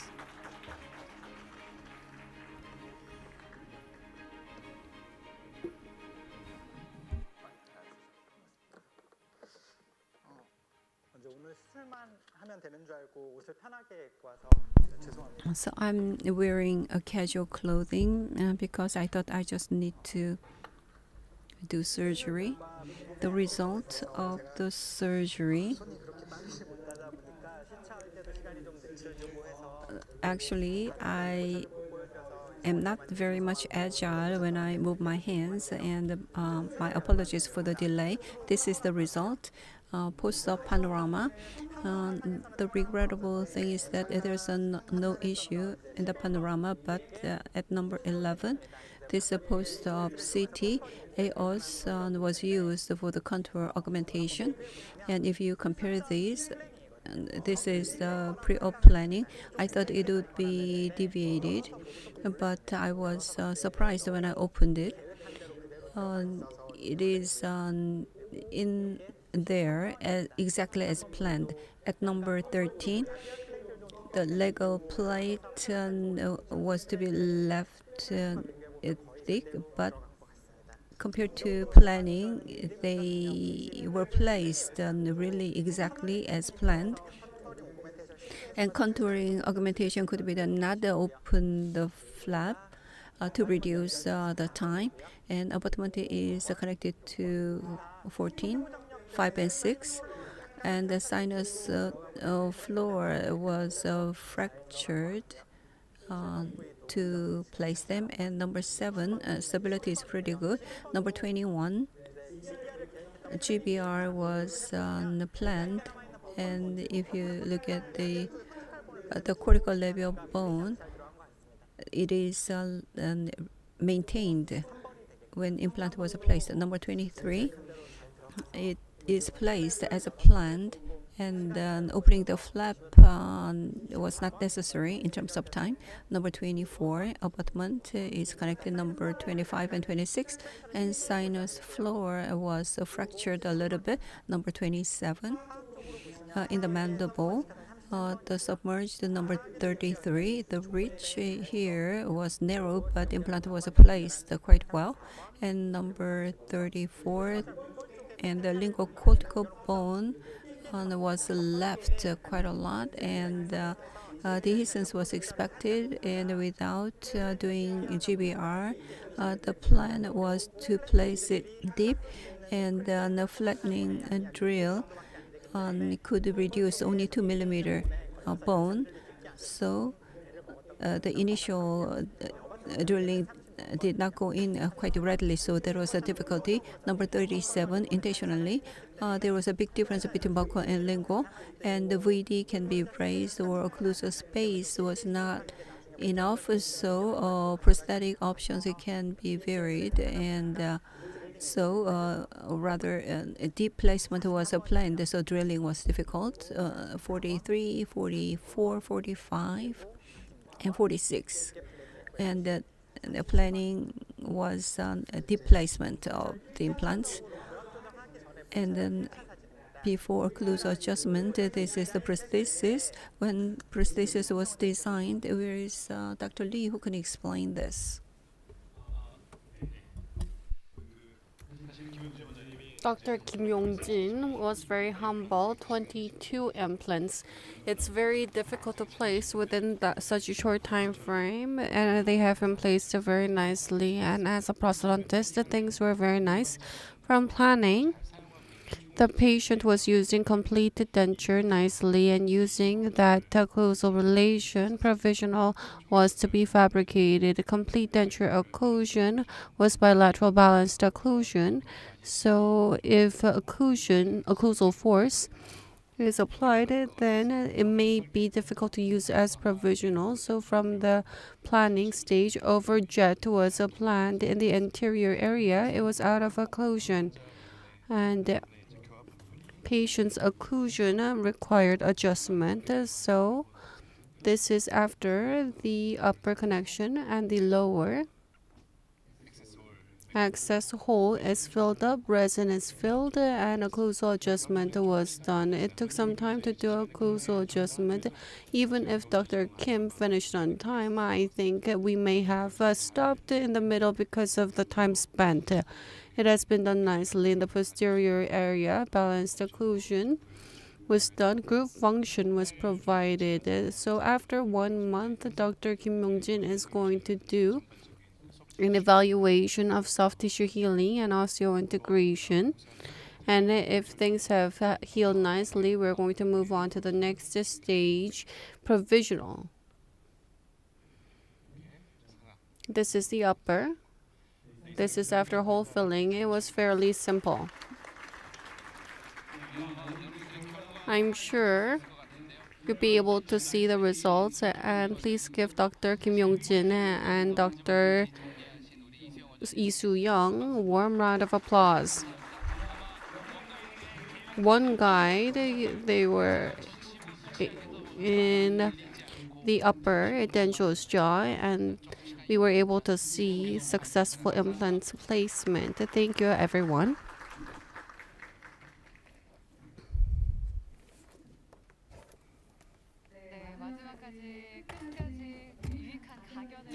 Please give Dr. Kim Yong-Jin and Dr. Lee Soo-Young for a wonderful lecture. Please give them a warm round of applause. And from yesterday, we have been having Osstem exhibit and Osstem Meeting 2023 Seoul.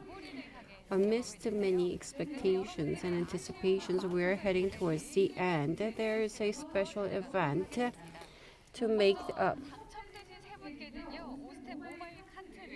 Osstem mobile cart will be provided for 3 people, and 2 people will receive Galaxy 5 Watch Pro, and 1 person will receive Galaxy S23. And a lottery type of draw will be done because there are many people with a cell phone number that ends with 2875. We are going to select the 5 numbers. If the 5 numbers are overlapping, another number will be selected. Osstem mobile card winner. Let's look at the prize. 3rd place winner. 오스템 임플란트 모바일 카트를 받으실 3분 중에 첫 번째 당첨자를 바로 발표하도록 하겠습니다. 첫 번째 당첨자는요. 513790번님 축하드립니다. 네, 바로 이어서 두 번째 당첨자 뽑아보도록 하겠습니다. 9번, 2번, 6번, 1번, 3번, 926139번님 축하드립니다. 네, 오스템 임플란트 모바일 카트를 받으실 3번째 마지막 당첨자 뽑아보도록 하겠습니다. 마지막 당첨자는요. 889828번님 축하드립니다. 네, 3분께는 저희가 개별적으로 연락을 드리도록 하겠습니다. 이제 2등입니다. 삼성전자 갤럭시 워치 5 프로를 받으실 2분 중에 한 분 먼저 뽑아보도록 하겠습니다. 첫 번째 당첨자는요. 767868번님 축하드립니다. 네, 갤럭시 워치 5 프로 원하시는 분들이 꽤 많으실 것 같은데요. 두 번째 당첨자 바로 뽑아보도록 하겠습니다. 두 번째 당첨자는요. 485584번님 축하드립니다. 네, 이제 대망의 1등입니다. 삼성전자 갤럭시 S23을 가져가실 대망의 1등 당첨자는 과연 어떤 분이 당첨되셨을까요? 261290번님 축하드립니다. 네, 저희가 당첨되신 분들께는요 개별적으로 메시지를 보내서 안내를 해드리도록 하겠습니다. 6월 24일, 25일 양일간 진행된 개원 박람회와 오스템 미팅 2023 서울 여러분들 어떠셨나요? 네, 치과계를 이끌어주실 연자분들의 훌륭한 강연과 라이브 서저리를 통해서 많은 분들께서 뜻깊고 유익한 시간을 보내셨으리라 생각됩니다. 이 자리를 빛내주신 좌장 및 연자분들 또 끝까지 시청해주신 많은 분들께 감사의 말씀을 드립니다. 제가 인사를 드린 이후에는요, 이 행사 양일간을 돌아보는 멋진 기념 영상이 준비가 되어 있습니다. 또 오프라인 경품 추첨을 하시려고 지금 많이들 대기하고 계신 거죠? 네, 오프라인 경품 추첨이 진행될 예정이니까 현장에 계신 분들께서는 잠시만 기다려 주시면 되겠습니다. 그럼 이것으로 오스템 미팅 2023 서울을 마치도록 하겠습니다. 지금까지 아나운서 이만을이었습니다. 고맙습니다.